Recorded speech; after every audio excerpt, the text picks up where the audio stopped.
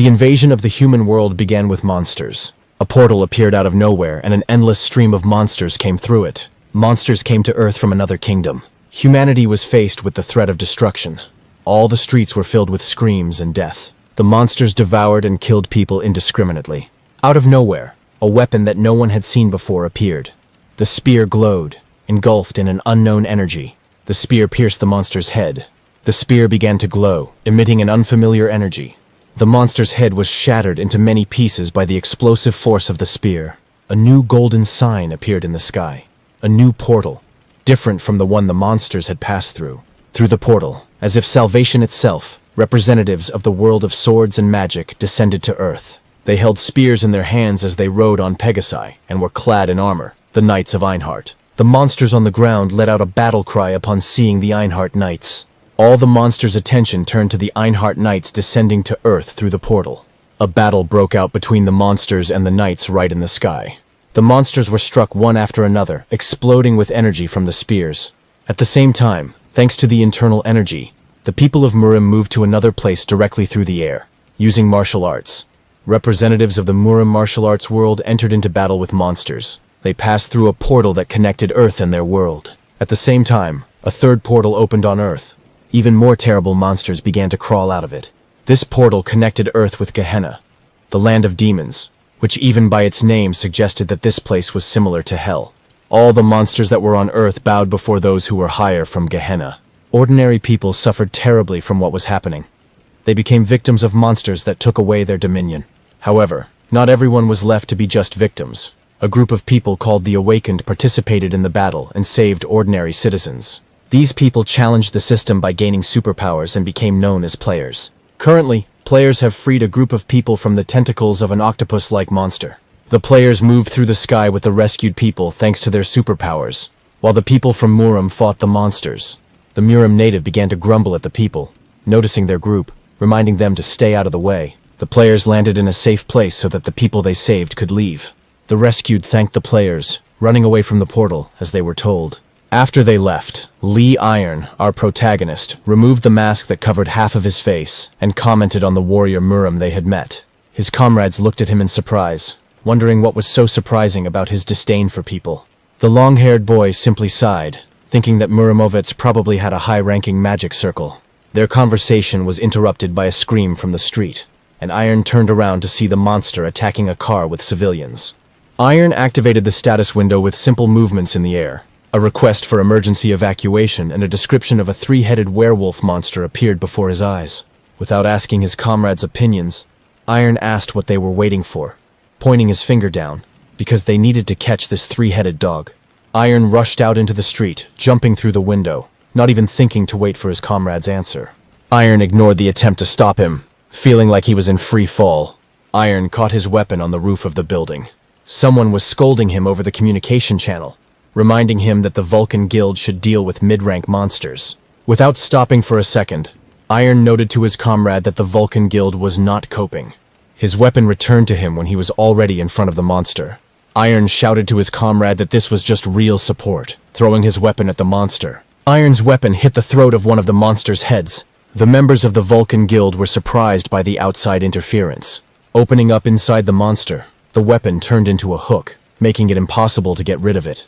Iron used the exclusive hidden skill status control. His stats increased so that he could face the mid-rank monster. Iron held the monster in place until the woman and child in the car the monster had previously attacked was finally able to open the door. All three heads of the monster growled at Iron. By holding the monster back, Iron allowed the woman and child to escape. Iron gritted his teeth, telling his teammate that he was running out of strength and wouldn't be able to hold off the monster for much longer. Iron turned around, asking his comrade to quickly cut off the dog's head with a smile. His comrade was already approaching, lamenting that Iron never listened to his words. His comrade, who was a tank, braced himself for the blow, angrily telling Iron that he wouldn't survive with him. Iron thought about how his comrade, his best friend, always had his back. His comrade struck. He started to talk to Iron when a blow came to his back. There was genuine shock on Iron's face as he looked at his best friend. But his comrade looked at him with undisguised anger, asking Iron not to interfere with his life and just die. The physical pain from the blow pierced Iron along with a feeling of betrayal. Iron saw his friend smiling as he stood surrounded by the Vulcan Guild after he stabbed Iron in the back. Iron gathered all his remaining strength to escape, no longer paying attention to the monster.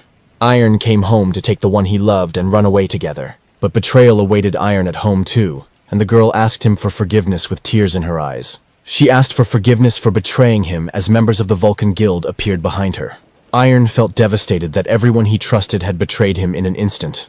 A long time passed. Iron fell face down in the dirt, not paying much attention to it. Iron simply fell flat into the mud.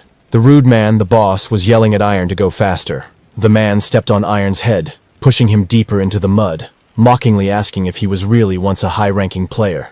Iron was in Mujae-yan, a place where the corpses of monsters were buried under the responsibility of the Vulcan Guild, and it completely resembled hell. Death was common in such a place. They were simply squeezed out of everything possible, forced to work until they were blue in the face, as if they were slaves.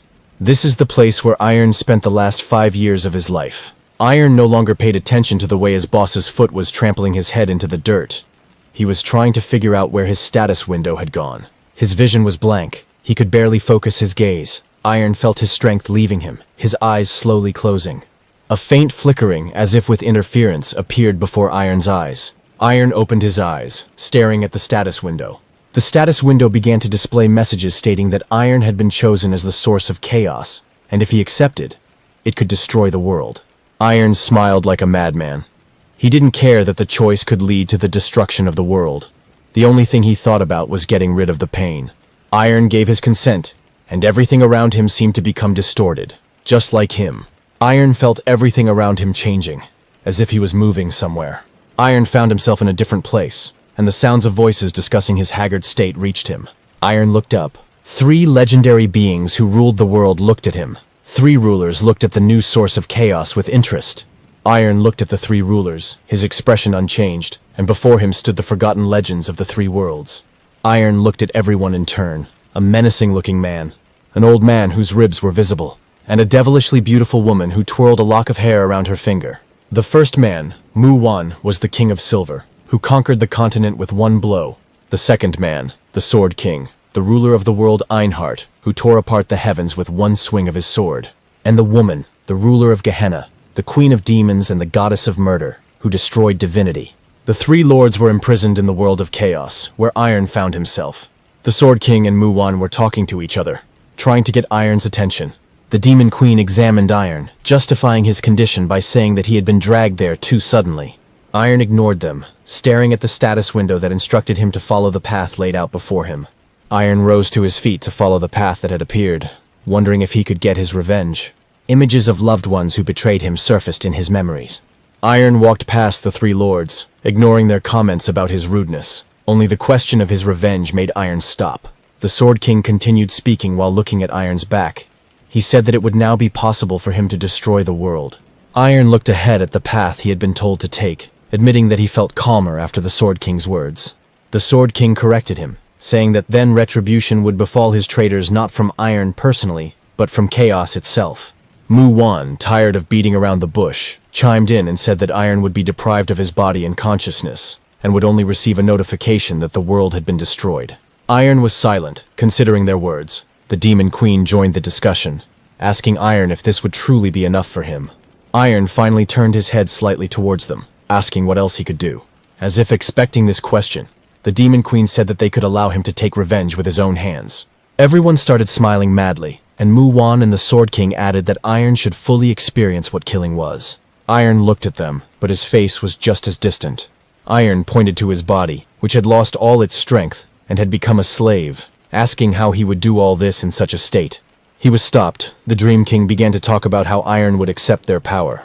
Mu-Wan, who supported the explanation, said that Iron would be able to contain chaos itself within himself. The Demon Queen, placing her hand on her chest, promised that retribution would no longer be a problem, and Iron would be able to at least rule the world. They acted as tempters, convincing Iron to accept their help and powers.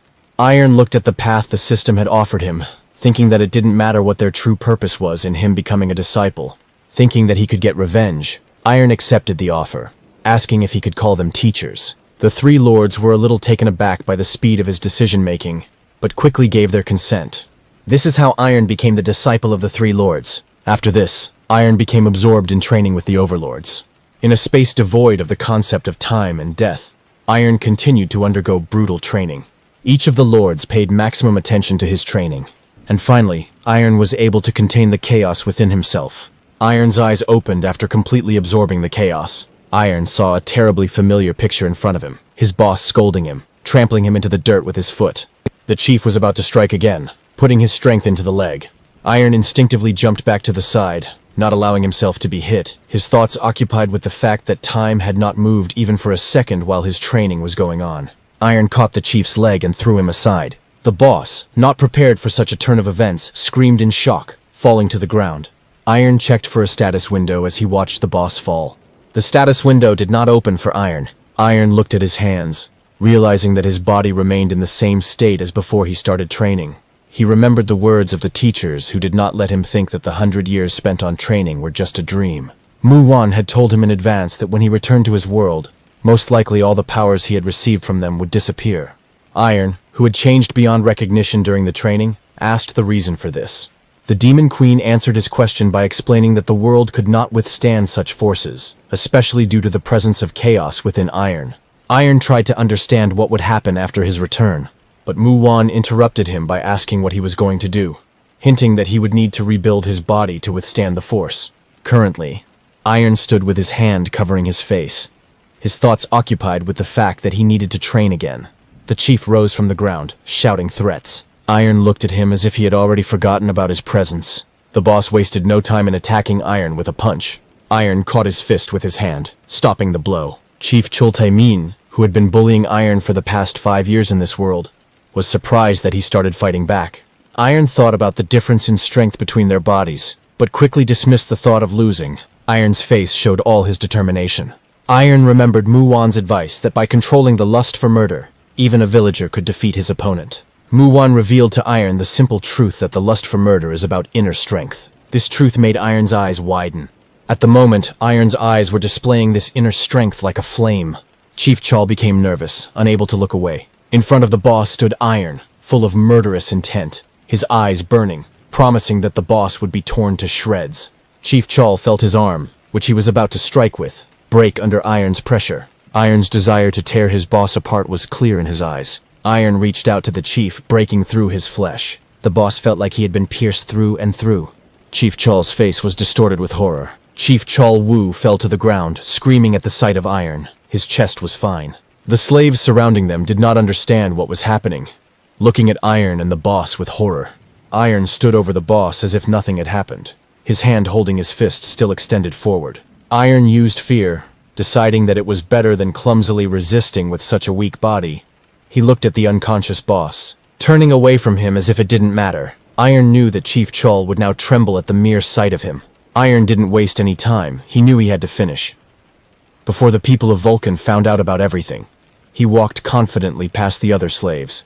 The voice of one of the slaves, asking where he was going, reached Iron's ears as he grabbed the chain. The chain clanked as it hit the ground. Iron looked deep into the monster burial site, which was filled with toxic odors emanating from the corpses, a place that no one dares to go too close to, which is compared to hell. Iron turned to the other slaves, simply stating that he was going to be reborn in this place. Without waiting for an answer, Iron jumps down. The slaves look after him, shocked by what happened. Iron falls down, filled with determination.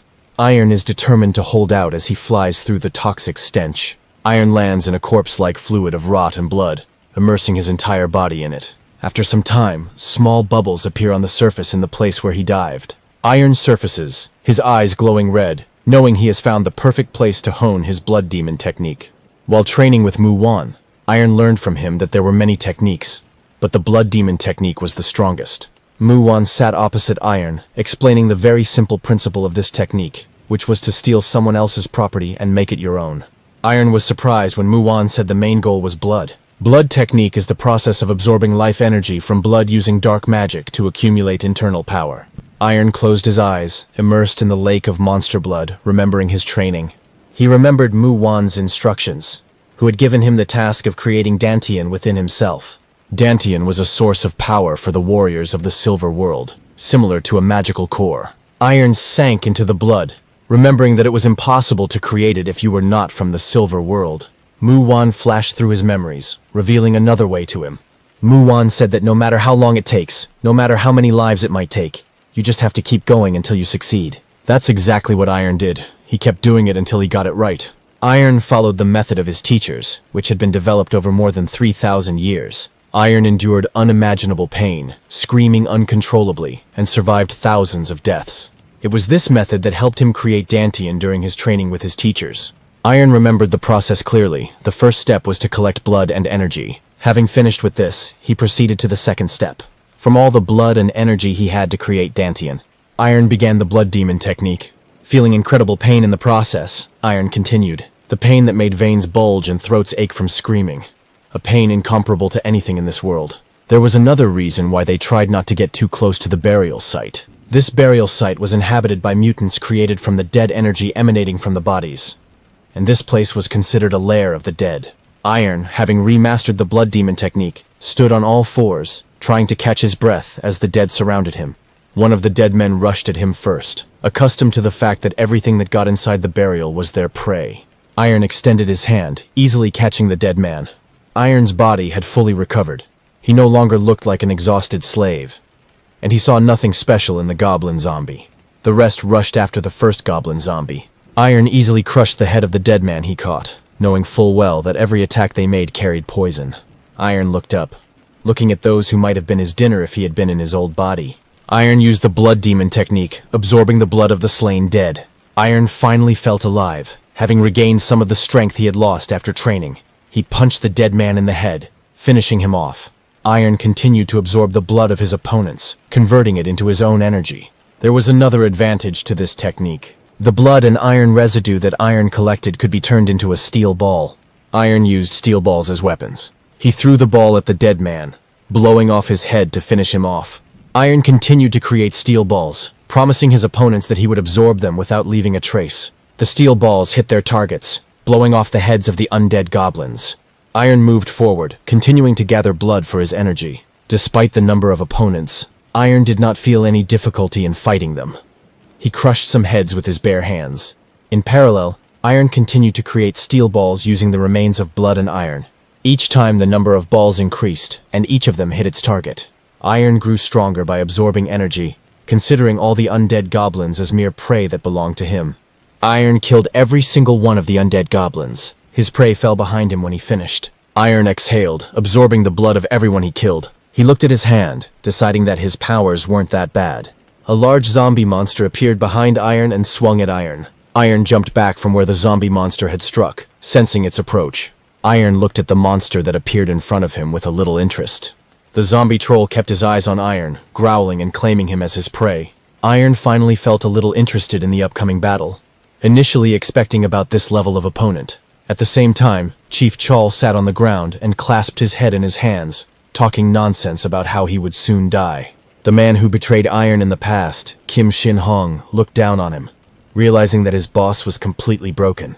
Shin Hong was approached by his subordinate, who informed his commander that he had brought all the guards who were there during the incident.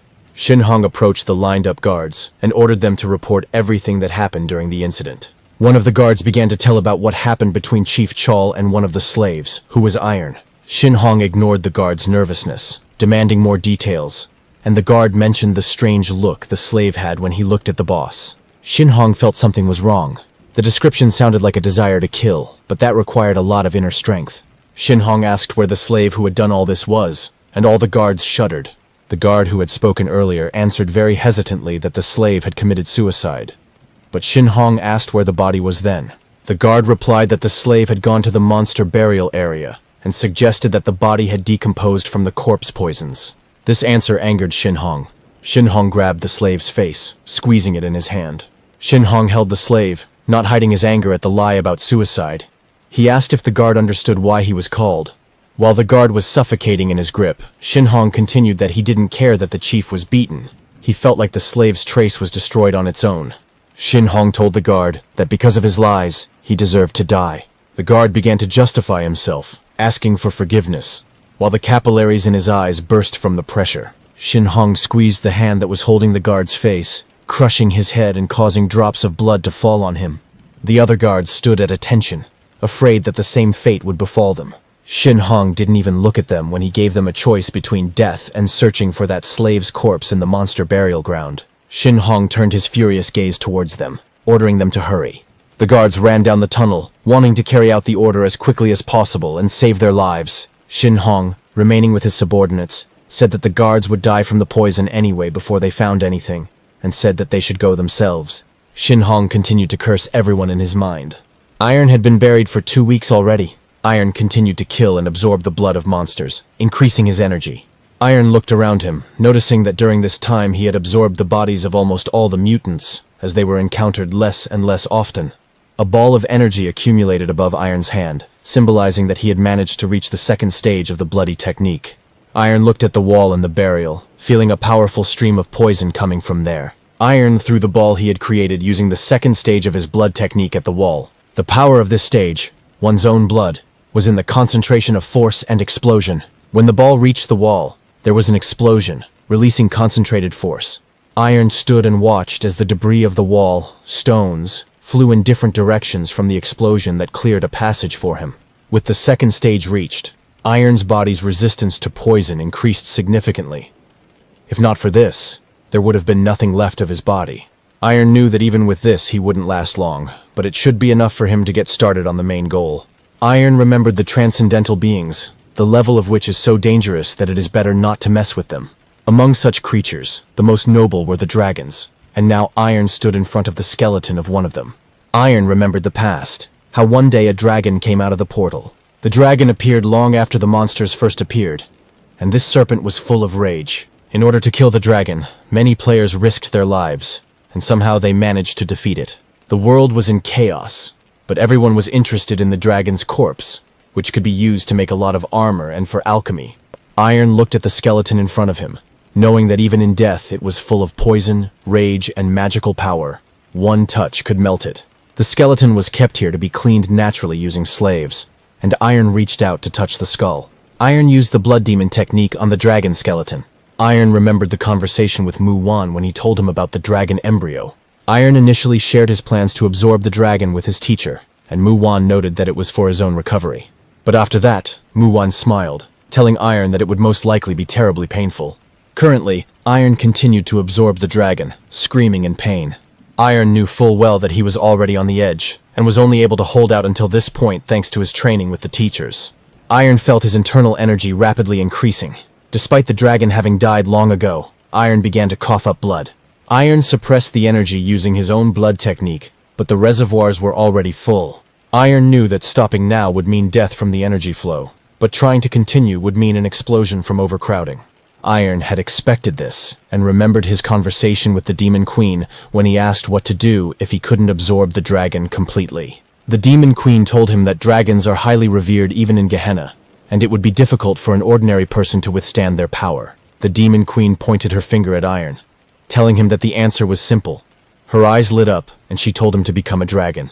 Iron didn't believe her words, asking if it was possible. The Demon Queen reminded him of how much he had received from them, and that the dragon was just another step for him to regain his power. Iron opened his eyes, remembering the teacher's instructions. This only meant that he needed to go through another transformation.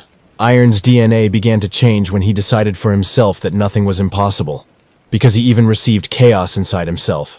Mu Wan, who had overheard their conversation at the time, appreciated the Demon Queen's advice. Mu Wan told Iron that in the Silver Kingdom, there was even a name for those who obtained the body of a dragon. Iron continued to hold his hand outstretched towards the place where the dragon's skull used to be. The skeleton in front of him crumbled as Iron completely absorbed the powers remaining within it. Iron's pupils changed, becoming elongated, like a dragon's. Energy emanated from Iron's entire body, as if enveloping him. Iron remembered that Mu Wan called it the Dragon Bone Body. At the same time, Shin Hong and his subordinates entered the burial site. They were surprised. In the place where there should have been a pile of monster bodies, there was not a single body, and they did not understand what had happened there. Shin Hong knew very well that even a guardian with the highest level was not capable of such a thing. He was nervous, trying to figure out what had happened. Another question appeared in Shin Hong's mind. He wondered if the same thing had happened to the dragon's body. Shin Hong gave an order to one of his subordinates to immediately report to the guild that all the corpses were missing. His subordinate rushed back down the tunnel, while the others remained in the burial site. A black ball appeared in front of the subordinate, who rushed to pass on the message to the guild. The subordinate managed to dodge him, exclaiming in surprise, but the next moment the ball burst, releasing energy from within. The subordinate let out a scream as his body burned from the explosion of unknown energy. Shin Hong and his subordinates heard a scream from the tunnel and turned towards the sound.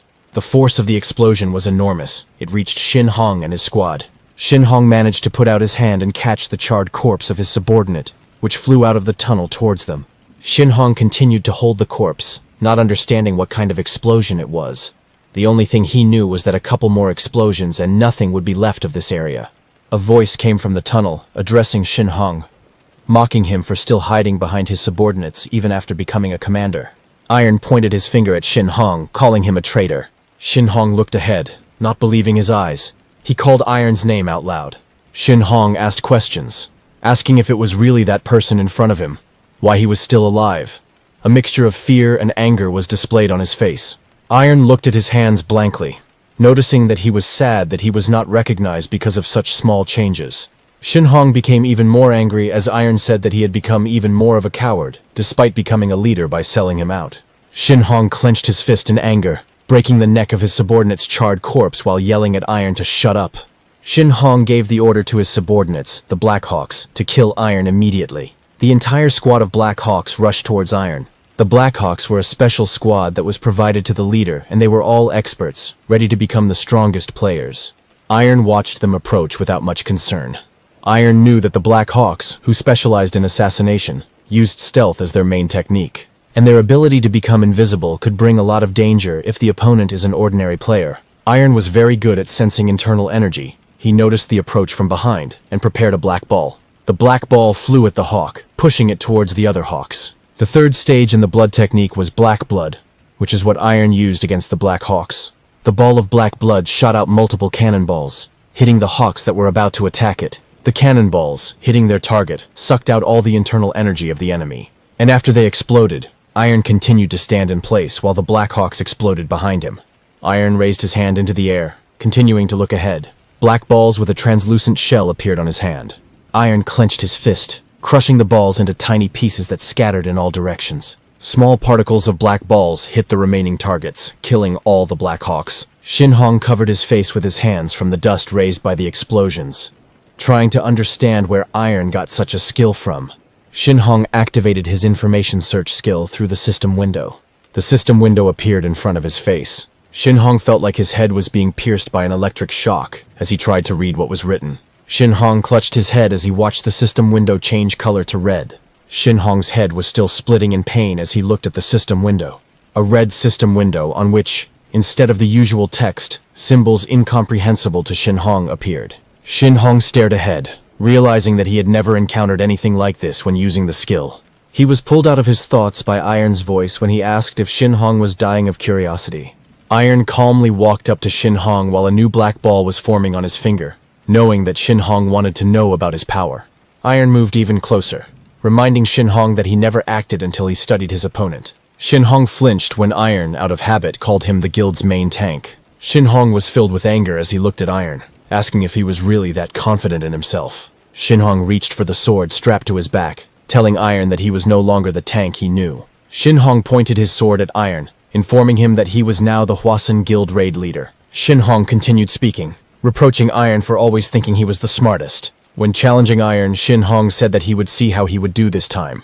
Remembering old anger and grievances, Shin Hong shouted, remembering the old times, telling Iron to rush forward, forgetting about his comrades. But Iron didn't change his expression as he collected the black ball aimed at Shin Hong. He simply agreed, intending to do just that. A ball of black blood flew towards Shin Hong. Shin Hong held his sword out in front of him, using it to defend himself from the black ball flying towards him. The ball exploded, sending Shin Hong flying backwards with the shockwave. Iron was already behind him, telling him that despite him becoming the leader, Shin Hong hadn't changed at all. Iron attacked Shin Hong with a new black ball, concluding that he expected nothing less from the Hwasun Guild. Shin Hong created a shield of earth behind his back to block the sudden attack. The ball hit the shield, exploding and causing cracks to appear. Shin Hong shouted at Iron to shut up as he launched another attack. Iron dodged the horizontal slash of the sword. Iron looked at the sword that was above his face as he arched back to avoid the blow. Shin Hong was furious and shouted at Iron that this was his end. Shin Hong's sword came into contact with the black ball that Iron created. Shin Hong swung his sword, sending the black ball flying and causing it to explode in the other direction. The shockwave from the explosion caused Shin Hong to jump back and thrust his sword into the ground for stability to keep his feet. Shin Hong looked at Iron, asking where he got so much strength from. Shin Hong was furious. He was absolutely sure that Iron had lost his powers, and all this was impossible. Iron did not reveal the secret, telling Shin Hong that such a cowardly traitor would get no answer. Iron's words made Shin Hong even more angry. Shin Hong charged forward, shouting, "Die!" Iron reminded him that it was useless, stretching out his hand to create the black ball again. A black ball appeared in his hand. Shin Hong used his power to create a wall. This time, walls appeared around Iron, blocking him from all sides. Shin Hong was sure that Iron had nothing else but those black balls, and that was why he kept his distance. Shin Hong decided to stop him from retreating, and the walls around Iron became a cage through which Shin Hong thrust his sword. Shin Hong used the night weapon attack, putting a lot of energy into his sword. The sword that pierced the walls that held Iron glowed with the force of the attack. A powerful explosion occurred inside the walls, covering everything in flames. Shin Hong let go of the dream's hilt, looking ahead at the dust from the explosion. He was sure that even the best ranker wouldn't survive this blow. Shin Hong's thoughts about that bastard Iron finally dying stopped as he stared ahead in shock. Iron, enveloped in energy, stood before him, whole and healthy, with the same bored face, as if there had been no powerful attack. Shin Hong was shocked by what was happening and tried to take out his second sword on his belt. But Iron stopped him from doing so. He grabbed Shin Hong's head with his hand and said that it was too late. Iron began to absorb Shin Hong's blood, increasing his energy as he groaned in pain. Iron looked at him like he was a pathetic little bug, noting that it was too easy for him. The chaos that Iron has trapped within himself thrives on the destruction of other worlds, and exists outside of time and space. Worlds that chaos descends upon meet their end when they find a source there, and Iron trained for over 100 years to be able to absorb chaos. Some time ago, Iron stood in front of the system window, in which the notification to overcome the path and become a source of chaos was glowing. His teachers stood behind him, concluding that they had done everything they could to help him cope with this task, and nothing more could be done. Iron stood with his back to them, continuing to look towards the system window. Iron thought that outside of this place where he had spent more than 100 years, everything had already been decided. Iron turned around, hearing Mu Wan calling him disciple. Mu Wan, who had been his teacher for over 100 years, asked Iron's name. Iron chuckled, surprised that Mu Wan was still interested in this after so many years. Mu Wan covered his face with his hand, admitting that he had become too accustomed to the boy, despite the fact that he had previously been considered a heartless ghost. As if surprised by himself, Mu Wan looked at Iron, saying that he had become attached to him.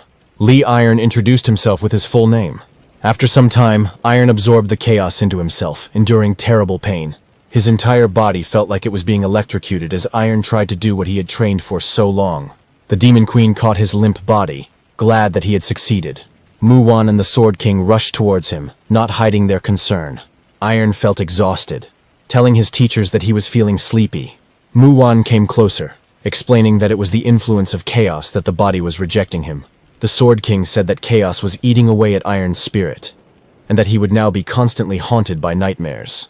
Iron rose to his feet, determined to fight off the drowsiness, realizing that if he fell into the nightmare, then chaos would awaken again.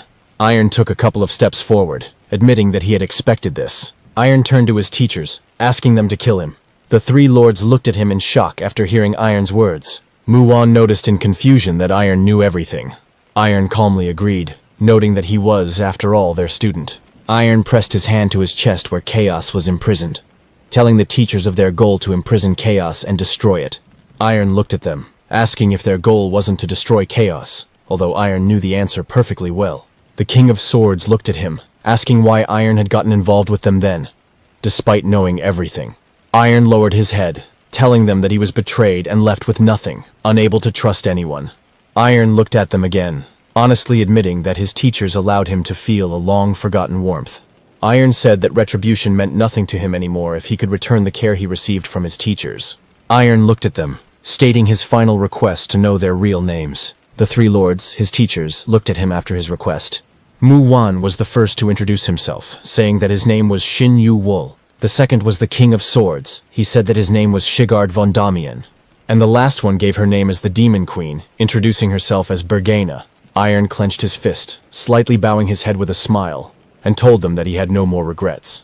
Iron spread his arms out to the sides, saying that he would die here for his teachers. Iron kept his eyes closed, calmly awaiting his end. The King of Swords moved towards him, holding his hands behind his back. The King of Swords came close to Iron and called his name. The King of Swords placed his hand on his shoulder, telling him that Iron would not die here. Iron opened his eyes in shock, looking at his teacher, not understanding what he meant. His teachers stood right in front of him, telling him that Iron was their child and student.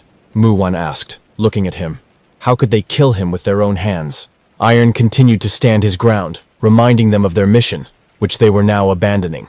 The Demon Queen approached Iron, telling him that they would all share the burden of the chaos within him and seal it together. The Demon Queen pointed at Iron, reminding him that the chaos within him was shaped by their techniques. Their strength should be able to withstand it. The Demon Queen said that it would help him return to where he belonged, but Iron was worried about his teachers. The King of Swords informed Iron that they would be sealed somewhere deep, while all three lords reached out their hands towards him. Iron felt them filling him with their power, sealing away the chaos. Iron didn't want to part with his teachers so soon, but the three lords continued to share their power, telling him to move on and never try to find them. Iron was currently contemplating how far the power could take him as he sat in a tunnel filled with the corpses of Black Hawks. Iron knew the greatness of his power because he once almost became a high ranker, and he used to wonder how it would affect people. Iron still held Shin Hong's face in his hand, pumping out the blood as he groaned, realizing that it was too easy. Iron looked at his former friend, knowing that he wasn't a weak ranker, and yet it was still easy. Iron thought that he could find other techniques besides the Blood Demon, and then he would be unbeatable. Even the Vulcan guild leader or the high-ranking experts of the Silver Squad would be no match for him.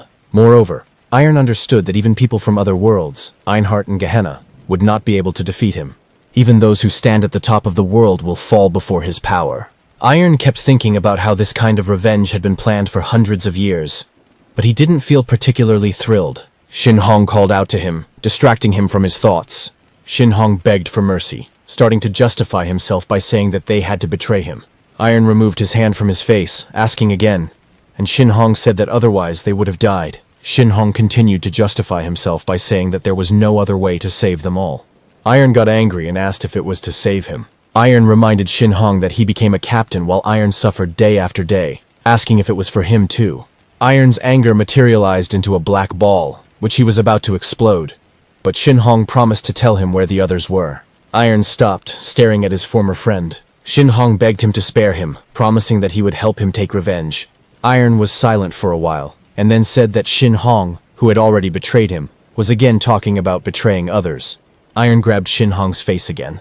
Iron promised, looking into his eyes, that everyone would hear about his death, and asked Shin Hong to wait for the rest of them in hell until they joined him.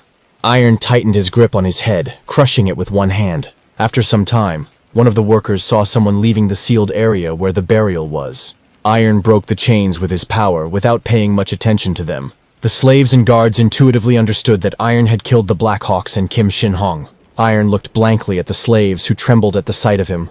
Iron remembered his teachers with gratitude, because if it weren't for them, the same fate would have awaited him.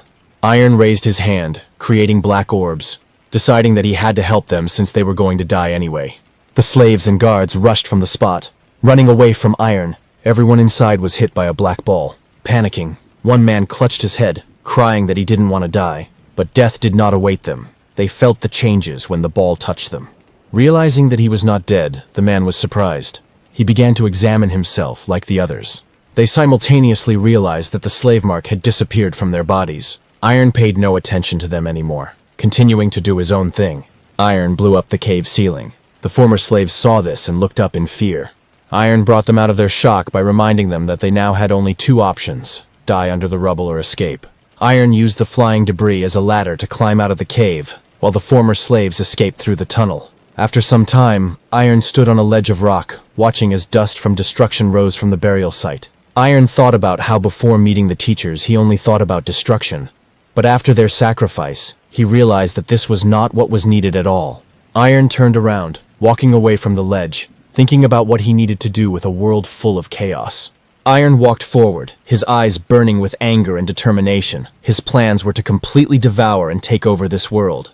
After some time, members of the Vulcan Guild tried to figure out what had happened at the burial site's rifts. Zhong In Wu, the leader of the Red Plum Raid of the Vulcan Guild, looked ahead, muttering that he didn't believe the report was true. In-woo stood over Shin Hong's headless corpse, thinking that this beggar, who had been given the role of leader, was nothing but trouble. In-woo turned to his subordinate to see how the slave's questioning was progressing. According to the subordinate, the slaves who were tortured to get the truth do not remember anything at all, and most likely someone erased their memory. In-woo asked about the missing slave marks, hearing in response that there were traces of someone's magic circle. Mentally noting that it had to be someone at least at the level of a master, Ying-woo asked if there were any other traces. The subordinate reported that there was no trace of the players or the master, and concluded that they were either Einhardt's mages or Gehenna demons. Ying-woo agreed that it was most likely Gehenna, almost naming the true purpose of these demons when he was interrupted by another subordinate. The subordinate who appeared in front of Ying-woo reported that the dragon's corpse had gone missing. Ying-woo only confirmed his conclusions because only the demons from Gehenna could use the remains without refining them. In-woo gave orders to contact headquarters so that they could conduct an investigation into all of Gehenna's movements over the past year. In-woo asked what that scum, Shin Hong, was doing here while looking at the corpse in front of him. The subordinate reported that Shin Hong was here to confirm the death of the slave Lee Iron, and this information attracted In-woo. Ying-woo looked at the corpse in front of him, remembering how close Iron had been to becoming a high-level player before being betrayed by this scum. In-woo asked about Iron's corpse. His subordinate said that he had gone into the abyss about a month ago. Ying-woo, with a slightly sad face, concluded that Iron should be dead then, because his body would not be able to withstand the poison. In-woo turned around, waving his hand, indicating that they were done with this. Finally, In-woo gave the order to his subordinate to find the remaining ones. At the same time, in Dongdaemun District, Seoul, Iron walked into a crowded bar. Around him, at almost every table, they were discussing what had happened at the burial site of the Vulcan Guild monsters. Each one told the rumors that they had learned by that time, especially convincingly implicating Gehenna in the incident. Everyone thought that the lull had ended since they had gotten involved with such a large guild as Vulcan. Iron hid his face under the hood of his sweatshirt, thinking that everyone was only talking about this incident. In his mind, he had already promised that they would all come to an end. All that was left was to wait, and it would not stop at just one large guild. Iron thought that he needed to find the abode of his teacher Mu-wan. This was the most effective way to become stronger. Iron walked up to the bartender's counter, thinking that this was the only way to find people. Iron ordered a cocktail that was not according to the recipe, and the bartender began to get indignant, trying to refuse him. But they were heard by manager Chan Ho-seok. Chan Ho-seok, who heard Iron's order, went to the bartender, replacing him and sending him to sort out the delivery in the storage room. Chan Ho-seok waited until his subordinate went into the storage room. Chan Ho-seok looked at Iron suspiciously, asking if he had been in the portal for 5 years to use such ancient principles. Iron ignored these suspicions, replying that it was more like 100 years than 5, which caused further surprise from Chan Ho-seok, who now thought that Iron was a demon. Iron looked up at him, saying that he wasn't a demon, but it didn't matter because they poured drinks for everyone here anyway. Chan Ho-seok, the head of the Seoul branch of the black market, leaned on the counter, asking what Iron wanted. Iron informed him that he needed a job after receiving a question from Chan Ho-seok asking if there were any criteria for the search. Iron said that any D rank or higher would do for him. Chan Ho-seok opened the cabinet under the bar with a key, saying that he had something suitable for Iron. Chan Ho-seok took out papers from the drawer. Chan Ho-seok threw them on the counter in front of Iron, asking him to make a choice. Iron looked carefully at the papers offered to him.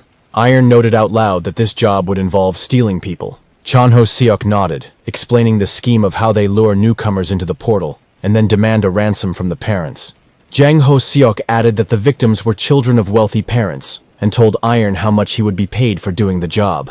Iron folded the papers evenly, tapping the stack on the table to even out the edges, and noted that the work sucked. Chan Ho-seok looked at him and asked again.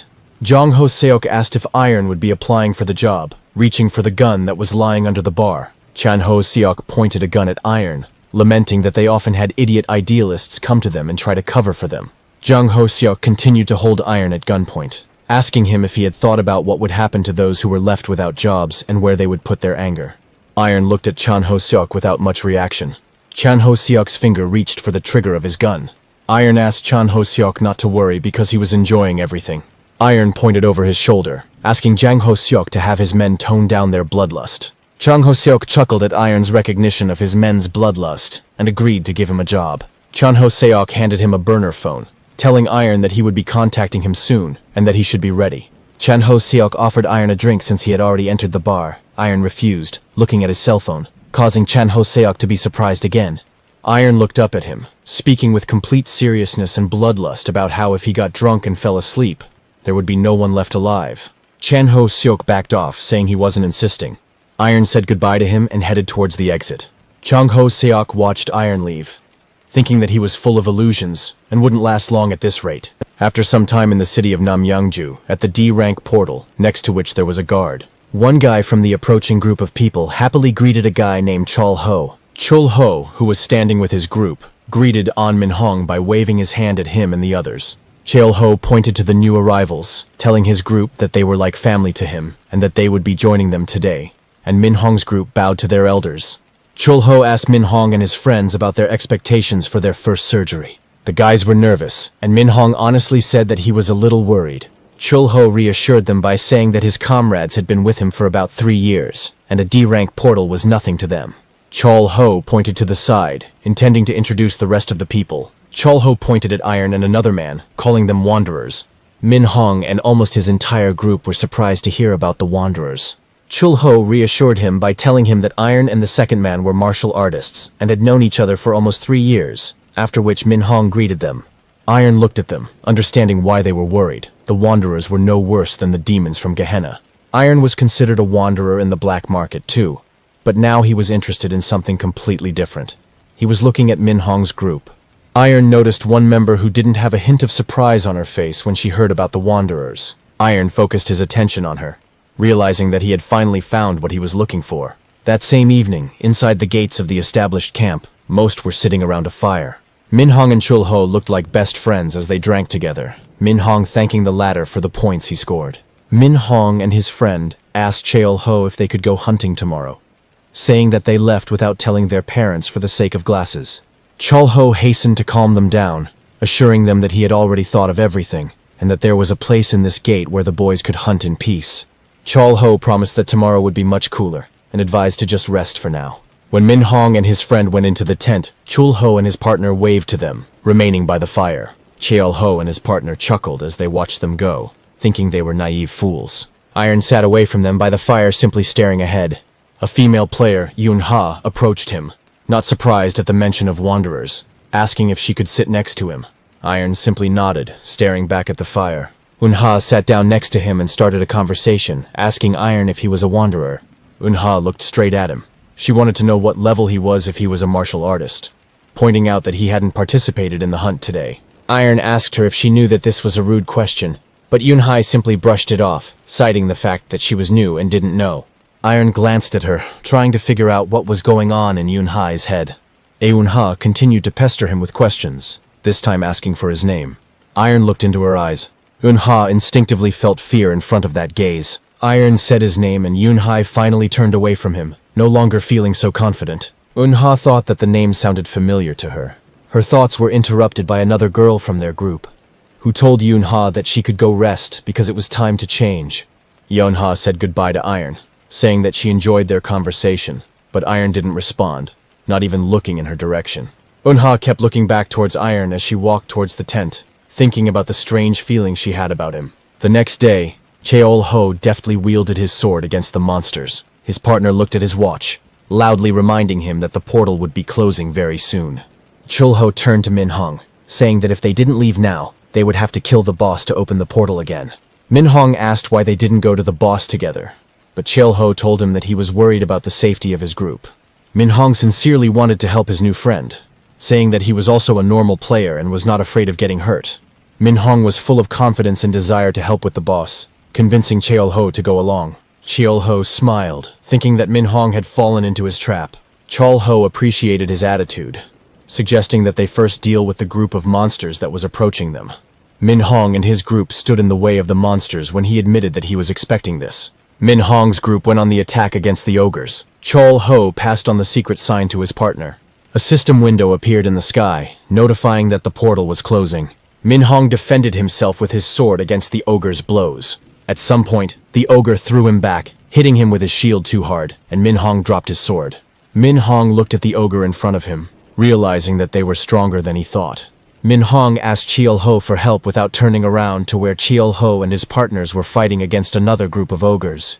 Cheol Ho told him that they had enough problems too, suggesting that he try to deal with it on his own. Min Hong felt uneasy when he realized that help would not come to him. At that moment, the ogre swung at Min Hong, trying to strike. Min Hong realized that he had no choice but to use his trump card. He pulled out a package from his pocket. Tearing up the paper with the magic circle, Min Hong shouted out a fire strike spell just before the ogre's axe touched him. The ogre and everything nearby were fried by the force of the fire attack spell. Min Hong tried to catch his breath as he looked at the charred corpse of the ogre in front of him. At that moment, Cheol Ho ran up to Min Hong, asking if he was okay. Cheol Ho apologized for not being able to come to their aid right away, glad that Min Ho had the strongest scroll for protection. Min Hong, still in shock, looked at his hands, saying that it was a disposable scroll that his father told him to only use in extreme cases. Cheol Ho asked if Min Hong had any more of those items, and Min Hong replied that he didn't because it was a very expensive item. Cheol Ho was satisfied with his answer and pulled out his scroll, causing Min Ho to have questions. Cheol Ho ignored his questions, using a binding spell on the clueless Min Hong. The tied-up Min Hong fell to the ground, asking Cheol Ho what came over him. Min Hong looked back, seeing that his group that came with him were also tied up with the same scrolls. Cheol Ho and his partners stopped hiding their nature, saying that Min Hong had bought into the whole thing. Min Hong, hoping that all this would be untrue, asked Cheol Ho to stop joking and untie them. Cheol Ho slapped him, leaving a mark on Min Hong's cheek. Cheol Ho asked Min Ho if he was completely brainless, because he grew up in a rich family, while Min Ho was dumbfounded after the punch. Cheol Ho stopped laughing, coldly asking Min Ho if he still thought it was a joke. Cheol Ho put the sword to Min Ho's face, starting to explain what would happen to him, starting with cutting off his ear. Cheol Ho was interrupted by his partner's scream as Yunha cut him with her sword. Cheol Ho looked at Yunha, who was moving towards him with Min Hong, in surprise. Cheol Ho blocked Yunha's sword with his sword. Cheol Ho asked, not hiding his surprise, how Yunha had freed herself from the magical shackles. Yunha ignored his questions, showing her true strength. Cheol Ho was surprised to see her sword aura. Yunha swung for another, more powerful blow, but Cheol Ho managed to jump back to avoid being hit. Cheol Ho realized that the person in front of him was a martial artist who was not subject to magic, but he still wanted to know why his skill identified her as an ordinary player. Yunha didn't intend to explain anything to him, responding that he was far from being a D rank, but was clearly a first-class C rank. The Wanderer approached them, telling Cheol Ho to step aside, because a martial artist must fight his own kind. The Wanderer judged her skill from the sword's aura, stating that they were of the same level. The Wanderer asked her if she could handle everyone as Cheol Ho and his partners surrounded her. Yunha assessed her chances against a superior martial artist and 3 C-rank players. The Wanderer didn't let her think about it any further, telling her that since she wasn't going to attack, he would make the first move, and he rushed into the attack. Yunha parried his attacks with her sword, defending herself. The Wanderer felt a thrill, wondering if she would always be on the defensive. Yunha held the sword with both hands to withstand the onslaught of his blows. Yunha rushed to the attack, realizing that it was not profitable to defend forever, telling the Wanderer that he should not underestimate her. Yunha continued to press the Wanderer, delivering her blows, from which he dodged into defense. Yunha noticed one of Cheol Ho's partners rushing at her from behind with his bare hands. Yunha jumped out of the way of the strike, swinging her sword towards him. The thought flashed through Yunha's mind that this was a very difficult fight because only one Wanderer was already a serious opponent. Cheol Ho shouted at Iron to not stand around doing nothing and to catch Yunha since he didn't participate in the fight against the monsters if he wanted to get the money. Iron looked at him without much enthusiasm. Iron walked closer to Yunha without taking his hand out of his hoodie pockets. Yunha tensed as Iron approached, thinking about the conversation at the campfire yesterday. Iron just looked at her without making any movements. His inner strength could be felt around him. Yunha felt it, felt that she was afraid to even look into his eyes, not understanding who he was. Yunha continued to look at Iron, holding her sword down. Yunha shook her head, pushing away the familiar feeling she felt from Iron. Iron looked at her without much emotion, remembering the conversation with teacher Mu Wan. During his training, Mu Wan told him that he was a master of the divine demonic cult. Iron then told him that he had only heard of a demonic cult, to which Mu Wan explained that it originated from the divine. Iron inquired about the fact that the demonic cult was the sworn enemy of all guilds, and brought only destruction to the world. Mu Wan leaned towards him, pointing at himself, and asking if Iron really looked at his teacher like that. Mu Wan sighed as he said that after he left, the Fighting Alliance had been spreading the propaganda they wanted. Iron looked at Mu Wan as he explained that they were just pitiful creatures, Mu Wan chuckled as he looked at his disciple and told him to deal with them when he returned. In the present, Iron was thinking that Yunha couldn't deceive him like others. Iron looked at her, seeing her inner energy, already understanding without a doubt who she belonged to. Yunha still stood there trying to fight her fear of Iron, her body enveloped in the power of the demonic cult. Iron remembered his conversation with another slave in the Vulcan burials, who told him that a demonic cult could be found on the black market. The slave laughed bitterly, honestly telling that he himself was one of those who had gone through this. Iron's thoughts about how easy it was to find her were interrupted by the voice of the Wanderer, who asked if he was going to attack yet. Iron simply told him to shut up, surprising Chul Ho and Wanderer. Iron turned his gaze to the Wanderer, saying that his mouth stunk, and there was no need to ask again if he was not deaf. Yunha had already raised her sword by then, but she looked at her opponents in confusion at how Iron responded. The Wanderer turned to Chul Ho, asking what was wrong with Iron, but he didn't know, saying that he had only hired him to clean up after himself. The Wanderer came to the conclusion that he could simply kill Iron. Without waiting for an answer, the Wanderer swung his aura sword towards Iron, who didn't even move to the side. Shock showed on the Wanderer's face as his sword broke. Iron raised his hand, which had many black balls on it, looking at the Wanderer without interest. The Wanderer glanced at the broken sword, surprised that it broke so easily despite the aura. The Wanderer looked again at Iron, who was much stronger than him, guessing that he was of a transcendental level. Chul Ho's partners ignored the Wanderer's shock, deciding to attack at once. Iron prepared to release the black orbs, telling them that their deaths would no longer mean anything now that the portal was closed.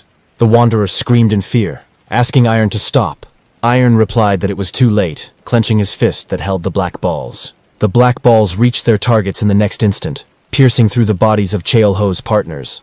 The Wanderer, whose body was also pierced, thought that Iron was clearly the supreme master. In the place where the opponent stood, an explosion from the black balls thundered, raising dust around. The shockwave knocked Iron's hood off his head, but he still looked calmly at the place where his opponents had been. Chul Ho looked at Iron in shock, trying to understand what happened. Iron asked, looking at him, if he really had enough time to think only about him. Chul Ho didn't immediately understand what Iron meant, but it was too late. Yunha appeared behind him with a sword. Yunha took his head off with one blow. Chul Ho's head fell to the ground next to his body, eyes wide open. Yunha stood there with her bloody sword, trying to catch her breath, and Iron was now looking at her. Iron asked her if it was his turn now. Yunha sheathed her sword, refusing, saying that she was not stupid enough to attack knowing she would die. Yunha said that she was on a team with that guy just recently, pointing to Chul Ho's headless corpse. Yunha glanced sideways at the other corpses that Iron had disposed of alone, saying that she wouldn't even pretend that they were on the same side. Yunha looked back at Iron, telling him that she would help him with whatever his purpose was. There was uncertainty in Yunha's eyes as she asked Iron if he would spare her. Iron's words about how he might need her life made Yunha shudder. Yunha guessed that she would already be dead if that were the case. Iron chuckled, calling her insightful. The noise made them both turn around. A huge troll, the boss of this gate, was approaching them. Iron didn't even move when the troll appeared right behind him, asking Yunha if it was the boss. Iron was about to put his hood back on his head, telling Yunha that she was required to deal with the boss first, and get them out. Yunha agreed and rushed to attack the boss, who was already swinging his club in their direction. After some time, a portal opened on the playground, and people came out of it. Shin Hong climbed out of the portal, not believing that they had made it outside. Shin Hong and his friends cursed Chul Ho, who had caused them to go through so much. Yunha followed them out, expressing regret for letting him go too easily. Shin Hong's group bowed to Yunha, thanking her for saving their lives. Shin Hong couldn't hide his curiosity as he tried to find out from Yunha why she hid the fact that she was a martial artist and joined the rookie squad. Yunha pointed towards the man in the suit, saying that he would explain everything to them. The man in the suit addressed Shin Hong's team, promising to tell them everything while he accompanied them home. Yunha turned to Iron as the car with the others drove away, asking how she could help him. Iron looked at Yunha, initially intending to ask something else. Iron's question about choosing between the Heavenly Sect or the Blood Sect made Yunha flinch. She tried to pretend that she didn't understand anything. Iron continued to ask her if she was a member of a demonic cult, saying that he would not report her to the Fighting Alliance. Yunha regained her cool head by asking if Iron himself wasn't a cult member. Iron chuckled as he saw Yunha's expression change. He guessed that they would be on equal terms if he was a member of the cult. Yunha continued to ask him if he was a member of a cult. Iron calmly reminded her that he was the one who asked first. At that very moment, 6 guards appeared around Iron, pointing their swords at his head. Iron ignored their appearance, telling Yunha that this was her last chance. Iron's strength manifested around him as he asked Yunha again about choosing between the Heavenly Sect and the Blood Sect. The energy around Iron grew stronger. The guards felt incredible pressure coming from Iron. Yunha, realizing what consequences this could lead to, quickly replied that it was a bloody sexta. The guards were surprised that their madam confessed so easily. Yunha asked them to put away their swords, calling Iron her patron, ignoring what they said about knowing the secret. Yunha turned her gaze back to Iron. Iron looked at her calmly as she told her men that there was no use threatening him, and he would kill them without batting an eye if he wanted to. The guards put away their weapons, not hiding their displeasure, and walked away from him. Yunha looked at Iron, asking him to answer her question since she had answered his. Yunha repeated the question of whether he was a cult follower. Iron hid his energy, calmly agreeing with this misunderstanding. Yunha honestly said that she didn't understand at all what Iron was pursuing. Yunha reminded him of her promise to help him get what Iron desired. Yunha gave Iron a choice to tell him now or go with them. Iron chuckled, agreeing to go with them. After some time, Iron and Yunha were sitting in the car. Iron looked at Yunha as she began to move, taking off her hoodie. Yunha explained that she needed to breathe, holding her face with her hand. Iron watched her actions with interest. Yunha took off her mask, which was like a second skin. Iron immediately realized that it was the Infinity Mask. Yunha let her hair down, ignoring Iron. Yunha's face was transformed beyond recognition as she finished removing the excess from herself. Iron calmly noted that Yunha was quite beautiful. Yunha thanked him, asking if she could see Iron's real face now. Iron honestly said that it had changed a little. Yunha continued asking, now wondering if Iron had introduced himself with his real name. Iron answered in the affirmative, causing Yunha to ponder the next question. But before she could ask again, Iron said it was his turn to ask. Iron remembered the comrades who were with her, assuming that they knew nothing about her. And she lied, saying that they would be taken home. Iron glanced at the Infinity Mask that was lying next to Yunha on the seat, saying that money was clearly not an issue for her. Iron looked at her, asking if she was recruiting followers for the cult. Yunha honestly admitted that this was true. Yunha rubbed her temple, saying that she should have taken things step by step, building connections. But Cheol Ho ruined everything. Iron yawned as he listened to her. He asked if she had earned it from the donations of rich children. Yunha agreed that they were collecting donations, but not something as absurd as what the association was asking for. Yunha continued to talk about how these people still needed a guild in the end. Yunha's explanation stated that the benefit of joining a cult was that it would help in establishing a guild. Iron thought that for players who can't level up without progressing, guilds are the best fit. Yunha took the initiative, asking what kind of technique Iron used at the portal. Iron chuckled at her persistence, to which Yunha honestly said that she expected to receive no less for revealing the secrets of the cult. Iron's words about not being able to use his martial art yet left Yunha incredibly shocked. Yunha asked how he could say such a thing after cutting off the head of a supreme martial artist. But Iron honestly said that it was just manipulation. Iron asked, wondering what the cult members had left on the black market, receiving confirmation from Yunha that it was for recruiting followers. Iron asked if they were learning to kill and kidnap while they were gaining followers. Yunha was offended by his assumption, saying that they only go after bad players and criminals. Iron asked if their goal was to recruit noble followers, and Yunha agreed. Iron smiled slightly, realizing that they weren't as bad as Teacher Muwan had described, especially when compared to Hwasun, the real villains. Yunha decided to ask the last question, calling Iron a patron. Yunha called him the Killer Iron, bringing Iron out of her thoughts. Yunha regretted it as she felt the change in the atmosphere. Iron looked at her wordlessly, exerting incredible pressure. Yunha felt like she couldn't move, couldn't even lift a finger, trying to figure out the reason. Iron continued to look at her without saying a word. Yunha was shaking due to the pressure from him. Yunha had a vague feeling that this was Iron's killer. The car stopped and Iron turned his attention away from it, stopping applying pressure. Yunha was trying to catch her breath, sweat pouring down her as she finally managed to move. Yunha looked up at Iron, trying to figure out if this was a warning from him. Iron ignored her condition, assuming they had already arrived. When one of the men in the suit opened the car door, Iron told Yunha to lead the way. The car they were riding in stopped near the office of Ganha's company. It was a huge corporation with influence throughout Asia, and at its head was S-rank director Kang Nanchol. Iron stood outside, looking at the building, saying out loud that no one would have thought that Ganha was the headquarters of a demonic cult. Yunha got his attention by asking if he was coming. Iron asked if she would let him go if he didn't go, but Yunha ducked the answer. saying that if he wanted to go inside, he would go. Iron looked at her, saying that if he didn't go, she wouldn't leave him alone. And not only Hwasan, but also the cult would be chasing him. Yunha was surprised to hear his words about Hwasan. Yunha looked at him, surprised to think that he really could be that Iron. Iron suggested out loud that if he kidnapped her, the persecution might stop. Yunha asked him not to joke around like that here, explaining that she was also taking a risk just by bringing him along. Their conversation was interrupted by a loud scream from the side. An adult man, Director Kang, ran towards Iron, calling him an impudent scoundrel. Director Kang was furious, asking how he dared to threaten the lady, his energy raging around him. Director Kang rushed towards Iron, shouting at him to prepare for the consequences. Yunha rushed forward, asking her grandfather to stop. Iron just stood there, looking at the approaching S-rank Director Kang, who Yunha was unable to stop in time.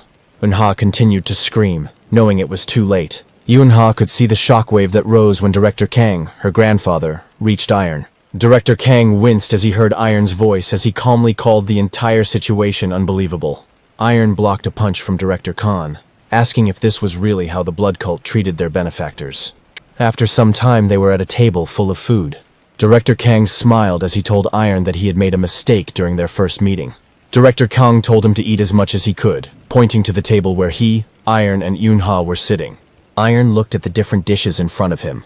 Director Kang told him to be calm, assuring him that there was no poison, and began his meal. Iron chuckled at his assurance. Iron started eating food. Iron calmly replied that the poison wouldn't work on him anyway, simply noting that he hadn't eaten normal food for a long time. Director Kang pretended to be surprised as he offered Iron some food to eat. Director Kang conducted a hasty investigation after learning that Iron was heading here, learning that it was Lee Iron, the killer of his own comrades.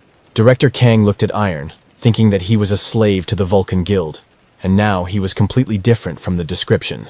Director Kang recalled the moment when Iron blocked his punch. Director Kang was sure that he felt Iron's inner energy, not the energy of a player. Director Kang kept his eyes on Iron, wondering who he really was. Director Kang watched Iron's calm expression, not understanding why he was so calm if his energy wasn't that much higher than his own. Director Kang was once again the first to speak, explaining that he had come because Yunha was in debt to Iron. Director Kang extended his hand towards Iron, inviting him to speak, and he would give him whatever he wanted. Iron listened as Director Kang said that he needed to promise something first. Iron wiped his mouth with a napkin, calmly assuming that they wanted him to join the ranks of the cult's followers. Director Kang confirmed his words with a satisfied smile. Director Khan asked where Iron got such knowledge about their cult. Director Kang directly said that he had never heard that the killer Lee Iron was once a member of a cult. Iron's jaw tensed as Director Kang called him Iron the Killer. Iron looked up at him, clarifying that Director Kang had been making inquiries about him. Director Kang made no secret of this, saying that he could not let anyone into headquarters without having sufficient information about them. Yunha tensed as she felt the atmosphere at the table change. Director Khan asked Iron if he joined the cult when he was at the burial site of the Vulcan Guild, to which Iron replied that that could be said as well. Director Kang remembered his question about his granddaughter choosing between the Heavenly Sect and the Blood Sect, and now asked about Iron's choice. Iron vaguely replied that they could now consider him on the side of the Bloody Sect. Director Kang asked him again, not understanding what he meant now, but Iron only said that he would gradually bring them up to speed.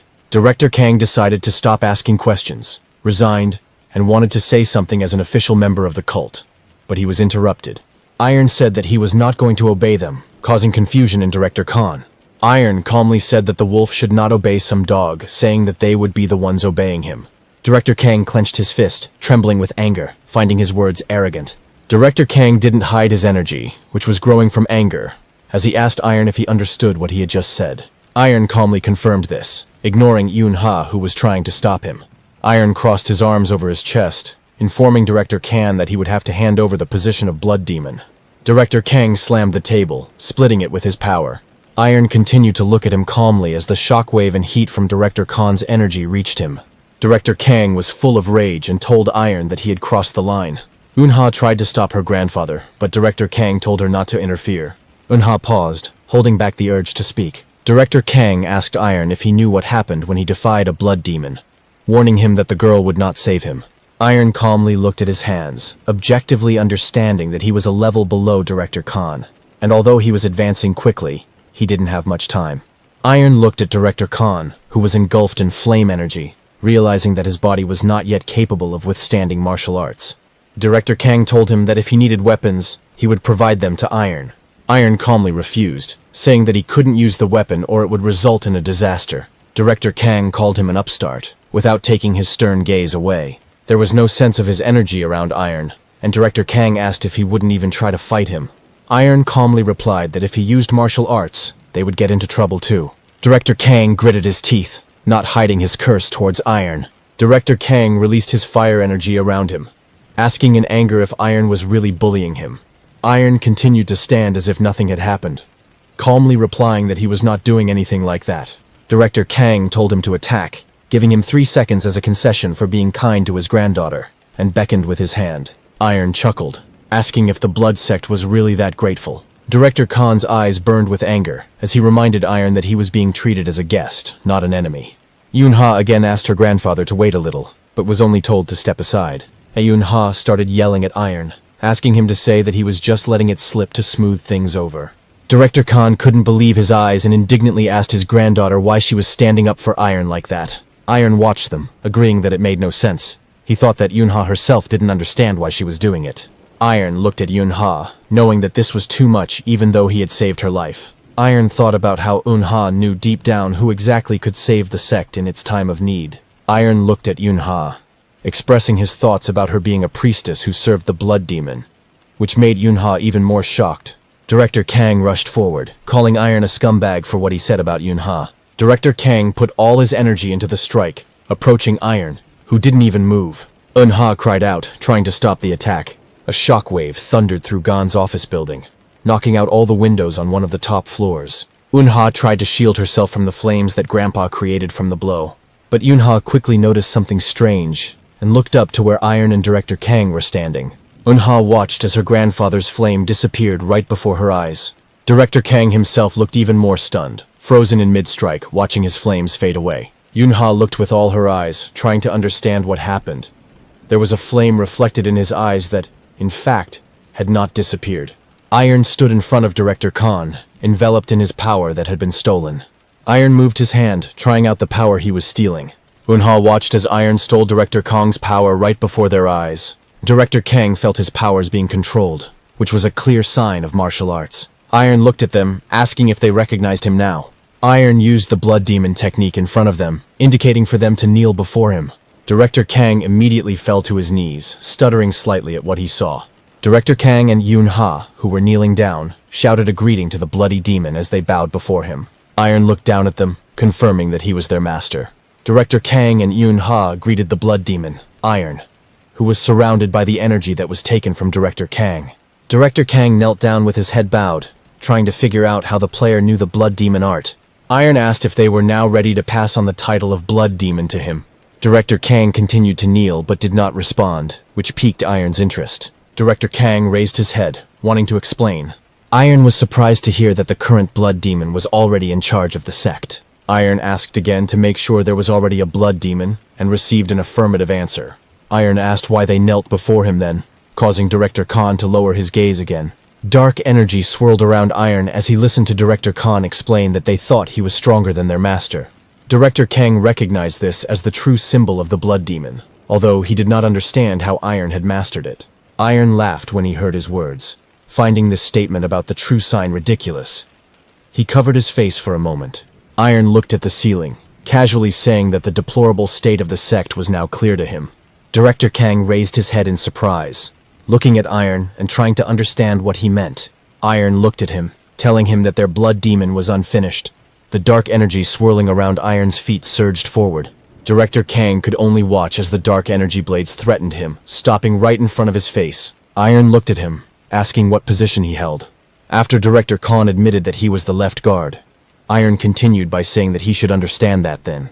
Iron released his dark energy around Director Khan, explaining that the symbol was not blood demon art. Iron corrected him, calling the symbol a true divine art of the blood demon. Director Kang swallowed, realizing that this was a real blood demon in front of him, as evidenced by the energy of the divine art. Director Kang and Yunha immediately responded by wishing eternal prosperity to the true demon, bowing to the floor to him once again. Iron glared at them, telling them to stop doing something so ridiculous, despite their hesitation to stop. Iron sat down on a chair, interested in the state of affairs in the sect. Iron told me to tell him anything that might be useful in driving out the imposter. Director Kang explained the structure of the sect, explaining that in addition to him, there was also a right guard, and that there were only 6 elders in the sect. Director Kang noted with concern that the elders would not be able to accept a new blood demon so easily, because the previous one had been with them for 10 years already. Iron asked about the easiest option, killing the elders, but Director Kang asked him to think about their usefulness. Director Kang asked for an order to be given to him so that he could personally find out the opinions of the elders and obtain information, which was his specialty. Iron waved his hand, allowing him to do so, and Director Kang folded his hands in front of him in respect, accepting the order.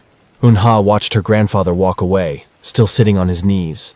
Yunha turned back to Iron, who was sitting relaxed on the chair, and met his gaze. Due to stress, Yunha once again leaned over, wishing prosperity to the great demon, causing Iron to remind her to stop doing that.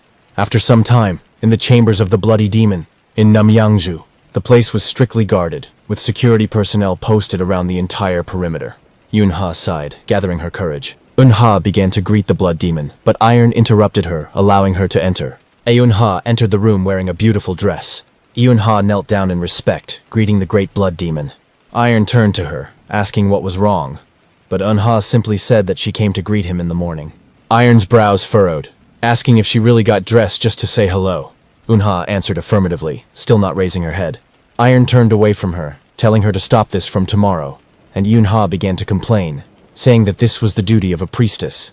Iron waved his hand, saying that it would be better for her to sleep longer. But Yunha was sure that she had to adhere to her master's schedule. Iron stopped her thoughts by telling her that he was not sleeping. Yunha stared at his back in surprise. Yunha asked if he was joking, thinking that it couldn't be, but Iron repeated his words, telling her to finish with the morning greetings. Yunha confidently stated that she shouldn't sleep then either, causing Iron's displeasure. Iron turned back to her, telling her that this was an order, and she should act like she was in the portal, and not follow stupid formalities. Yunha stopped and stared at him. Yunha started mumbling something, waving her hands while Iron looked at her, asking what was wrong with her. Iron rested his head on his hand in boredom, indicating that she had suddenly realized that the blood demon was a player. Yunha waved her hands, convincing him that it wasn't that. But Iron interrupted her again, telling her to stop speaking so forcefully. Yunha listened to his words. Lowering her head slightly, she began to answer as he asked. Iron immediately asked if there was any news from the guard, Director Khan. Yunha raised her head slightly nervously, reporting that they hadn't received anything from him yet. Iron began to rise, accepting this calmly and assuring that his goal was still unchanged, causing Yunha to ask about his goal again. Iron stretched his shoulder muscles as he looked at Yunha and said that he was going to get rid of that imposter. Yunha looked at him, listening to his reasoning that in this world, the strongest wins, and everything will fall into place after his victory. Iron said that he needed to train and asked Yunha to take him to the gym in that place, confident that it was there. Iron remembered the time he was training with Mu Wan, when he wondered when he would teach him martial techniques. Mu Wan then turned to him, saying that it was a good question. Mu Wan pointed at him, explaining that all the techniques of the 3 overlords were adapted for him, so that he could comprehend them fully. Mu Wan compared it to a mechanism of gears, in which sequence is important, saying that a certain order is needed. Mu Wan calmly explained that Iron would not be able to use martial arts and weapons until he fully mastered the blood demon technique. The Sword King at that moment handed him his weapon, saying that it was better to feel it for himself to understand. Iron took his sword and tried to use it, encountering the pain that Mu Wan had warned him about. At the moment, Iron was thinking that he didn't even want to imagine the pain he felt back then, sitting in the training room. Iron sat in the lotus position, thinking that he had almost managed to reach the limit, but still had not reached full development. Iron felt the dragon's blood circulating within him. Blood particles that he had absorbed from the dragon's skeleton began to rise from his skin. Iron sat with his eyes closed, concentrating on getting rid of the poison and absorbing only the life force. The entire training room was filled with his energy raging around him. A week passed. Yunha was kneeling in front of the door to the training room, waiting for him to return. Yunha tried to understand what Iron was doing there, not believing that it was possible to train the art of the blood demon in an empty hall. Suddenly the door opened slightly, releasing smoke outside. Iron was ready to go out. Yunha was surprised as she greeted the venerable blood demon. Iron walked out of the training room looking stronger than before. Iron looked at his hands, feeling like he had finally succeeded. Iron had reached the final stage of the blood demon divine art, which was called True Blood. After the workout, there was a hearty meal on the table. Iron replenished his strength by eating calmly. Yunha stood a little to the side, looking at him in surprise. Iron turned to her, asking if she wanted to eat. But Yunha was completely lost in her thoughts, realizing that only a week had passed since Iron's training began. Yunha looked at Iron, feeling that his strength had grown. Yunha stood there with her mouth open in surprise, thinking about the blood demon's art. Yunha knew that without pure blood and a special ritual, it couldn't be practiced, and she didn't understand how Iron had reached this level in an empty hall. Iron repeated the question again, asking if she would eat, which brought Yunha out of her thoughts. Yunha bowed to him, nervously saying that she would cook more herself next time, but Iron stopped her, saying that it was not necessary. Iron turned the other way, wanting to add something. Iron invited the people hidden above the ceiling to join him in the meal. Yunha was even more surprised when Iron was able to spot the Black Shadow Squad.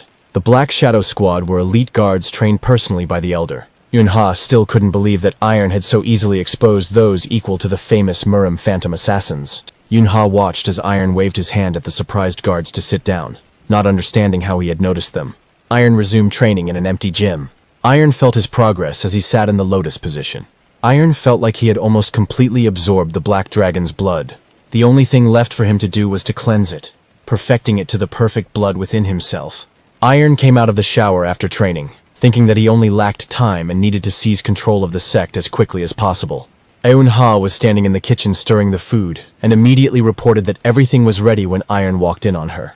The rice looked like it was burning from the amount of spices. Iron looked at the plate with disbelief, reminding him that he was going to handle the food himself. But Yunha replied that that was what she was there for. Iron interrupted her, pointing at the plate and asking if she had added too many spices to it. Yunha, thinking that it tasted better this way, fell to her knees, saying that she had committed an unforgivable sin. Iron started to scold her for acting like that again, but quickly got distracted when he sensed something. Iron looked away from Yunha, remaining silent. Yunha rose from the floor, calling out to him to find out what happened. Iron briefly informed her that they had guests, slightly unhappy about it. Meanwhile, on the street, security was informing the intruder that he could not pass. The man asked the security service to repeat the words he had heard, asking if they knew who he was. In front of them stood Third Elder Han Do-baek, a cold-blooded Taoist master, holding a sword in his hands, lowered into the ground. The head of security politely replied that of course they all knew Sergeant Major Han. Senior Khan, who was slowly getting cold around him, asked if they really didn't intend to let him in, even knowing who he was. The guard, despite the pressure put on him, said that he was acting in accordance with the order of the left guard not to let anyone in without permission. Chief Khan raised his sword with one hand. Sergeant Major Han swung it lightly to the side, making a warning blow. The guards, near whom a trail of ice blocks appeared, grabbed their weapons when Chief Khan said that it was not their fault. Sergeant Major Han continued, intending to give one last warning. Senior Khan pointed his sword at the guards, saying that if they retreated now, he would turn a blind eye to their rudeness. Sergeant Major Han waited for an answer, showing how serious he was. The head of the guard swallowed, looking at Senior Khan, who was superior to them in strength. The head of the guard placed his hand on his sword, drawing it from its sheath, and asked for forgiveness from Elder Khan, informing him that he would not leave. Senior Han was pleased with their decision, believing that this was how a follower of the sect should behave, and rushed to the attack. The head of security was surprised by his sudden approach, not understanding when he had managed to do so. The street was cut by a cry calling for Sergeant Major Khan to stop. Senior Han stopped the sword strike, barely missing Yunha, who appeared in front of him. Yunha looked straight at Chief Han, whose blade almost killed her. Sergeant Major Han turned to her, asking why she was acting so recklessly. Yunha didn't answer his question, spreading her arms and asking why Chief Han was acting like this when the left guard didn't give permission. Senior Han looked at Yunha, asking if she really didn't understand what the left guard was planning. Senior Han began to speak out about how the left guard had committed treason by trying to disunite the sect. Senior Master Han said confidently that he could not afford to stand by and watch the unification efforts collapse. Yunha reported that the blood demon was chosen by her, the priestess, wondering if Elder Han still had doubts. Senior Han asked if she could explain how the former player had mastered the art of the blood demon. Yunha was surprised by his knowledge as she continued to listen to what Chief Han was saying. Senior Khan said wearily that there were always imposters posing as the blood demon. Yunha held back as Chief Han suggested that he might be a spy from the Heavenly Clan. Chief Han looked at Yunha, saying that the law forbade having two lords, even if he really was a blood demon. Senior Khan said that they would be convicted of treason if this continued. Senior Han pointed his sword towards Yunha, saying that he had decided to take care of this in advance. Sergeant Major Khan asked her to step aside, saying that he did not want to lose her in the left guard. Yunha looked at him, saying that they would never be forgiven for this anyway. Senior Han closed his eyes, telling her that he had already made his decision, even if he had to quarrel with the left guard or die. Senior Khan promised that he would do everything in his power for his neighbors, calling energy into the sword. Chief Han told Yunha to step aside, saying that he couldn't stand it anymore even for her sake. Yunha looked at him, not intending to back down. Sergeant Major Khan met her gaze. Chief Khan raised his sword to strike, asking forgiveness for his rudeness. Director Kang, who had been running at full speed behind him, appeared out of nowhere, causing Chief Han to be surprised by the suddenness. There was an explosion of energy as Director Kang reached Chief Han. Sergeant Major Han defended himself from the blow by blocking it with his sword. Elder Khan looked at the one who had called him by his position as Elder. Director Kang, engulfed in flame energy, corrected himself by calling him by name. Director Kang was furious at what he saw and asked him what he was doing. Director Kang and Chief Han, representing opposite elements, stood opposite each other, ready to fight. Director Kang thought that he had expected this outcome. Standing before him was one of the 6 elders of the sect, and Director Kang didn't fully understand why everything was unfolding so quickly. When Chief Han informed them that the Hwasun Guild had begun to act, Yunha and Director Kang were surprised. Sergeant Major Han continued, telling how the Hwasun had stumbled upon their trail. Senior Han was sure that it was too dangerous to talk about the blood demon now. Senior Master Han looked at Director Kang, saying that they would be the first to be thrown at the enemy as bait. Director Kang disagreed with him, saying that there was no point in Hwasun confronting the blood demon. Senior Khan asked if he could be a spy. This statement made Director Kang furious, the veins on his forehead bulging. Director Kang shouted that this was nonsense. There was energy in Director Kang's head that was directed towards Chief Han. Director Kang was angry that Chief Han implied his inability to recognize the true art of the blood demon. Senior Han ignored this, saying that the Heavenly Clan had long been trying to master the art of the blood demon. Director Kang interrupted his reasoning, not wanting to listen. But Elder Khan did not stop. He said that even if this is the truth, then nothing changes. Director Kang froze at these words, staring at Senior Han. Elder Han said that Iron had achieved the split of the bloody sect. Senior Khan was sure that the only right step was to kill him. Director Kang clenched his fist, calling Sergeant Major Han by name to shut him up. Director Kang didn't want to listen to him anymore, telling him that he had finally crossed the line and was preparing for battle. Senior Khan said that he could not stand aside while his comrade was voluntarily running into trouble, and he stood at attention, holding his sword tighter. Senior Master Han and Director Kang rushed at each other. Director Kang talked about the sergeant's future with cutting off limbs and begging for forgiveness, ignoring his words. None of them were going to give up the fight and their beliefs. Iron appeared out of nowhere and told them to stop. Senior Master Han and Director Han froze, stopping their blows inches from each other when they heard his voice. Sergeant Major Han didn't understand how Iron could be behind him. Director Kang saw Iron, surprised by the bloody demon's appearance. Director Kang knelt down to greet his master. Sergeant Major Han slowly turned around to look at Iron. Senior Khan realized that he didn't even sense his presence. Director Kang yelled at Senior Han, telling him to immediately kneel before the blood demon. Sergeant Major Han thought about his chance to kill him, seeing that Iron's hands were hidden in his pockets. Senior Han felt the pressure coming from Iron, wondering if he really was a blood demon. Senior Han looked at Iron with red hair and eyes, undeniable proof of the blood demon's art. Senior Khan put his sword back into the sheath on his back. Sergeant Major Han bowed to Iron, folding his hands respectfully in front of him. Iron stopped them both, telling them to stop bowing despite attempts to object from Director Khan.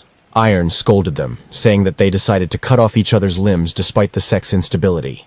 Iron walked closer to Sergeant Major Han, causing him to flinch. Iron asked Senior Khan directly if he had come here to kill him. Iron looked at him, not hiding his energy, saying that mercy would only be promised to him if he lived up to expectations. Sergeant Major Han felt himself sweating from the pressure being placed on him.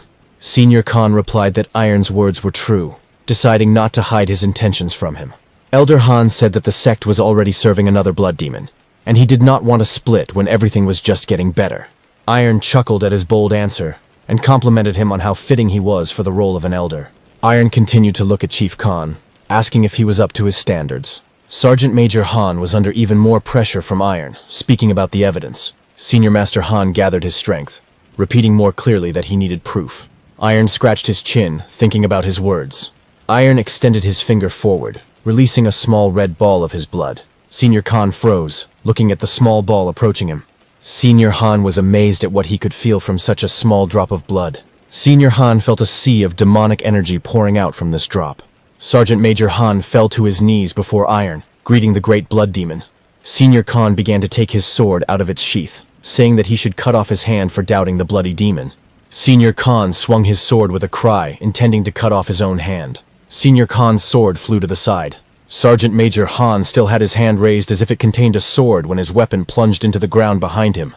Iron noted with displeasure that he had already said that nothing could be cut off while holding the finger with which he had knocked the sword out of the hands of Senior Khan extended. After some time, Yunha, Chief Han, and Director Kang were kneeling on the floor in the house. Iron rubbed his face tiredly, telling Director Khan to sit on the sofa, but he refused, saying that he couldn't sit next to the Great Master. Iron gave in, deciding there was no point in arguing further, and Director Kang looked up at him. Director Kang looked at Iron, who was thoughtful and sitting on the sofa, and vaguely felt that he had become even stronger over the past week. Director Kang asked if he had reached the transcendental stage, distracting Iron from his thoughts. Iron answered honestly that he had not yet reached that level, but Director Kang assured him that with such progress, it would be very fast. Senior Khan intervened in their conversation. Elder Han said that the current blood demon and the first elder, his advisor, had already reached the transcendental stage. Elder Han added that among the remaining elders, there was no one who could defect to the new demon, Iron. Yunha, who had been listening attentively to Chief Han's words, said that there was only one way out. Yunha said that, thanks to his rapid development, Iron needs to reach the transcendental stage and personally go up against the current demon. Yunha assured Iron that in that case the elders would have no choice but to accept him, but Iron was interested in the timing. Iron honestly said that he wasn't sure he could even reach her, surprising Yunha, who was sure that such a thing couldn't happen. Iron looked at her, asking if she really thought they were just going to sit back and watch. Iron looked at the elder and asked him the same question. Iron said that now everyone in the sect knows about him, which is why they rushed to attack him. Director Kang didn't give anyone a chance to get a word in and, screaming for forgiveness, hit his head on the ground. Director Kang apologized for approaching an elder who had already sworn allegiance to another demon, but Iron tried to stop him. The three of them looked at Iron as he called it nothing and started a new thought. Director Khan's forehead was bruised from the intensity of the blow. Iron smiled, saying that now was the time to overthrow the blood demon. When players entered the portal, they found themselves in an unknown land full of monsters. But the dungeons were different from the portals. If you went through them, you could find yourself in another world. The world first learned of the existence of the dungeons when a rift occurred, and monsters began to appear all over the earth. The monsters, sweeping away everything in their path, were ready to devour humanity. But humanity was saved. This salvation came in the form of people with incredible power, who came from other worlds. Even though later on, super players with abilities began to appear among humanity, the efforts of these players still couldn't compare to what those from other worlds could do. The people from other captured worlds had experience fighting monsters for several centuries. Eventually the world overcame this invasion, and Murim controlled Asia, and Einhart took control of the West. These forces, coming from other worlds, divided the world into spheres of influence. Murim, who came from the territory of South Korea, was convinced that the bloody sect had hidden itself from other eyes. At present, Iron and the three people accompanying him approached the huge gate leading to the dungeon. Iron looked at the door, wondering why it seemed so out of place in the landscape, and whether it had always been there. Yunha bowed, admitting that she felt it was right that the door leading to the blood demon should be revealed. Yunha calmly answered his question about whether she tried to hide the door at least a little, telling him about all the traps and barriers along the way. Yunha looked at Iron in front of her, reassuring him that he was the only one who had made it this far. Yunha asked Iron if this was his first time in the world of Murim. Yunha was surprised to hear that he had been there before. Iron listened as Yunha praised his past as a player. Iron noted out loud, closing his eyes, that he wouldn't have been able to get here if he had continued living as before. Yunha asked him again, but Iron told her to forget and open the door. Yunha placed her hand on the door, pouring her energy into him. Iron, Sergeant Major Han, and Director Kang watched as the doors slowly opened. The door opened, illuminating everyone from the passage with a bright light. Yunha turned to Iron and extended her hand towards the door, telling her blood demon welcome to the Blood King's fortress. Iron looked around inside, dumbfounded. The place was in disrepair, people were dressed in tattered clothes, and the sky was cracking. Iron honestly said that despite the rumors, he didn't think things were that bad. Director Kang and Sergeant Han bowed their heads, asking for his forgiveness. Iron walked forward down the street, wondering what had brought the fortress to such a state. Yunha began to tell him that Murim was part of a destroyed world, which few people knew about. She looked at the cracked sky, saying that this world needs constant support. Yunha said that peace can be maintained with the help of the monster's magic stones, but the Blood King's fortress is very large. Yunha said that the fortress's territory was large even compared to other parts of Murim, and Iron guessed that it was absorbing a lot. Iron noted that he now understood why the Sexta was so desperately looking for followers, and Yunha could only agree. Iron wondered why the guild, which was part of a huge corporation, was not participating in collecting stones. Director Kang responded first, saying that he shouldn't draw too much attention to himself. Director Kang said that the outcome if Hwasun found out about her current situation was too uncertain to take any risks. Yunha agreed with the left guard's words, but added that the elders were also against hunting in portals. Iron asked with displeasure what kind of nonsense they were talking about. Yunha replied in a dejected tone that the elders had decided that hunting ordinary monsters would be against the laws of the Great Demon. Iron sighed, covering his face with his hand, and noted that he would have to work hard. Iron suddenly turned to Chief Han, asking if he had participated in this, but he assured him that he was against this decision. The conversation between Iron and the others was interrupted by unexpected guests who greeted them. Swordsman Captain Jeon Ji-soo informed them that he had been waiting for them, approaching along with his subordinates. Yunha was surprised by the approach of the Bloodlord squad. The black swordsman who approached them, Captain Chong greeted them, informing them that they had been ordered to escort them, and asked them to follow them. Yunha pulled her sword out of its sheath. Yunha pointed her sword at the squad, asking if they were going to take them away by force. Captain Chong looked at the sword that was facing him, indicating that he was only following his master's orders. Director Kang asked them if they thought their group would go willingly. Yunha and Senior Han had already shown their energy for battle. Captain Chong closed his eyes, telling them that they had not come to fight, but were prepared to do so. Captain Chon and his subordinates drew their swords, revealing their energy. The atmosphere of readiness for battle was interrupted by Iron's calm voice, which simply told them to go. Yunha turned to her master in surprise, but Iron only said that since the squad had come all this way to meet him, he would go. Iron walked forward, ignoring the surprised looks of the people who came with him, and told them not to be afraid, and just follow. Yunha, Director Kang, and Senior Han looked at each other, not understanding his intentions. After some time, they were all standing in the Bloody King's fortress in the throne room. Director Kang looked ahead in surprise, realizing that the current Blood Demon had finished his solo training. Director Kang saw that he had become much stronger than before. The Blood Lord's chief advisor spoke first, wanting to shame the left guard for betraying his lord. The chief advisor looked at him, asking how the closest person to the Blood Lord could do such a thing. Director Kang did not flinch as he reported that he had beheld a true Blood Demon. The chief advisor became angry when he heard his statement. The followers of the Sexta present in the throne room began to be indignant upon hearing Director Khan's words. The current Blood Demon stroked his beard, amazed at his eyes. The current Blood Demon looked at Iron with a hint of madness, amazed that there was another Blood Demon besides him. The followers who had been indignant a moment ago fell silent, understanding the meaning of their Bloody Lord's words. The Blood Lord didn't pay attention to anyone. He was talking about how Iron had appeared on time, and he had already perfected the art of the Blood Demon. The Blood Lord laughed maniacally, saying that absorbing Iron's powers would allow him to become a blood god. Director Kang and Sergeant Han froze upon hearing his words. The followers of the current Blood Lord began to praise his wisdom. Iron was calm as he called the current Blood Lord's words nonsense, cutting off his followers' words. All the followers fell silent, turning their indignant attention to him.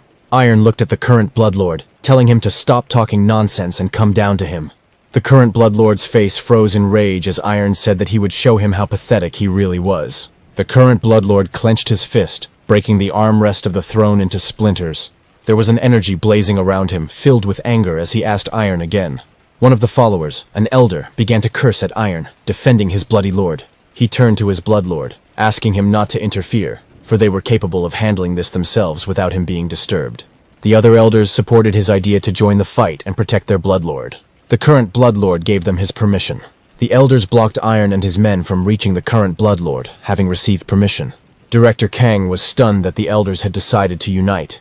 Everyone except the first elder, who was the current Blood Demon's chief advisor, came out to them. Director Kang was glad that the first elder did not consider it fair to fight with a bunch of people against one, and decided to refrain. But Director Khan also thought that there were enough of those who blocked their path. He believed that the difference between their forces was obvious. Director Kang prepared for battle, thinking that it would be best to eliminate the elders one by one. Director Kang looked at Iron, who continued to stand calmly, and did not understand why he went to the enemy of his own free will. Iron turned his attention to Yunha, who was ready to fight, but it was clear that she was trembling.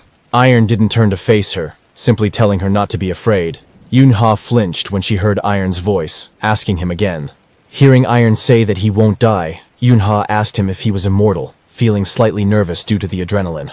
Iron calmly replied that he was not immortal, but he was confident that he would not lose to these guys because the whole world depended on his life. Iron continued to talk about how he wasn't going to destroy the world yet, because he wanted to find his teachers, which made Yunha ask questions. Yunha asked him directly, wanting to know what Iron was talking about. Iron said thoughtfully that he had been thinking for over 100 years about what he would do when he returned. Iron looked down at his hands, honestly admitting that the first thing that came to mind was revenge, but he also wanted to thank his teachers. Iron clenched his fist in determination, declaring that he would find all of their legacy and restore it, and would never allow anyone to destroy it again. Iron thought, looking at his hands. Iron remembered Mu Wan, who gave him strength as promised. Iron chuckled as he thought about how his teachers were a bunch of crooks. Iron thought about the people standing behind him, knowing that his teachers were counting on Iron finding something valuable that he wouldn't destroy. Iron stood before his opponents, fully understanding and accepting the intention of his teachers. He told the elders to attack.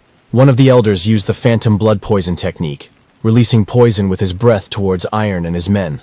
Director Kang rushed towards Iron, shouting at him to retreat. Chief Han saw Director Khan rushing forward towards Iron to save him from the poisonous technology. Sergeant Major Han called Director Kang an idiot while trying to grab him by the collar of his jacket. Senior Master Han pushed Director Kang back, cursing that he might die.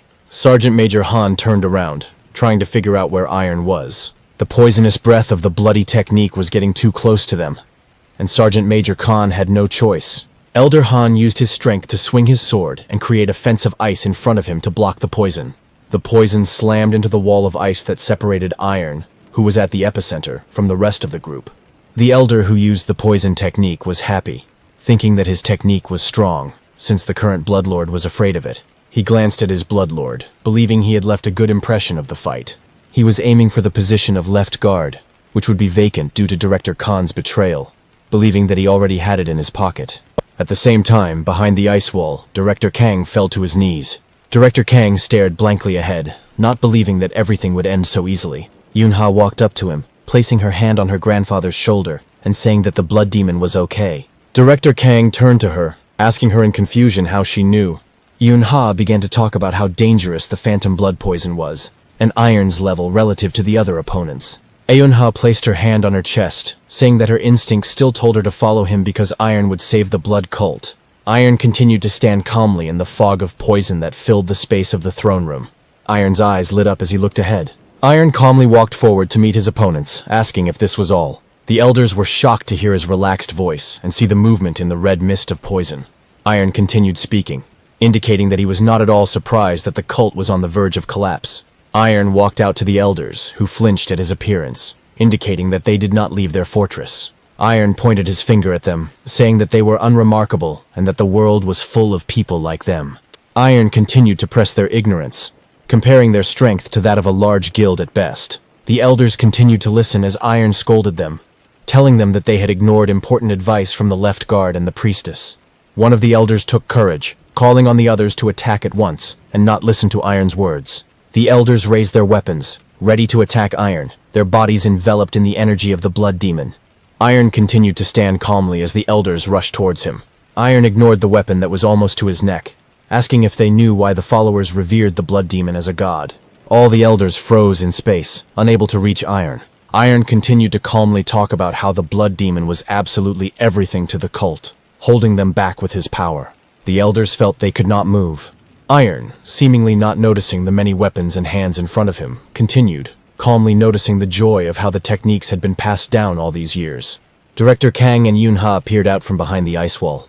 They didn't have time to figure out what was going on, because Iron immediately asked the left guard who should be left alive. Director Kang felt an incredible amount of pressure, but he still said who should be left behind, listing the 1st and 6th elders, and the Blood Sword Squad. Iron listened to his words and snapped his fingers, without changing his expression. At the moment of the click, everyone whose head was not named by the left guard, Director Khan, exploded. The current Bloodlord watched as his elders fell to the floor, their heads removed. The current Bloodlord was shocked when he saw Iron's technique. Iron looked at him, noticing the oddity of him remaining alive if he had followed the path of the blood demon. Iron asked with interest why his head was still on his shoulders. Iron called the current Bloodlord a false one, causing him to become angry. Iron stood in the middle of the throne room among the corpses of the elders and those who remained alive at the direction of the left guard, and looked at the false demon. Iron was the first to break the silence, addressing the false blood demon. Iron calmly asked if he was right that he wasn't real. The false blood demon yelled at him, gripping the armrests. The false blood demon stood up from his seat, shouting at Iron. The false blood demon began to shape the blood energy between his palms. The false blood demon pulled out a sword from his blood, looking straight at Iron. Yunha was scared when she saw this sword. She saw a dragon emerge from his energy. Recognizing the blood demon's sword art, Iron looked at him, frowning slightly. The false blood demon named his technique as Yunha said, indicating the third form.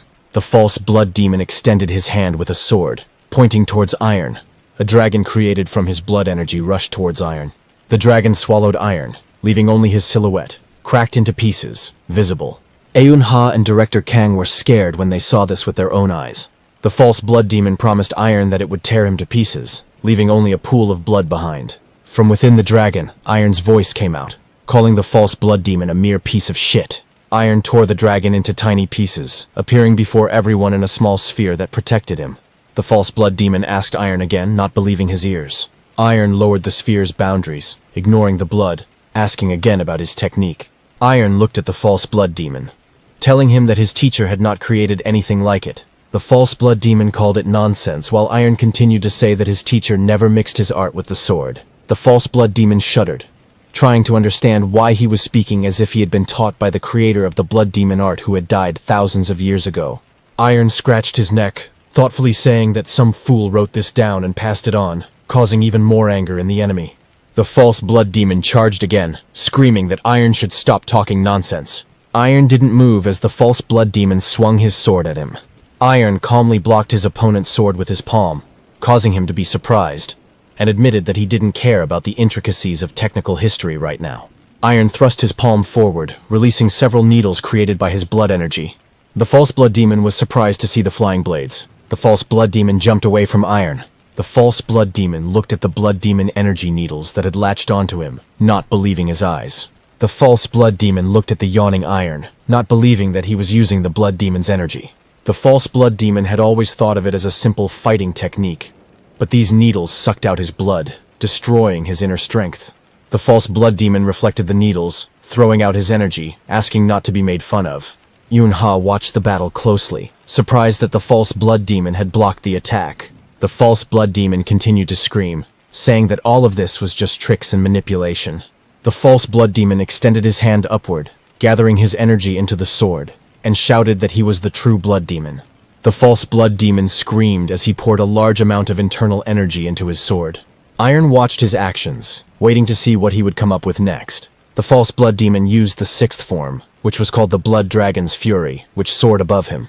Yunha and Director Kang stepped back in shock as they saw the huge dragon created from blood energy. The false blood demon pointed its sword at Iron, screaming for him to die. The dragon charged at Iron, following the trajectory of the false blood demon's sword. Iron accepted this calmly, resignedly. Iron said that he would have fun according to the rules of the false blood demon, collecting a ball of blood energy in his palm. A small dragon created from his blood energy appeared above Iron. Iron directed his small dragon forward with a flick of his hand. The false blood demon began to laugh at Iron, saying that he was only capable of creating such a pathetic worm. The false blood demon screamed about destroying Iron as their dragons approached each other. The huge dragon opened its mouth, and the little dragon Irona swam in.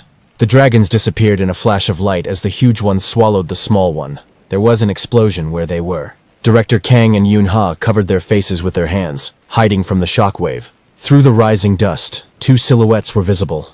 Iron and the false blood demon standing opposite each other. The false blood demon coughed up blood. The false blood demon fell to his knees in front of Iron, exhausted. The false blood demon thought about what he clearly felt at the moment their energies connected. He looked at Iron in front of him whose clothes were torn, certain that Iron had reached the extreme level of the demon realm. Iron distracted him from his thoughts by asking if he was really the youngest in the cult. Iron said that it was strange that a moron who came out of nowhere with the art of a blood demon was immediately accepted to the throne. Iron looked down at him, surprised that he hadn't even mastered the bloody art. Iron guessed that the false blood demon kneeling before him was on the side of the heavenly sect. Iron took his silence as consent, and said that he had many questions for the false blood demon. The false blood demon was still shaking with rage, ashamed of his defeat, when he heard Iron's words that he would still be useful alive. The false blood demon dug his fingers into the floor, asking again that they would not kill him. An unfamiliar energy, similar to demonic energy, rose up around the false blood master. Blood flowed from the eyes and mouth of the false blood master. The false blood demon had changed. He was still angry, asking what Iron was pretending to be. The false blood demon rose to its feet, spreading its energy around. Iron looked at him boredly, trying to understand what kind of transformation he had performed. Yunha exclaimed in surprise, saying that it was impossible, which attracted Iron's attention. Everyone who came with Iron looked at the false blood demon while Yunha spoke about his new appearance. Yunha saw him as a blood god after his transformation. Iron heard her words, saying that this couldn't be. Iron looked at his opponent, who had changed in appearance, and explained that this was a desperate last struggle in the form of a reverse blood flow. The false blood demon rushed at him, confidently declaring that it would devour Iron and finally become a blood god. Iron stood quietly, waiting for him to approach, saying that he could try if he could. The false blood demon rushed forward and extended its hands towards Iron. Iron caught his hands with his own, continuing to calmly look at his opponent. Iron called his plan to suppress with stronger internal energy expected. The false blood demon shouted at him that Iron couldn't be an upstart, because they had different levels of internal energy. The false blood demon used the blood demon absorption technique, causing Iron's shirt to tear completely. The false blood demon with a wild smile was confident of his victory, thanks to his 20 years of experience and the blood he had absorbed. He was sure that Iron would not be able to withstand the pressure of his internal energy, increased by the reverse flow of blood. The false blood demon looked like a madman with a smile and faith in his victory. Despite this, Iron continued to speak calmly, asking him about his plan. The false blood demon was surprised by Iron's calm and conversation during a battle that required attention. Iron continued to speak calmly to him, explaining that during the battle, this could indeed play a decisive role. Iron reminded him that this technique was about absorption, not burning, and he gripped his opponent's arms tighter. Iron became serious, saying that he would show how it should be done, pointing out that the main thing in all this was to manage energy correctly. The false blood demon exclaimed in surprise as it sensed the change in Iron's mood and surrounding energy. Without giving him a chance to twitch, Iron resorted to the blood demon absorption technique. Iron squeezed the false blood demon's hands even tighter, not allowing him to escape. The false blood demon began to release its internal energy, which was absorbed by Iron. The false blood demon screamed as he felt his strength draining away. Yunha and Director Kang couldn't take their eyes off what they saw. The false blood demon looked like it had been drained of all its life. His eye sockets turned white as the false blood demon fell inside Iron. The false blood demon found himself in complete darkness. The false blood demon tried to figure out where he was by looking around. The false blood demon felt something incredible behind him, attracting his attention, and turned around in awe of it. Iron's inner energy was reflected in his eyes. The false blood demon saw how brightly the flame of this energy burned and how powerful it was. The false blood demon felt genuine fear as he looked at this. Footsteps were heard next to him as the false blood demon trembled and couldn't take his eyes off what he saw. Iron, like a madman, asked if he had seen what Iron wanted to show him. The false blood demon opened his trembling lips, about to answer. The false blood demon turned around at the sound of Iron's voice, feeling happy and not hiding his tears that he was able to see this in life. In reality, before the last of his strength left his body, the false blood demon whispered to Iron that he was a great blood god. Iron stood over the withered corpse, looking down at it. Iron felt that the blood he had consumed was full of impurities. Iron decided to cleanse it of impurities immediately, getting rid of the unnecessary through the blood rising from his body, leaving only the useful. Iron gathered energy in his Dantion, preparing to absorb it. The gears that Muwan had once told him about began to spin, removing the chains that were restricting Iron. Iron felt like he had reached the pinnacle of pure blood. Iron felt his body overflowing with the energy that the blood demon divine art had given him. Yunha and Director Kang couldn't take their eyes off of Iron as he reached the maximum level right before their eyes. Director Kang couldn't help but shudder at what he saw. He remembered that, in the beginning, it was just a game because their cult needed changes. At the same time, the cult followers were heading towards the fortress of the bloody demon. They felt the change from Iron's presence in the cult, and they were drawn to that feeling. Director Kang thought that they had no future before, even if the blood god had appeared earlier, and so they switched sides. They had hoped that this sacrifice would awaken the blood cult. But now Director Khan looked at Iron in front of him, and at Iron's feet lay the withered corpse of the false blood demon that had been overthrown. Director Kang looked at the first one to perfect the blood demon divine art and still suffered defeat. Director Kang clearly heard the defeated man recognize Iron as the new blood god at the last second. Director Kang looked up at his granddaughter and called out to her, but he quickly corrected himself. He addressed Yunha as the priestess she was. Director Kang asked her if she had foreseen this outcome, seeing her weak smile. As Iron walked away from them, Yunha replied that the blood demon was the king of the blood cult. Yunha confidently said that this god was capable of miracles as Iron climbed up the stairs. Iron turned around as he reached the place where the throne stood, while Yunha was talking about how she just recognized the true blood demon. The elders who were spared couldn't take their eyes off Iron. The Bloody Sword Squad entered the throne room. Iron watched calmly as people gathered in the hall. All the residents and servants of the Bloody Demon's fortress lined up in front of Iron. Iron remembered his teacher Mu Wan and felt pity. Iron's gaze remained thoughtful as he thought about Mu Wan's past. Iron's attention was brought back to the present when someone stood below him. The first elder, who was the chief advisor of the defeated blood demon, looked at Iron. Director Kang called out to him, breaking into a shout. Director Kang thought that the first elder had witnessed what happened, and didn't understand why he couldn't accept the truth. The first elder did not pay attention to Director Khan, who held the position of left guard. The first elder raised his hands, praising the blood demon and wishing for his eternal reign. Left guard Kang was surprised by the first elder's reaction, not expecting such a quick acceptance from him. The first elder fell to his knees, bowing to the blood demon. The rest of the followers fell to their knees after him, wishing honor and eternal rule for the bloody demon. Iron looked at them, remembering himself. Iron saw before him poor people stuck in the ruins of their lives. As his followers praised him, stretching their hands to the sky, Iron thought that they were similar in that they had lost everything and dreamed of revenge. Iron closed his eyes, deciding that, as a student of his teachers, he had to answer this call, and blood began to flow from his eyes. Iron kept his eyes closed as the blood drew a pattern on his body using internal energy. Left guard, Kang continued to kneel and couldn't believe his eyes as he watched the pattern spread across Iron's body. Iron was almost finished with the blood pattern decorating his body. The sight captivated all who could see. The left guard could not take his eyes off it, saying that Iron was the one they had been waiting for so long, the god of their cult. Iron opened his eyes, looking at his followers.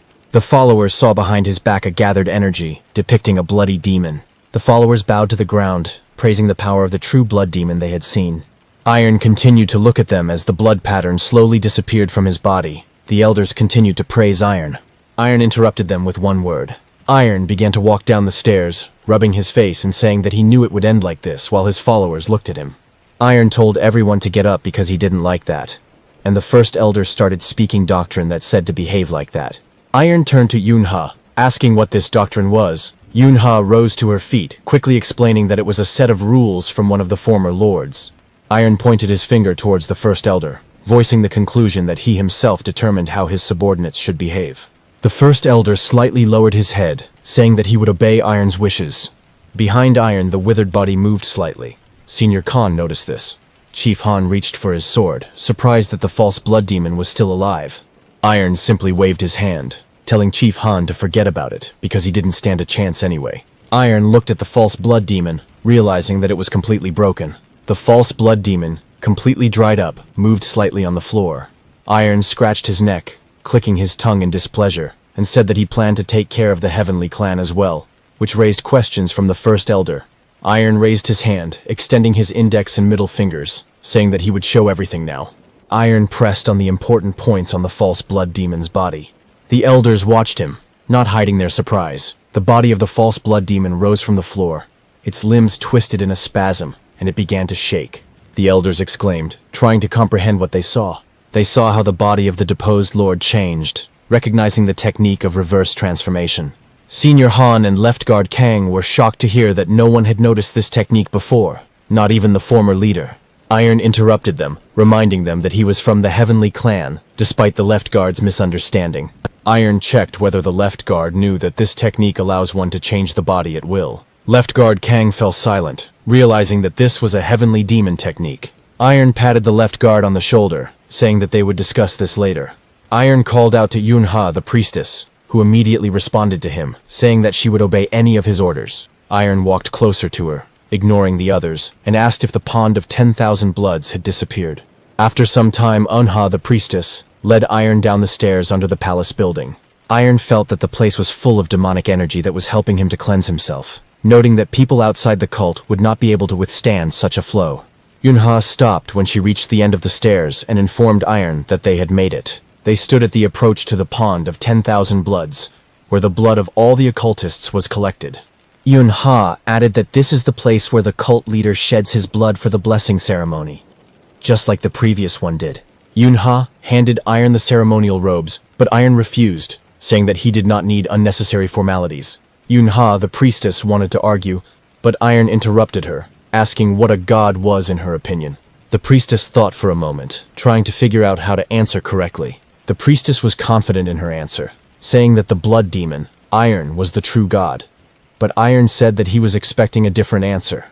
Iron asked her to talk about the concept of a god, so she would answer what makes a god, making it clear to Yunha that she wanted to hear the definition of a god. Hearing the answer that it was a super being that led to prosperity and fulfilled human desires, Iron agreed. Iron raised his hand, asking the priestess why he was considered a god. He agreed that he defeated the others, but the punishment did not make him a god. Priestess Yunha looked at him, not quite understanding what he meant. She was saying that having control over the blood art was enough. Iron took a step forward, telling her what she didn't understand. Iron walked towards the lake, telling Yunha, who was looking at him, that no one had ever shown her this before. Iron extended his hand over the lake of 10,000 bloods, telling the priestess to watch carefully. Iron released a drop of blood into the lake, telling Yunha that he would show her why he was a god.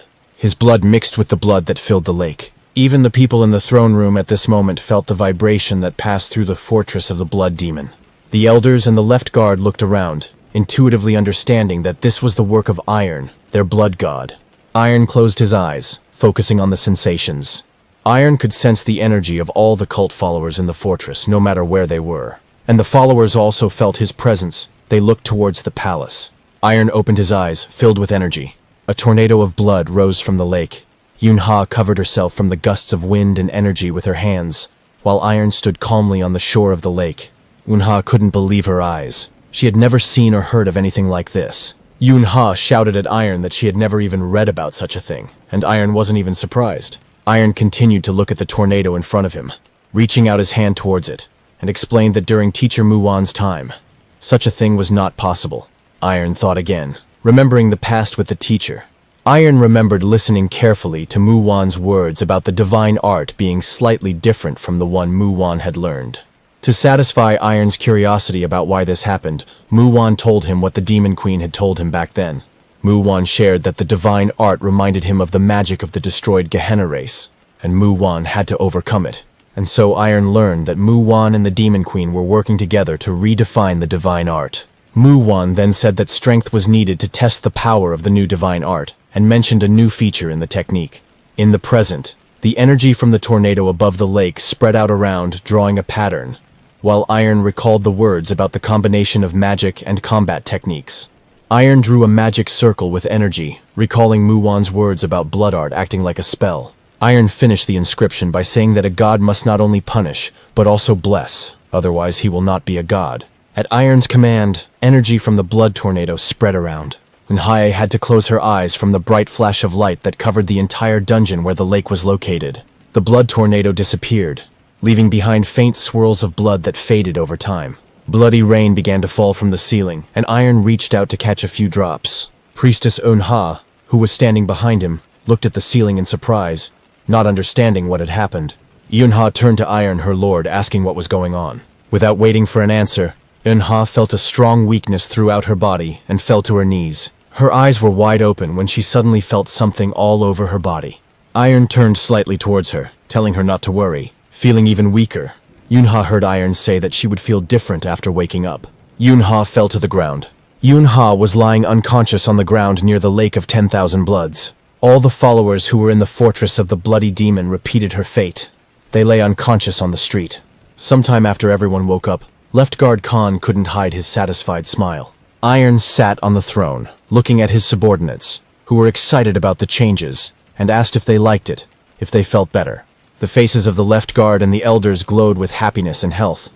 The gray hair disappeared. They couldn't contain their impulse, and all fell to their knees before Iron, thanking him for the bloody demon's immeasurable mercy. Iron reminded them that he had already told them not to prostrate themselves before him, looking at his subordinates who had become younger and had increased in strength. Everyone stood before him, feeling grateful as he looked at their red eyes, symbolizing the cult. Iron ordered 3rd Sergeant Han to cut his finger and show his blood, and he followed his leader's orders without question. Sergeant Major Han made a small cut on his finger. The elders and the left guard stared at the finger, exclaiming in surprise. They watched as a drop of purple blood flowed from the wound while Iron explained. Senior Han didn't expect to see purple blood on himself, exclaiming in shock, and Iron asked if they knew what it was. Senior Han pulled himself together and looked at Iron on the throne, honestly admitting that he didn't know what it was. But he felt much better and stronger. Iron listened to his words, explaining that it all depended on the level they were at before he gave them the blessing. The left guard and first elder looked at Iron as he spoke about how they should be at that level too. But the next words, that the priestess should already be at the next level, black blood, shocked Yunha. Yunha tried to understand why she had become stronger despite having less achievements to begin with, and Iron simply pointed out that she was a priestess. Iron pointed to himself, explaining that he was now influencing her power. Iron explained that he had used the new ability of the blood demon divine art on the followers. Now, all who join the cult and learn the bloody arts will become stronger, but will become Iron's debtor. Iron rose from his throne, saying he wanted to see the rest of the followers, and the left guard offered a seat. The people in the blood demon fortress began to look much more alive and healthy after receiving Iron's blessing. The left guard told Iron that even the most hungry and sick had become more lively as they watched from the terrace. Iron agreed with his words, continuing to look down on his followers, but noted that this would not last long. Iron turned slightly to the left guard, asking about the problem of money that they lacked, and Guard Khan winced. The left guard and the first elder lowered their heads, admitting that it was all the fault of the guards and elders. Iron corrected him, saying that it was all the former leader and the dead elders. Iron turned to face them, saying that they would not find peace even after death and would pay dearly for what they had done. Iron closed his eyes, frowning, and noted that they could have kept everything from falling apart so badly. The left guard hesitated when Iron asked about the cult not lasting until next month. The left guard admitted that they had even sold their shares in Gava's company in order to get out of trouble. But the guild was on the verge of collapse. The left guard continued to talk about how they were going to clear a couple of portals. But Iron appeared, sighing at that moment. Iron was devastated by this news. He looked up to the sky, wondering why the teachers sent him to these people. The left guard again drew his attention, saying that the biggest problem was the lack of elders. He explained that each elder was responsible for his own palace, holding a specific role, and their head was the leader. Iron waved his hand when he heard that there was no one to do the work of the dead. He suggested simply promoting the deputies who were trained by the elders. The left guard reminded Iron that the deputies were loyal to their elders. The left guard was adamant that anyone who did not swear allegiance should be executed, and the first elder felt uneasy. Iron corrected him, saying that it was not worth getting rid of people when there were few workers, but the left guard was afraid of a rebellion. Iron asked honestly if the left guard really thought they could go against him, but he didn't wait for an answer, leaving his word final. The left guard bowed respectfully, accepting the order. Iron remembered something else, catching the attention of the left guard, Khan. Left guard Khan was shocked when Iron told him that he would become the leader of the cult. Iron calmly repeated, saying that he would become the leader, not paying much attention to the shock of Guardian Khan, who began to talk about the role of the leader. Iron interrupted him, saying that the cult leader is not a bloody demon, that these roles need to be separated, and that this was simply not thought about before. Iron continued speaking, pointing out that the left guard had kept the corporation afloat for decades despite it coming to an end. The left guard continued to listen to him with his mouth slightly open when Iron reminded him that he also took care of the blood cult. Iron pointed out his understanding of what was happening outside, in the world, and what was happening inside the cult. Iron came even closer to him, saying that the role of the cult leader should go to him, and the left guard turned to the elders. The elders bowed, saying that they would follow whatever the blood demon ordered. Iron looked back at Khan's left guard, drawing his attention to himself. The left guard froze when he heard Iron say that he was now the leader of the bloody cult. Left guard Khan covered his mouth, which had been open in shock the entire time. Left guard Khan dropped to one knee in front of Iron. Left guard Khan took on the role of cult leader, vowing that he would prove himself worthy of such responsibility. Iron leaned towards him and placed his hand on his shoulder, stating that the words of the cult leader Khan already sounded like the words of a true leader. Iron looked at him, his eyes lit up with inner energy. His mood changed as he asked the cult leader Kanu a question. Cult leader Khan became nervous when he heard Iron asking how he was going to solve the income problem. Iron looked up at the others, causing them to flinch, and asked if they had any ideas. The elders bowed their heads in silence, not knowing what to answer. Behind them appeared the priestess Yunha, who asked that this matter be left to her. Yunha moved closer to Iron and the new cult leader Khan, stating that she may not know as much about the cult's affairs as her grandfather. Yunha was confident, as she continued to say that she understood the situation from the outside better than anyone else, and had experience in managing a corporation. Iron looked at her, doubting Yunha's claim that she could solve the cult's income problem in a week. Yunha waited for his decision, while Iron thought that she could handle it if she had experience with her grandfather's corporation. Iron agreed, giving her the right to decide the matter. A week later, Yunha stood in front of the closed door with a tablet in her hands, asking Iron, the blood demon, for permission to enter. Iron sat in the lotus position with his back to the door and allowed her to enter to report the situation. When Yunha opened the door, Iron asked how things were going, slightly nervous. Yunha turned on her tablet and began talking about all the company's stocks and assets. Iron's face was full of shock when he heard that everything was sold, and the only thing he could do was ask her again. Iron regained his composure and sat down facing Yunha, asking her again what she did. Yunha confirmed, and Iron asked if it was true that they had to sell absolutely everything. Yunha told him that the corporation had already served its purpose, but Iron could tell that he wanted more details. Yunha continued, explaining what the corporation had already done, pointing to the blocking of the entrance to the Blood Demon's fortress. Yunha mentioned that a way was devised to keep the company afloat.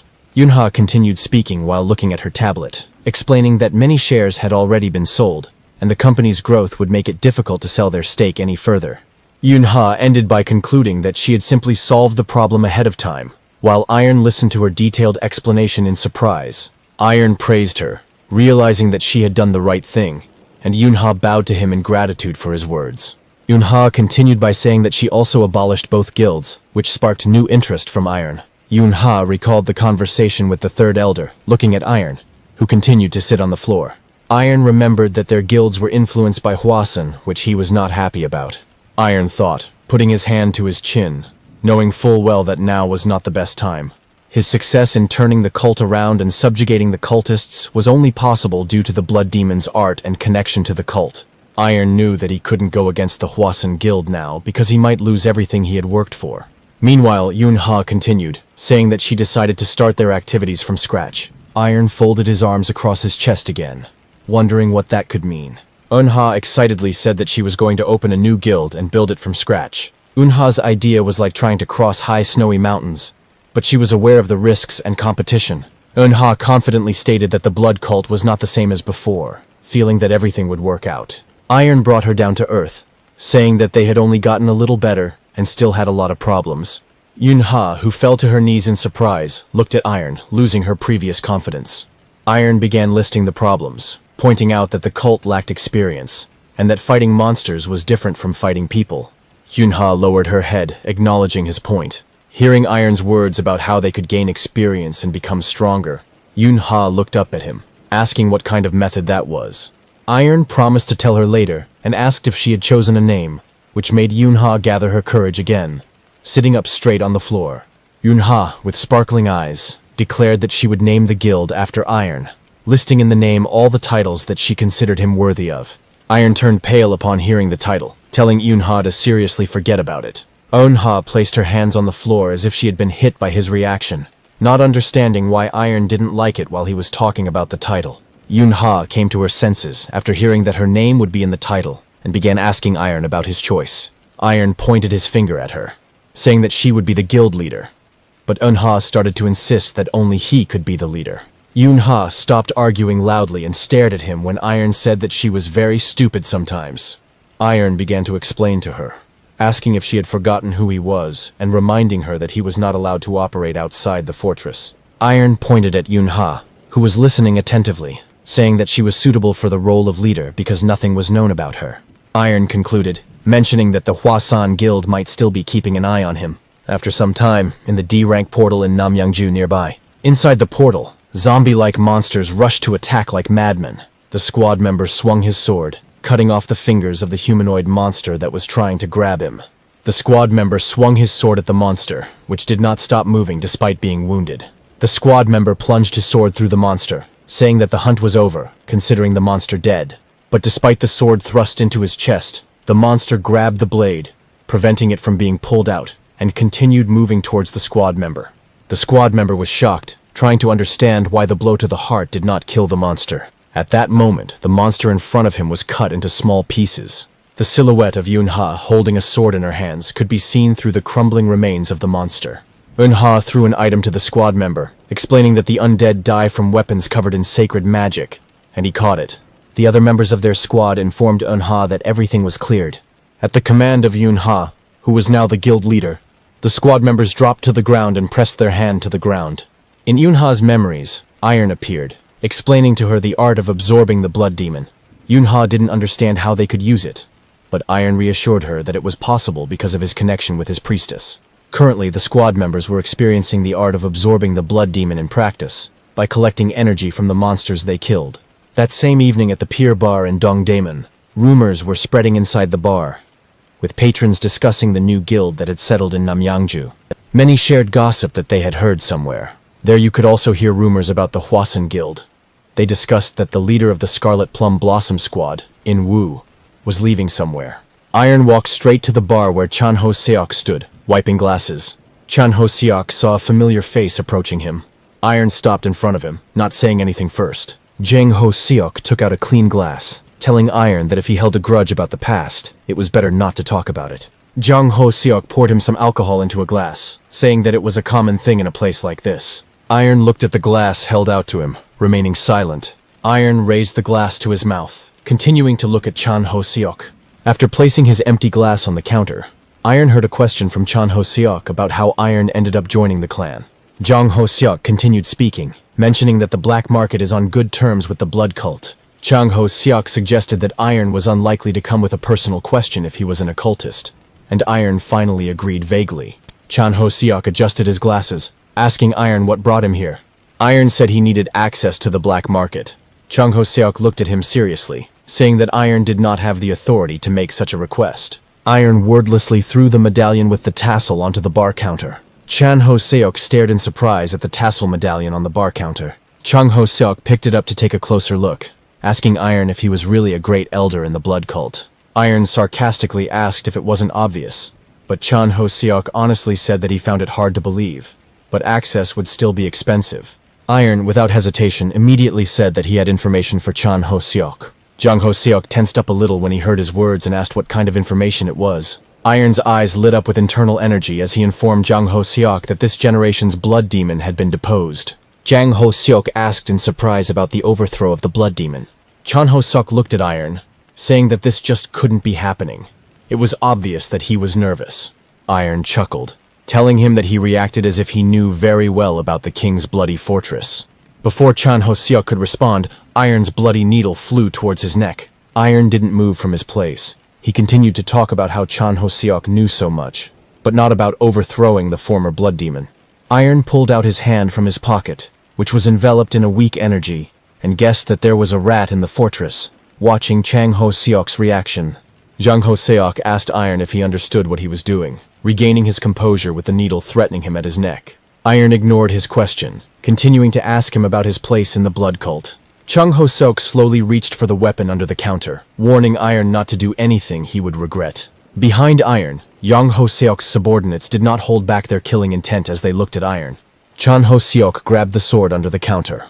Iron noted that his information gathering wasn't that important right now. Dispelling the energy of the needle at Chang Ho Seok's neck, Iron asked again about the black market as if nothing had happened while Chang Ho Seok was adjusting his collar after the needle disappeared. Chang Ho Seok replied that he could not guarantee anything and first needed permission from his superiors. Iron wasn't surprised, saying that he knew about it and led to another, once again attracting Chang Ho Seok's attention.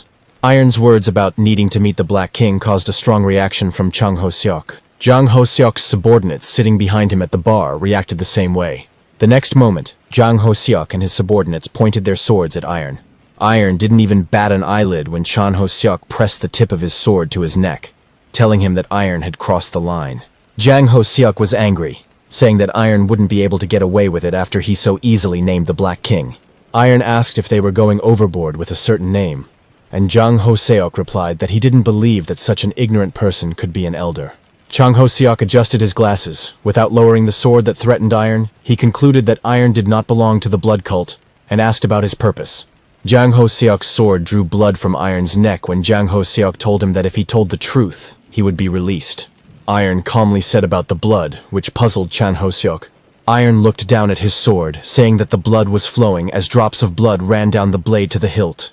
Iron's blood reached Jang Ho-seok's hand. Jang Ho-seok flinched as he felt that it wasn't just blood. Jang Ho-seok screamed in pain, but did not let go of the sword pointed at the calm Iron until his subordinates realized what was happening. Iron told him that the blood of true followers of the cult is not affected by the poison that Jang Ho-seok added to the whiskey. Iron watched as Jang Ho-seok held the sword, which was now too heavy, with a trembling hand, saying that that poison could kill anyone. Jang Ho-seok's subordinates shouted at Iron, but he did not take his eyes off Jang Ho-seok, saying that he would not kill him, so as not to spoil his relationship with the Black King. Iron repeated his question, looking at Jang Ho-seok's agony from the poison that still held the sword, asking for his right to see the leader. There was blood spreading on the floor around Iron. The swords were still pointed at him. Iron clarified about the Black King being saved by the previous blood demon. Games jumped out of the pool of blood on the floor as Iron said that the Black King maintained good relations with the cult in order to get even. Jang Ho-seok's subordinates looked at the many bloody needles that were pointed at them in surprise. Iron finally turned to look at them and gave them his attention, his eyes glowing with inner energy as he announced that he was the new blood demon. Jang Ho-seok was shocked by his words, not believing that such a thing could be true.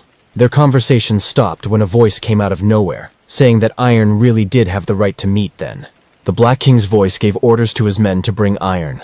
Iron chuckled, asking if he had really been watching this whole time. Jang Ho-seok didn't understand what was happening when he heard the Black King himself speaking to them. Iron raised his hand, taking back all the blood energy and cleansing Jang Ho-seok's body of the poison. Jang Ho-seok screamed again as his body was being forcibly cleansed, but Iron ignored him, telling him to take him to the Black King.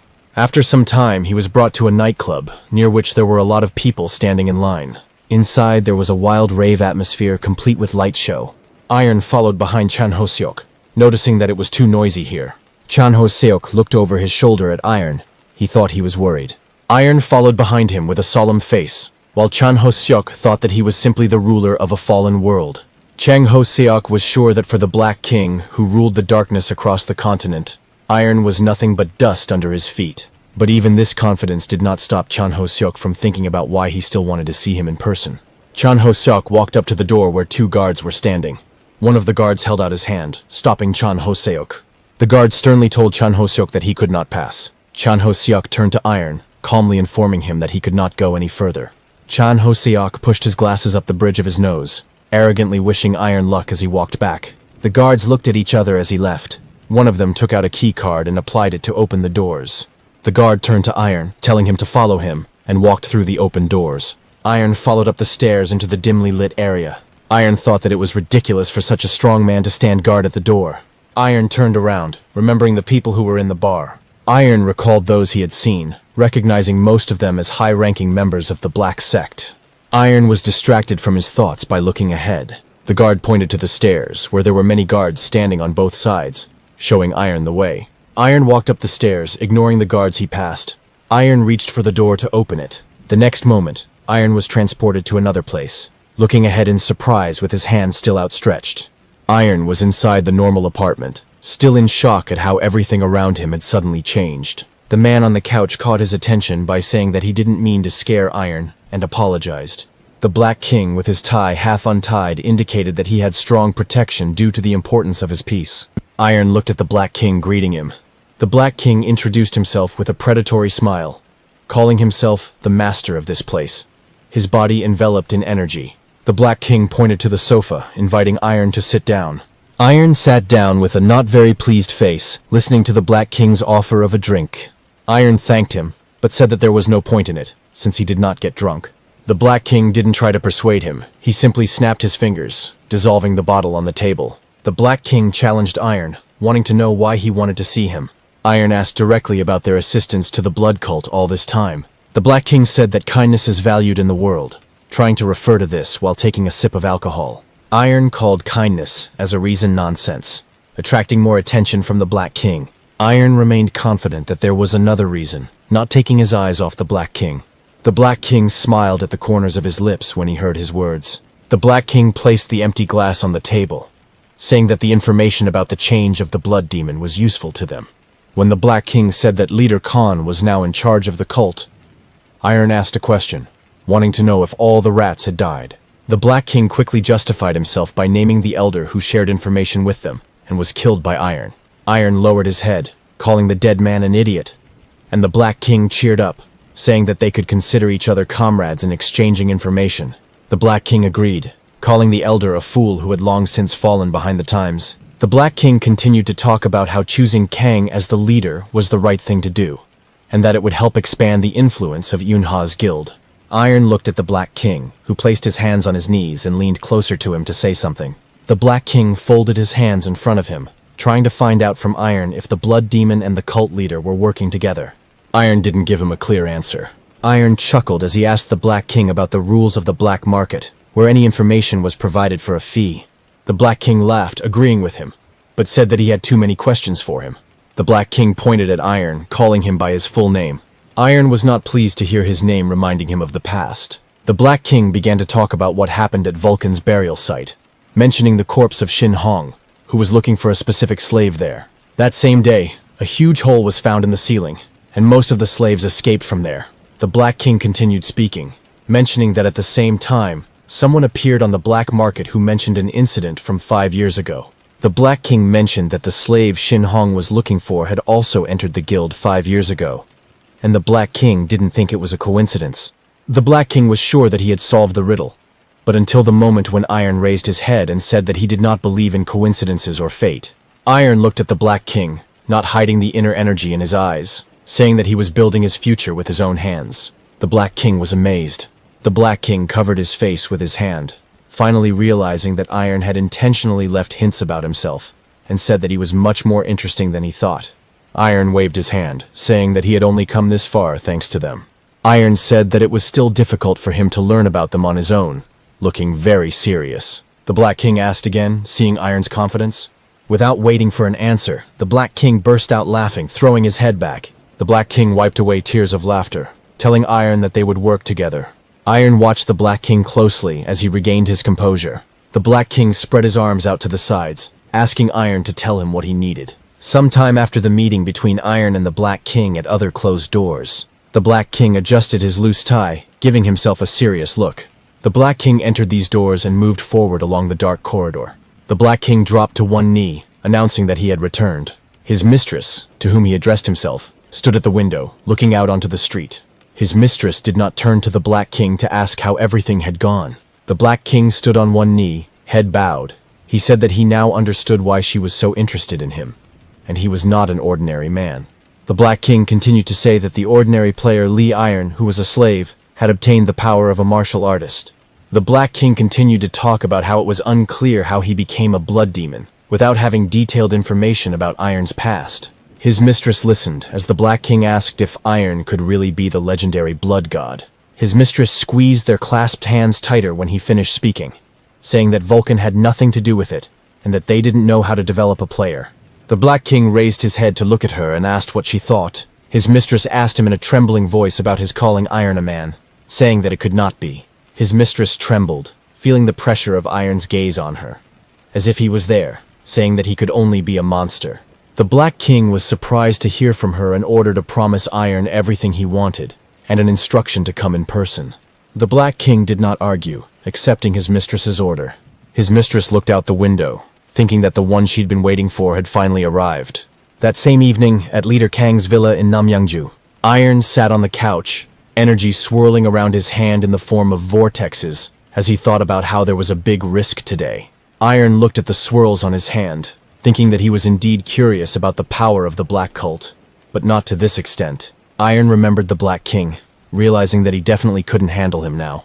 Iron clenched his fist, crushing the vortexes of energy, deciding that he could confirm that their aid to the Blood Demon cult was not without reason. Iron remembered Muwan's words that the Blood Sect and Heaven Sect were equally important, but one group only helped the Blood Sect. Iron looked ahead, remembering that that secret group was called How Moon. The next day arrived. Yunha stood there in shock, her mouth open and staring straight ahead. Iron was the first to break the silence as Yunha tried to get over the shock. Iron asked the Black King, who was sitting on the sofa in front of him with a friendly smile, why he had come. The Black King looked at Iron with the same glowing goodwill, informing him that the investment issue had been resolved. Iron looked at him, not understanding what he meant, and asked about it. The Black King pointed his hand at Yunha, who was holding the documents, saying that the blood sect needed changes. Next, the Black King pointed at Iron with the documents in his hands, saying that a new blood demon had appeared.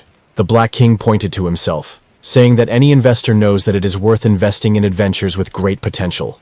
The Black King, Ha-Se-min, extended his hand to Yunha, remembering that he forgot to introduce himself, and she gave in to the moment, but quickly turned away to Iron.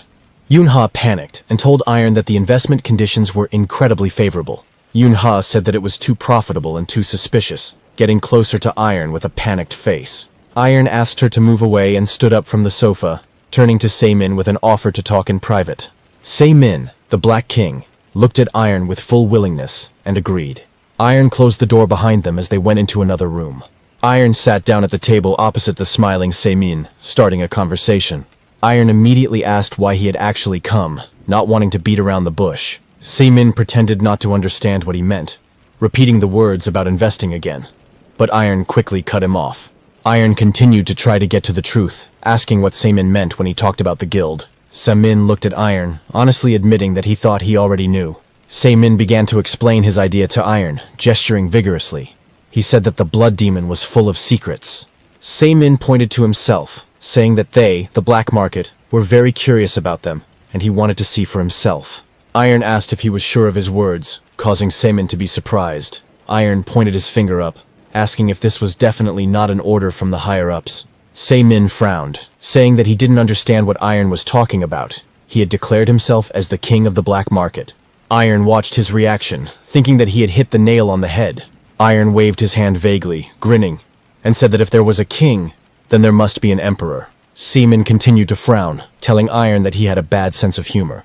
Iron didn't pay attention. He asked if the king could walk like that, and received the answer that his company was good and could function without a leader.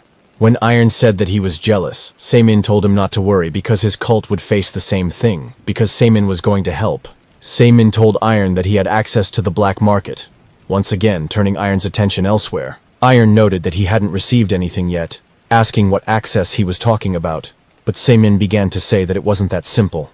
Se-min explained that the black market is a place where information from all over the world is collected, and access allows one to get there. Se-min said that he would represent Iron's interests for the time being since he could not reveal his identity as a blood demon. Iron accepted his explanation, noticing that he had regained his composure and was beginning to act businesslike again. Iron also switched to a businesslike conversation, folding his hands into a triangle under his chin, and asked about his request. Se-min was ready to answer right away, saying that this was exactly what he was getting at. Se-min reported that he had found the magician he needed. Iron thought, remembering the mage Bondeno from the past. The skinny guy surfaced in Iron's memories. Iron truly believed that he was already dead. Se-min interrupted his thoughts by informing him that there was a problem, taking out his phone. Iron looked at Se-min's phone, which he placed on the table as he started talking about the Bondeno dungeon. Iron looked at the phone screen as Se-min spoke about how Armo's location had been exposed. The photo showed a fenced stone structure that looked like a passageway, and Se-min said that it was in the territory of the Hanum Guild. After some time, many people gathered at the stone passage in the territory of the Hanum Guild. Everyone turned in one direction, hearing the order for everyone to gather. Yuk-Sagul, the leader of the Hanum Guild, greeted the assembled group along with his subordinates. People recognized him by the nickname Lightning Sword, rejoicing at his appearance.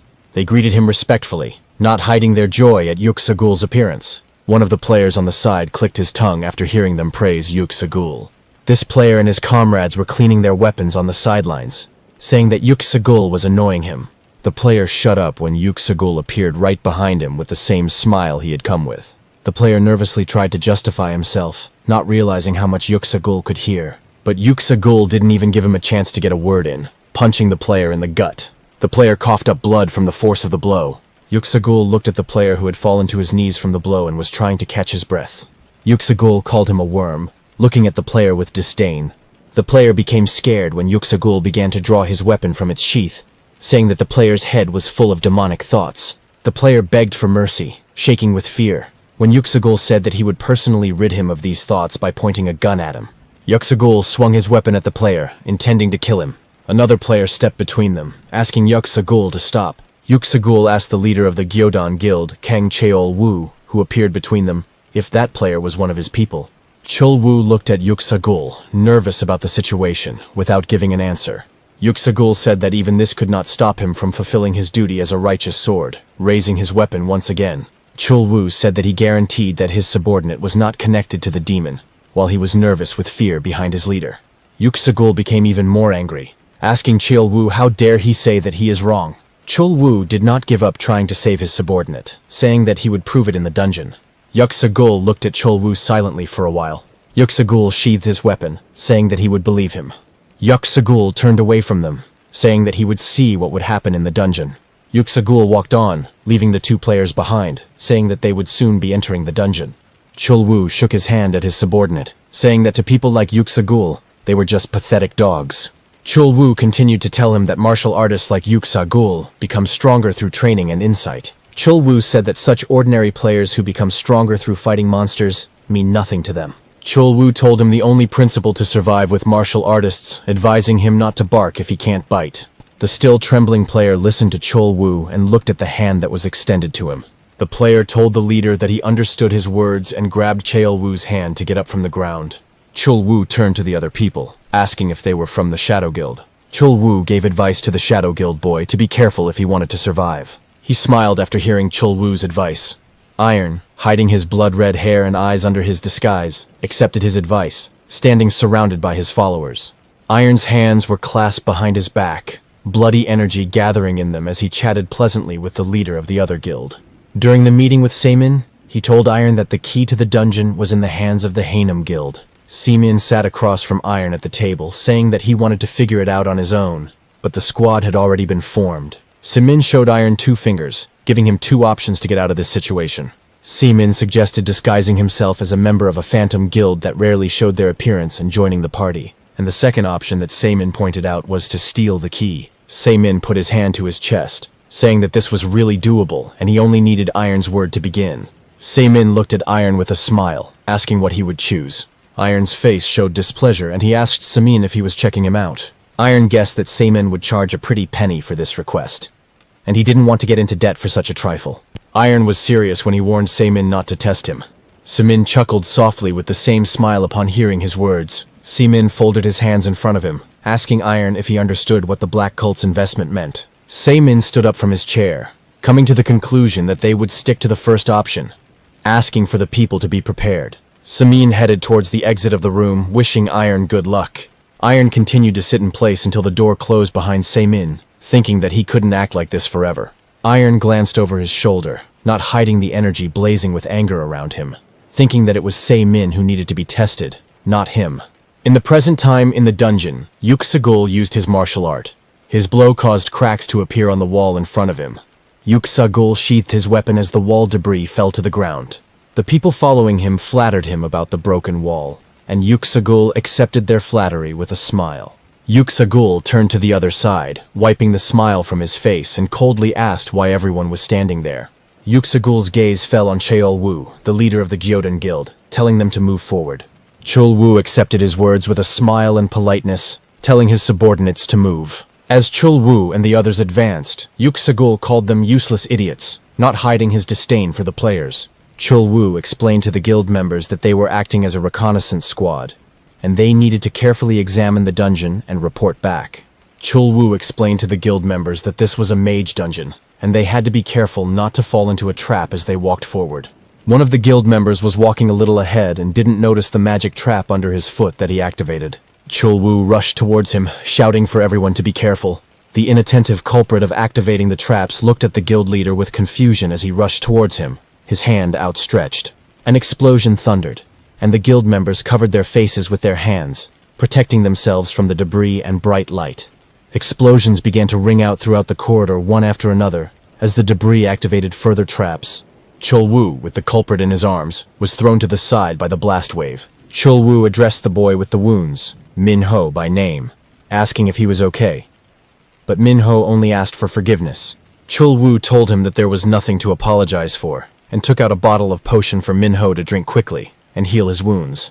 Chul-woo looked back at the other guild members, some of whom were also drinking the potion, relieved to see that there were no serious injuries. Yuksagul came up behind Chul-woo, commenting that they couldn't even dodge that, calling them idiots. Yuksagul ignored the wounded and said that now was not the time to whine and that they needed to move on to the next area. Chul-woo asked for a break so that they could take care of the wounded and not cause more trouble later. Yuksagul said that nothing would have happened if they hadn't fallen into the trap, but he still allowed it.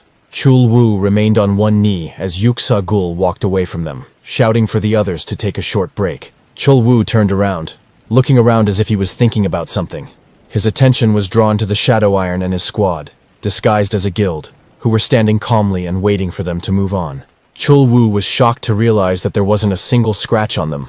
Chul-woo thought about how there was not a speck of dust on them after the explosion, not knowing that Iron and the others were protecting themselves with internal energy. Chul-woo couldn't look away, thinking that they had used some expensive item to protect them. Black Swordsman Captain Zhang Ji-soo telepathically transmitted to Iron undercover that Chul-woo was looking at him closely. Iron stopped him when Ji-soo suggested taking him out, reminding him that Bondeno was not an easy opponent and the dungeon would not be easy. From the outside, it looked like they were just standing there while Iron mentally said that they could deal with him later if necessary. At that moment, a girl ran down the corridor to the place where they had stopped for a rest, calling for her leader, Chul-woo.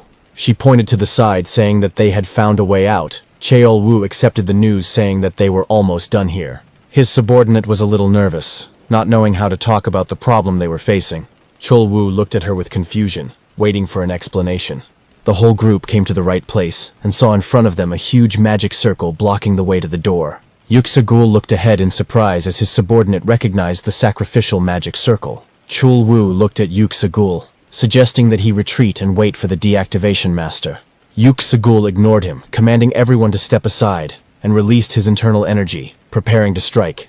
Yuksagul was preparing to use the blue wave sword technique. A huge blue wave came out from his weapon, hitting the magic circle.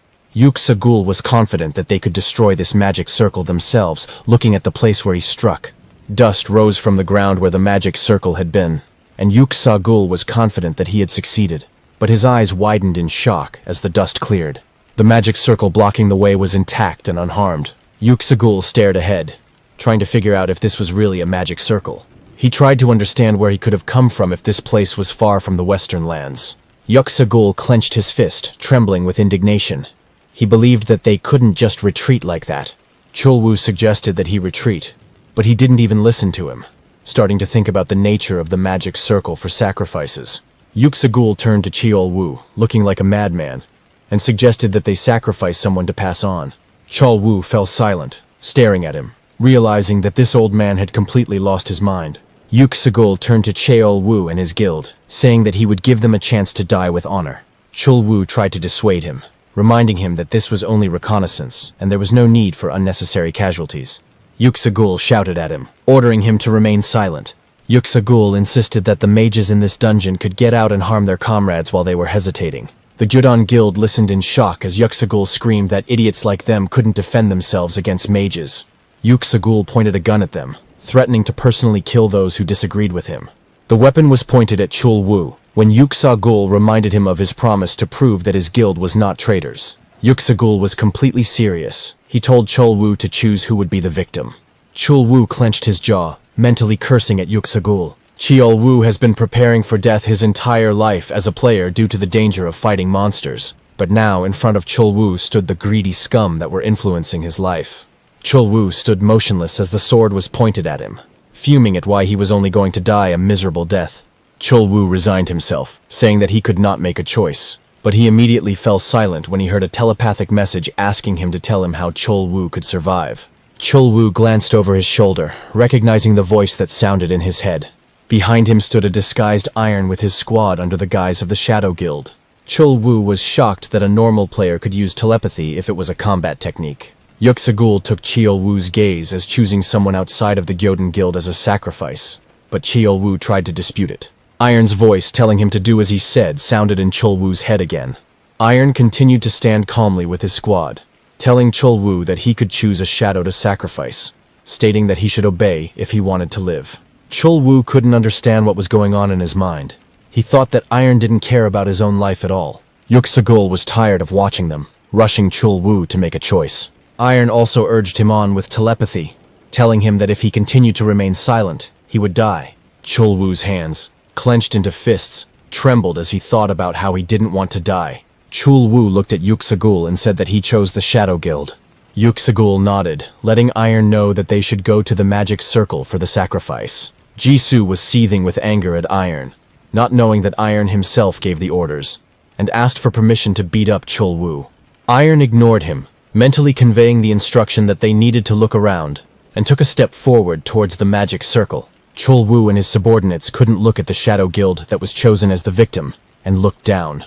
Iron was the first to step onto the magic circle. All the people who were assigned to the Shadow Guild stood on the magic circle, calmly looking ahead. Chul Wu didn't understand what was happening and why the circle wasn't activating.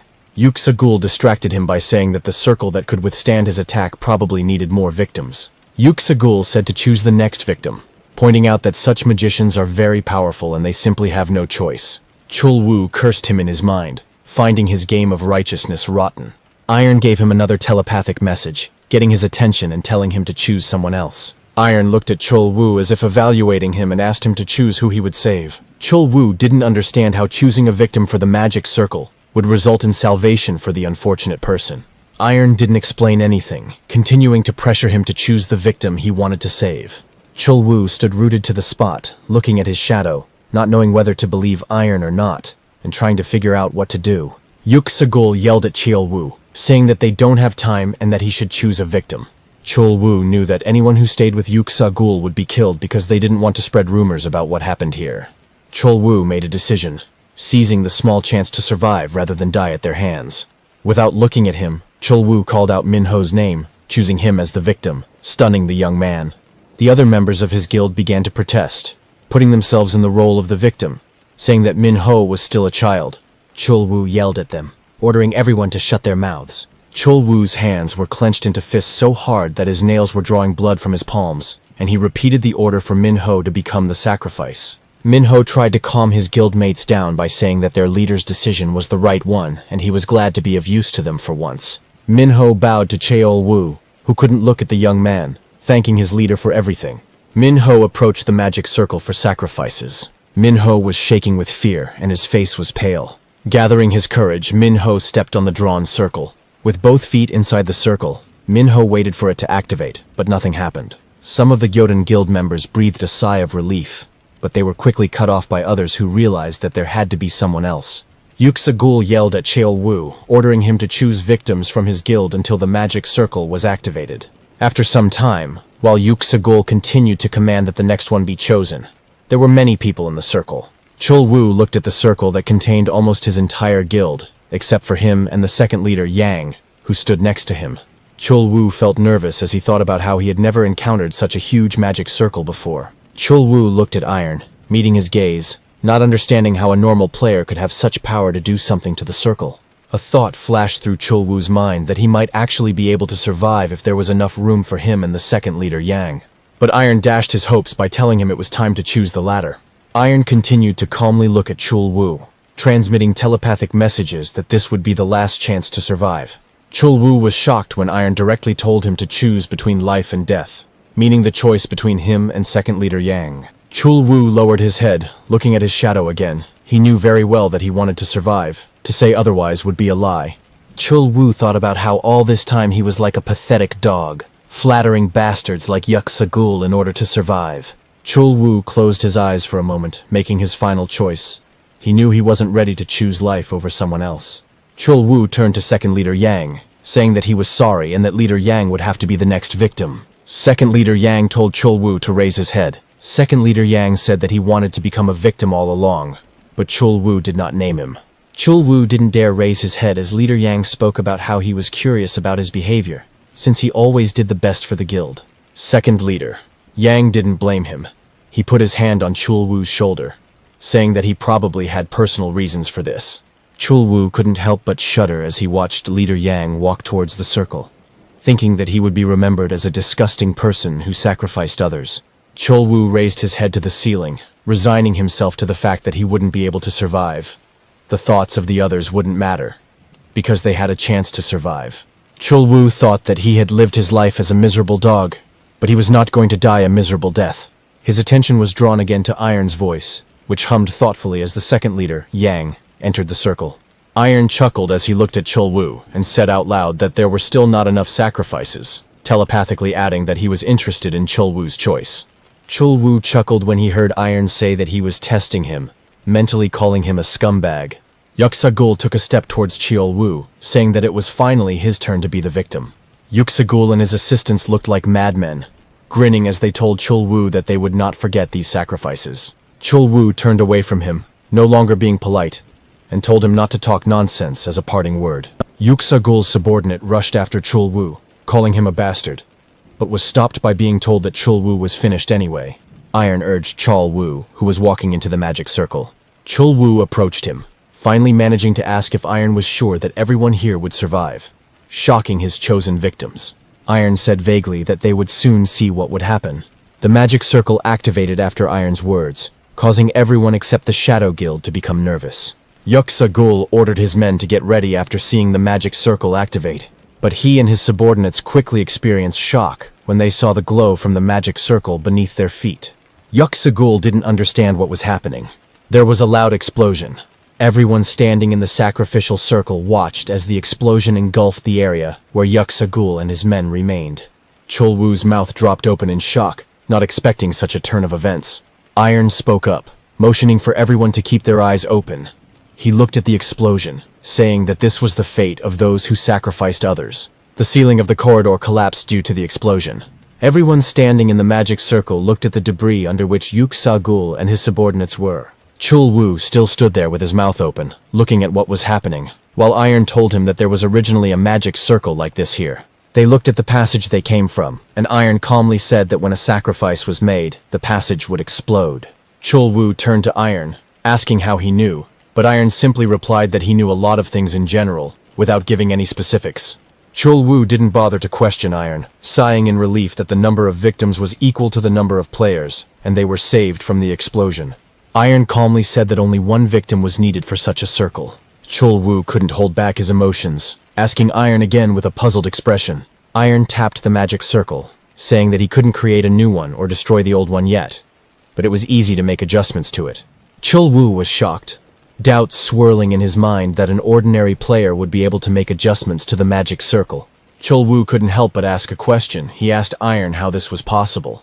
At that moment, internal energy began to rise from under the rubble in the passage. Yuksagul smashed the debris with his weapon and rose to his feet. Yuksagul was furious and asked Iron who he was. Without waiting for an answer, Yuksagul attacked from a distance, releasing internal energy. Iron didn't move as the attack got closer. Jisoo, the captain of the swordsmen who played the role of the Shadow Guild along with Iron, rushed forward while drawing his weapon. Jisoo blocked Yuksagul's attack by standing in front of Iron. Jisoo was angry. He clenched his jaw and shouted at Yuksagul that he was a shameless scoundrel. Jisoo and the squad members stood in front of Iron, protecting their master. He yelled at Yuksagul because he interfered with the internal energy. Yuksagul asked again in surprise when he heard about internal energy. Yuksagul and his subordinates who had crawled out after the collapse looked at them, and he asked if they were martial artists. Yuksagul assumed that the shadows had hidden their identities to harm them, and his subordinates shared his rage. Iron looked at his opponents carefully, noticing the weapon in Yuksagul's hands. The sword that Yuksagul held caught his attention because it was because of it that everyone around him survived. Iron knew that the debris from the ceiling must have turned them into mangled bodies. Iron gathered black balls of his internal energy on his hand, wanting to see if Yuksagul and the others could continue to stand firm. Jisoo walked up to Iron and asked if he could rely on him, bowing his head. Jisoo began to complain about their behavior, almost blurting out that Iron was a blood demon. Iron stopped him, slightly suppressing him with his internal energy. Jisoo froze as he listened to the telepathic message from Iron, who asked with displeasure if he had decided to reveal his identity to everyone. Jisoo continued to talk about how he couldn't stand by while someone almost touched Iron, and Chul-woo listened with confusion. Iron gave the go-ahead, lowering his hand and dissipating his energy. Iron turned away from Yuksagul and the others, telling Jisoo that they seemed like suitable opponents for him, to which Jisoo bowed. Jisoo was determined to show his loyalty, because he couldn't do it on the day the blood demon appeared in the fortress. Jisoo believed that he had committed an unforgivable sin by not recognizing the true blood demon and drawing his sword against it. Wanting to atone for his sin at least a little, Jisoo went forward and addressed his subordinates under the cover of the Shadow Guild. Jisoo said that they would get rid of their guild members' enemies. He and his subordinates were burning with determination to prove their usefulness to their master. All members of the squad rushed into the attack, full of their duty. Yuksagul was furious. He didn't understand why they were talking about him so easily, as if they had forgotten who he was. Yuksagul shouted that he was the foreman of the great Hanam Guild, preparing to enter the battle. Jisoo launched the first sword strike, which Yuksagul blocked. Yuksagul was surprised to feel the power of Jisoo's attack. Jisoo told Yuksagul that his sinful soul would be washed away with blood while their swords were crossed. The rest of the Shadow Squad rushed to attack after their captain. Yuksagul's subordinates entered the battle to help their superior. Iron sat on the ground to the side, calmly watching the battle, while Cheol-woo and his men stood behind him in shock. Chul-woo hesitantly asked Iron if he should help them, and Iron turned to him and asked again. Iron looked back at the fight, asking who Cheol-woo wanted to help. Chul-woo started to reply that he naturally wanted to help his people, but he stopped, looking up at the battle. Jisoo's subordinates pressed back their opponents. Looking at them, it seemed like they didn't need any help. Cheol-woo and his men watched the battle with their mouths open, not believing that Shadow was defeating the warriors from Hanam. Jisoo was pushing Yuksagul himself before their eyes. Jisoo displayed amazing swordsmanship while Yuksagul defended himself from his attacks. Iron looked at them calmly, continuing to talk to Chul-woo. He said that he needed experience points, and Chul-woo asked again, not understanding. Iron kept his eyes on the battle, stating that it was time for them to understand what modern martial arts were. Jisoo felt a little uneasy at that moment as he continued to attack Yuksagul, who definitely felt weaker than him. Jisoo looked at Yuksagul, not understanding why there was such calmness in the air during their battle, in which he was at a disadvantage. Yuksagul parried the new blow and asked Jisoo if he belonged to the Wanderer sect. Yuksagul looked at Jisoo's sword, stating that it was weak and most likely hadn't trained enough. Jisoo launched another attack, causing Yuksagul to jump back into the distance. Yuksagul tightened his grip on his sword, pouring internal energy into it, and decided that it was time to show Jisoo. Yuksagul raised his sword above his head, his entire body enveloped in inner energy. He was about to show true swordsmanship to Hanam. Jisoo watched him carefully, not expecting such a turn of events. Jisoo jumped from his spot, closing the distance between them.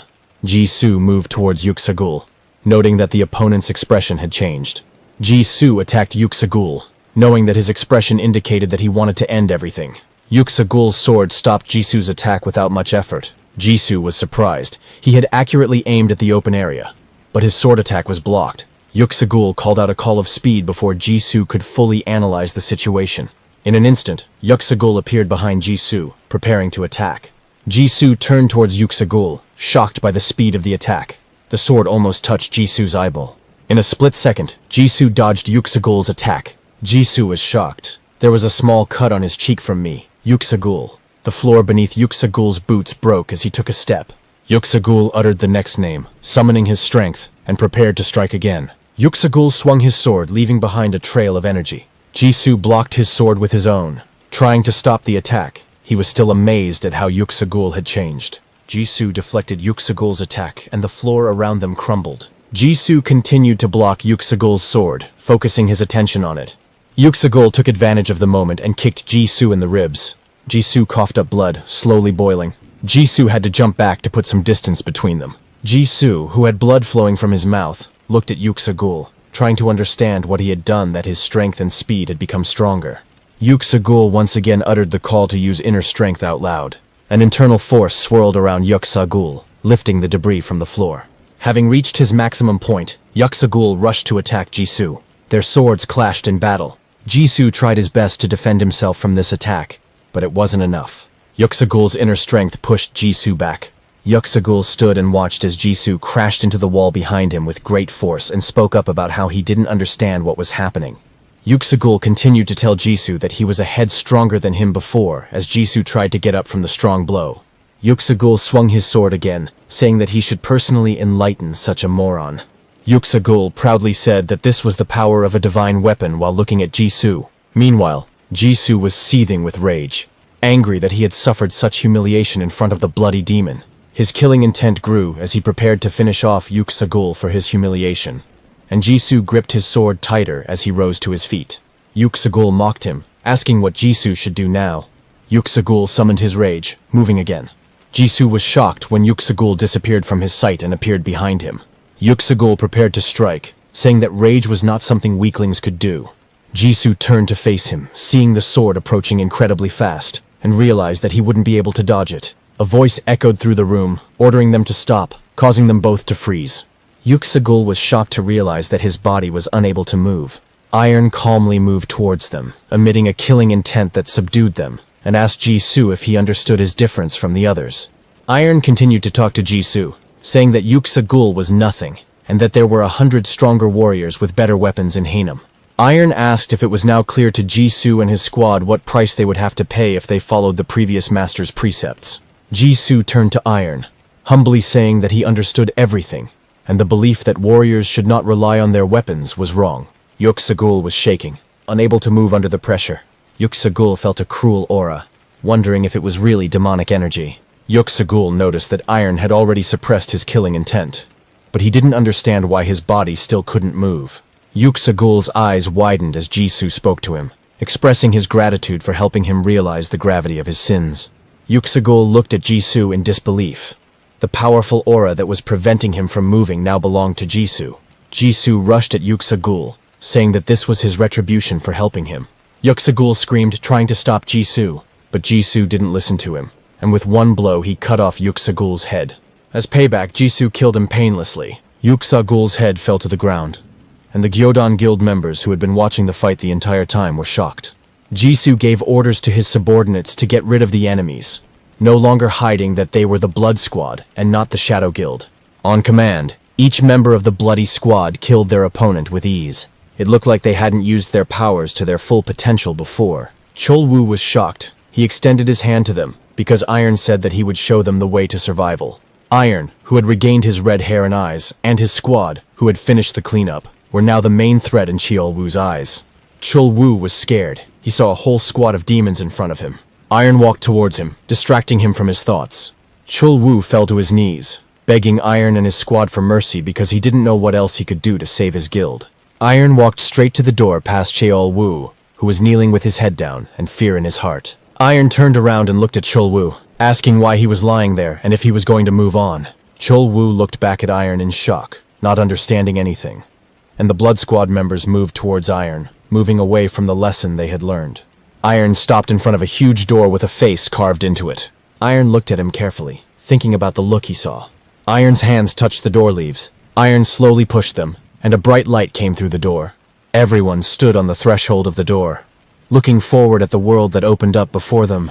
Jisoo turned to Iron, no longer hiding his identity as a blood demon, and suggested that he go ahead in case of traps. Iron looked at Jisoo, reassuring him that there would be no more traps and that everything had a limit. Jisoo didn't hide the fact that he didn't quite understand what Iron meant about the limit. Iron calmly began to explain that what people called a dungeon was simply a fragment of another world, just like their fortress. Iron reminded Jisoo that such a world required support, and the price of a dungeon with traps was just extra resources. Jisoo listened to Iron's words about how the dungeon had nothing more to take due to the huge magic circle, proud of his lord's knowledge. Iron explained this by saying that he once led a guild. Iron looked at the space that opened up before them, saying that only the inhabitants of this world would be waiting for them from now on. Iron took a confident step forward, telling the others to follow him. The others followed Iron down the aisle, and the space around them swayed slightly. Iron thought about his words about once leading a guild, remembering the day he met the Black King. Magic circles appeared around them, interrupting Iron's thoughts. Magic circles appeared in front of each person, and the people from the Gyodan Guild felt that the sensations had changed. The energy of the magic circles distorted and changed the space behind them. Out of nowhere, a group of magicians appeared in front of everyone's eyes and created these magic circles. The Gyodan Guild members covered the leader of Cholwoo, asking him to stay behind. But it was useless because the circles were everywhere. Cholwoo was shocked, but something was bothering him. Cholwoo looked at the mages who had created the magic circles, and didn't understand why they weren't activating them. The magicians noticed that something was wrong. They looked at Iron, who had energy swirling around his hand. This energy penetrated into all created magic circles. Iron advised the mages to be careful. According to Iron, anyone who deactivates the circles now will feel their mana flowing in the opposite direction, causing excruciating pain.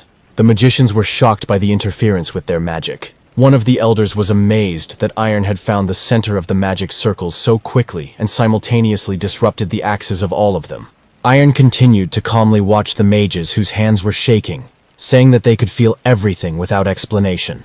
The magic circles began to disappear, which surprised Iron. One of the mages stepped forward, speaking to Iron. He suggested that it was Iron who destroyed the magic circle of sacrifices. The guy looked at Iron, waiting for his answer, and at the same time made the fate of other magicians easier by killing their magic circles. Iron recognized him and told him that he was right. Iron looked at his old friend Bondeno, who had overcome the mana flow disorder and become a true genius while they were apart. Bondeno looked at Iron, considering him a stranger, trying to understand how he was able to understand a type of magic circle unknown to him. Iron stood among the other members of the squad, and Bondeno could not understand what such a talented magician was doing among the warriors. Iron interrupted Bondeno's thoughts by saying that he still had the same stupid expression on his face, which surprised Bondeno. Iron continued to have fun, telling Bondeno that his hairstyle was clearly not suitable for a magician. Bondeno was disoriented, asking Iron if he knew him. Iron said that he knew, of course. How could it be otherwise? Iron said the words that he came to save him, calling Bondeno by name, and this made Bondeno even more surprised, remembering the past. A moment from the past surfaced in their memories, when Iron tried to escape from pursuit. 3 people were chasing Iron, not lagging behind him even a step. Iron felt that sooner or later his pursuers would catch up with him. He had no chance at all to break away from them. Iron's attention was drawn to a telepathic message showing him the way. The pursuers saw Iron dash into the alley. The pursuers reached the alley and stopped. They looked ahead in surprise, not understanding anything. The alley was completely clear. They wondered where Iron could have gone. One of the pursuers didn't want to waste time thinking, and assumed that Iron had jumped to the other side. The pursuers rushed after him, jumping over a high wall in a few leaps to catch up with Iron faster. Iron couldn't believe he had managed to fight off the pursuit. Iron and Bondeno were sitting in that alley in Bondeno's magic circle, which hid them from the others. Iron turned to the then stranger and thanked him for Bondeno saving him. Iron was worried that helping him would only bring the guy problems, and asked him to leave quickly. Bondeno ignored the words spoken, asking him if it was true in front of Lee Iron. Iron was surprised that this guy knew him. Iron watched Bondeno rise to his feet and asked him how he knew him. Bondeno turned around and said that he and Iron were alike, and that was all. Bondeno confidently told Iron to follow him, intending to help him get out. Iron followed, not understanding anything, and demanding at least some kind of explanation. After some time they were attacked. The attacker recognized Bondeno, calling him a little rat. The man using internal energy who cut Iron was moving towards Bondeno. Iron was lying on the ground trying to get up, not understanding how they found them. The attack was so fast that they didn't notice it. Iron looked up to see the attacker moving towards Bondeno. Iron tried to stop him with horror in his eyes, not wanting Bondeno to die. At this moment, Bondeno looked at Iron, not understanding who was in front of him due to his changed appearance, and asked him again about his intentions. Bondeno didn't understand anything, saying that he didn't understand why Iron would save him if he didn't even know him. Iron chuckled slightly as he watched Bondeno's reaction. Iron said that they were just similar, repeating Bondeno's words from the past, awakening his memory. Iron came closer to Bondeno, saying that this was the whole reason. Bondeno began to stutter, not believing what was happening. Iron smiled at Bondeno, saying that they had not seen each other for a long time, and Bondeno recognized the features of Lee Iron, whom he had known. Bondeno's mouth dropped open in surprise when he recognized Lee Iron. Bondeno knew that Iron had been enslaved by the Hwasun Guild, and he couldn't believe his eyes that he had managed to escape. Iron interrupted his thoughts by asking why Bondeno had saved him in the past. It was important for Iron to find out. He continued to say that during that period he was betrayed by everyone, even those he trusted the most. Iron looked at Bondeno, saying that he had risked his life back then, without even knowing Iron. Bondeno was able to cope with his surprise and listen to Iron, who wanted to find out the motivation for his actions from the past. Bondeno took a deep breath and began to explain his reason to Iron. He said that for him, Iron was a hero. Iron listened carefully to Bondeno, a little surprised by the statement. Bondeno spoke of the past, when he left Arno to save himself, desperately trying to save himself and hide from everyone. It was then that Bondeno saw Iron and his then guild fighting against injustice, and it gave him strength. Iron smiled slightly when he heard his answer. Iron remembered the question from his teacher, the Sword King, who asked him if he really wanted everything to disappear. Now Iron knew that he couldn't destroy everything, because right in front of him stood a man who believed in him. Iron extended his hand to Bondeno, surprising him, and said that he had saved him, and now Iron would help Bondeno. The remains of the magic circles were destroyed behind Iron, who smiled at Bondeno and offered to come with him. Bondeno looked at him with wide eyes filled with hope. Bondeno couldn't control his emotions. He pressed his lips together to somehow calm down. Bondeno trembled, honestly admitting that when Hanam found the passage, he thought it was the end for Arno. Bondeno smiled with tears in his eyes and looked at Iron, telling him that he was glad they were alive. Bondeno shook Iron's outstretched hand, thanking him as his hero past and present. Iron, just in case, clarified that in order to survive, they would have to leave Arno, observing Bondeno's reaction. Bondeno tapped his head with his finger, saying that everything was fine and it was just in his head. But the other old mages behind him were shocked. Bondeno told them that the second squad of Hanam was waiting outside, and they had to leave to survive. The mages began to talk about how Arno held a huge history, and asked why they couldn't try to protect this place. Iron looked at them without interfering, comparing them to the fools from the Blood Demon Fortress. To Iron, they looked like they were rotting in place because they refused to look at the rest of the world. Iron looked at Bondeno, waiting with interest to see what he would do. Bondeno shouted at the others, calling for them to be quiet. The magicians fell silent, not expecting to hear Bondeno's cry. Bondeno scolded, asking how they could ask Iron and the others to risk their lives when they had already put their lives on the line to save them. Bondeno continued to swear, asking how they could imagine fighting an entire guild that they were powerless to stop. The old mages were ashamed when Bondeno said that if everyone died, no one would be able to remember Arno's story, which was so important to them. Iron approached Bondeno, drawing attention to himself, asking to be allowed to clarify something for the others. Iron made no secret of his murderous energy, saying that he had come here to save Bondeno and didn't care about the rest. Iron created orbs above his palm, saying that he would kill them personally if they got in the way. Iron, emitting incredible pressure, hurried the old mages to make a decision. The old mages felt the thirst for blood that Iron was emitting. They understood perfectly well that he was not joking, and was ready to kill them. The old mages stepped aside, accepting the option of escaping from Iron, letting him and Bondeno go deeper into Arno. Bondeno turned to Iron, calling him to go further. They moved down the long corridor, following Bondeno, in a group of Iron, Jisoo, and Chael Wu. Chul Wu asked Iron if he really planned to destroy the dungeon, and Iron asked him if he was really sorry that Arno would fall. Chul Wu said that he was worried about his guild dying in a permitted dungeon, and Iron turned to him. Iron asked Chul Wu why he was telling him this. Chul Wu swallowed, nervously before answering Iron. Chul Wu fell to his knees in front of Iron, bowing his head, and asked him to take the Gyoden Guild with him. Young Wu was saying that they wouldn't be able to hide from Hanam after what happened here. Iron, Jisoo, and Bondeno listened to the kneeling Jung Wu, who said that even if they were lucky enough to hide, they would lose their families forever. Chul Wu looked up at Iron with a determined gaze, promising that they would do everything in their power if he helped them survive. Iron quickly agreed, but only on one condition, and Chul Wu began to listen attentively, ready even for the impossible. Iron's condition surprised Jisoo. He looked at his lord as he told him to never kneel before him, as he was quite tired of it. Chul Wu looked at Iron, finally realizing that he had originally intended to take them with him, not leave them to die. Chul Wu couldn't help but ask if Iron was a Miltia, but Iron just asked in surprise if they still existed. Chul Wu thought about his answer. Cheol Wu's words about him recently saving some people from Miltia caught Iron's interest.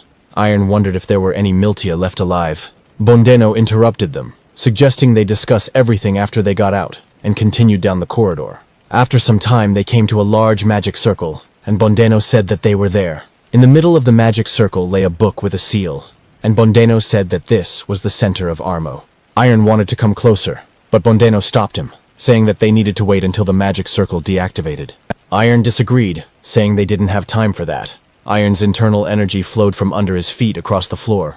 Iron's energy moved towards the magic circle. Bondeno grabbed Iron by the shoulders, saying that this magic circle was much more complex, and one mistake could lead to their death.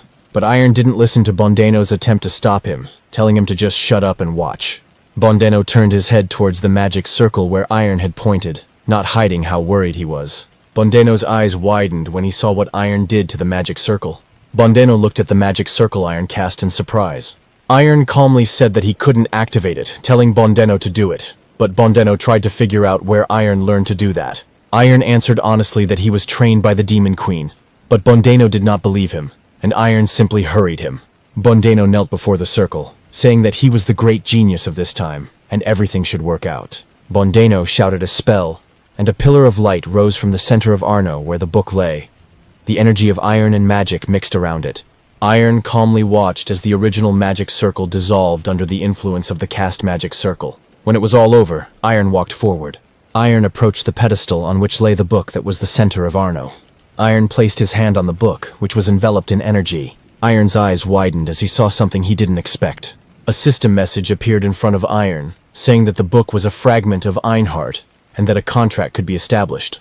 The center of the system was the power that awakened players received, and it was something that Iron was very familiar with. Iron looked at the system window in front of him, thinking that he was sure he had lost the center of the system, since he hadn't seen the system windows for a long time. Iron remembered the last system window he had seen, where there had been an offer to become a vessel for chaos. Iron pressed his hand to his chest, confident that there was no center of the system inside him, only trapped chaos. Iron was trying to figure out if chaos could replace the center, and Bondeno approached him worriedly, asking if he was okay. Iron turned to him, asking if Bondeno had ever received notifications from the system, but Bondeno said that was impossible. Iron looked at Bondeno and asked how he became the master of the dungeon. Bondeno remembered the ritual in which he spilled his blood into the magic circle that Iron destroyed and told about it. Iron looked back at the system windows in front of him, deciding he needed to try it out for himself. Iron gave the registration command. The book that was the center of Arma was brought to light. Several system windows popped up in front of Iron. They said that Iron had registered as the new owner of the fortress. The next system notification asked if Iron would accept the position of Master of the Blood King's fortress. Iron tried to understand why they were talking about the fortress again, since Iron had already managed to establish a connection with its center. Iron continued to look at the last system message, trying to figure out if he could have failed to meet all the conditions up until this point. Iron repeated the registration command again, giving his consent to become the master of the bloody fortress. Iron kept his eyes on the system window, waiting for the next message. A smile spread across Iron's lips. Without turning around, Iron called out to Bondeno, who had been standing behind Iron the whole time. Iron was pleased to report that there would be no need to get rid of Armo. The system messages in front of him informed him that Iron was now the master of two worlds and could unite them. Iron looked at the last system window, which asked which world he wanted to make the main one. Iron didn't even have to think. He immediately named the Fortress of the Blood Demon. A bright light spilled out from the system window, filling the entire room, and Jisoo and Bondeno covered their eyes with their hands to avoid being blinded.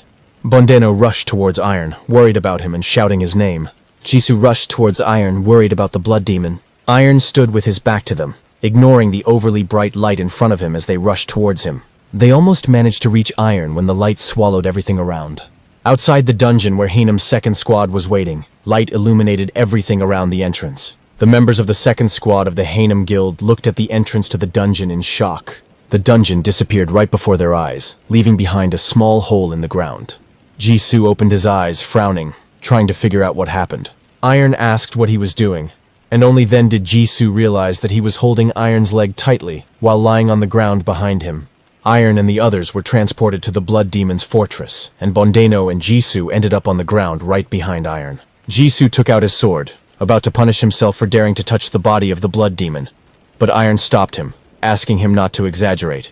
Everyone who was in Arno had been transported to the fortress, and were now trying to understand how it had happened, remembering only the sudden flash of light. The leader Kang moved towards their group, enveloped in his own inner energy, asking if the unknown people had any idea where they had ended up. Leader Kang moved towards them, saying that he didn't care how they got here, but they wouldn't get out of here alive. Jisoo turned to him, and Leader Kang restrained his energy, asking the Blood Squad captain in surprise what he was doing here. Iron, who was standing a little to the side, simply said that he had transported Arno to their fortresses, his statement surprising both Jisoo and Leader Kang. Iron pointed to the dumbfounded Bondeno and Chulwoo behind him, telling Leader Kang to say hello to their new men. The old magician Jekyll asked in confusion what was going on here. Iron, remembering something important, turned to the people he had transported here and asked for a moment of their attention. Iron, enveloped in his energy, raised his hand, stating that they had tight security in the fortress, and he needed to set some restrictions.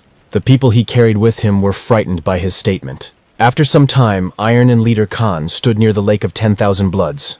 Iron asked Leader Khan if this lake was the center of the fortress, and Leader Khan said that it was the passage to the Divine Relic. Leader Khan said that only the priestess knew how to open it, and said that he had already contacted her, but Iron simply stated that it was not necessary. Iron raised his hand over the lake, saying that he could feel everything from here too. Blood from the lake began to rise under the influence of Iron's powers, shocking Leader Khan. The system window popped up in front of Iron again, informing him that the entry of a new squad into their fortress had been confirmed. The next system window asked if Iron wanted to move Armo, who was attached to the fortress. Iron gave his consent. A map of the area drawn by the system center appeared in front of Iron. A system window notification informed Iron that it was possible to expand this world. Iron gave the command to expand the world, thinking that, it turns out, boundaries are mobile. Everything around Iron and Leader Khan began to move and noise could be heard. Leader Khan asked Iron what was going on, but Iron didn't give a specific answer, simply telling him not to worry. The entire territory of the Blood Demon Fortress shook, and people outside saw what was happening. They were shocked. Some tried to stay on their feet. Occultists saw with their own eyes how their world expanded in that moment. An updated map of the area appeared in front of Iron, and the system window reported that the world expansion was complete. Iron studied the map, now understanding how it worked. A new system notification informed Iron that he could now select the dungeon's guardians. The system window offered to select a guardian for Arno and the Blood Demon Fortress. Iron asked the system window if he could become a guardian himself. The system window's response was short, and it said that the owner could not become a custodian. Iron asked if the keeper could leave the dungeon, and learned that it was possible if the keeper paid to leave the dungeon. Iron thought about it. Regarding the fortress, he immediately chose the Leader Khan. But for Armo, he did not want to choose Bondeno, not wanting to limit him. Iron remembered the old magician Jekyll, and chose him to be Arno's guardian. The system window reported that the assignment was made. Leader Khan, who was standing behind Iron, began to turn pale. Iron turned to him, sensing something was wrong. Leader Khan looked at his hands, not understanding what was happening. Leader Khan looked up at Iron, asking his master an unspoken question. Leader Khan continued to shout, addressing the Blood Demon as his master. They had already moved to the throne room, and Leader Khan continued to bow to Iron, who was sitting on the throne. Iron interrupted his praise, saying that there was no need to be so happy about what had happened. Leader Khan, who had become the guardian of the dungeon, looked at Iron, never ceasing to be happy because he had become younger again, and his strength had increased. Iron reminded Leader Kanu that he would not be able to leave the dungeon without permission, and that there would be a price to pay. Leader Kang beat his chest, confidently saying that dedicating his life to the sect was a great blessing for him. Leader Khan continued to bow to the floor like a madman, swearing allegiance to Iron, and Iron cursed, saying that the floor was going to crack. They were interrupted by the voice of another person who was in the throne room. Leader Kang stopped bowing and turned towards the sound. Jekyll, who became the keeper of Arno's dungeon, also rejuvenated and given more power, asked what he had done to deserve this honor. Iron rose from his throne, repeating the question of the magician Jekyll. Iron moved closer to Jekyll, saying that he was the only one Iron could trust with this. Jekyll listened to him attentively, a little worried that Iron was so close. Jekyll was nervous as he waited for Iron to state the reason for his trust. Iron said, in all seriousness, that the reason was that Jekyll was the only one who knew his name. Jekyll was at a loss what to say because of the absurdity of the reason.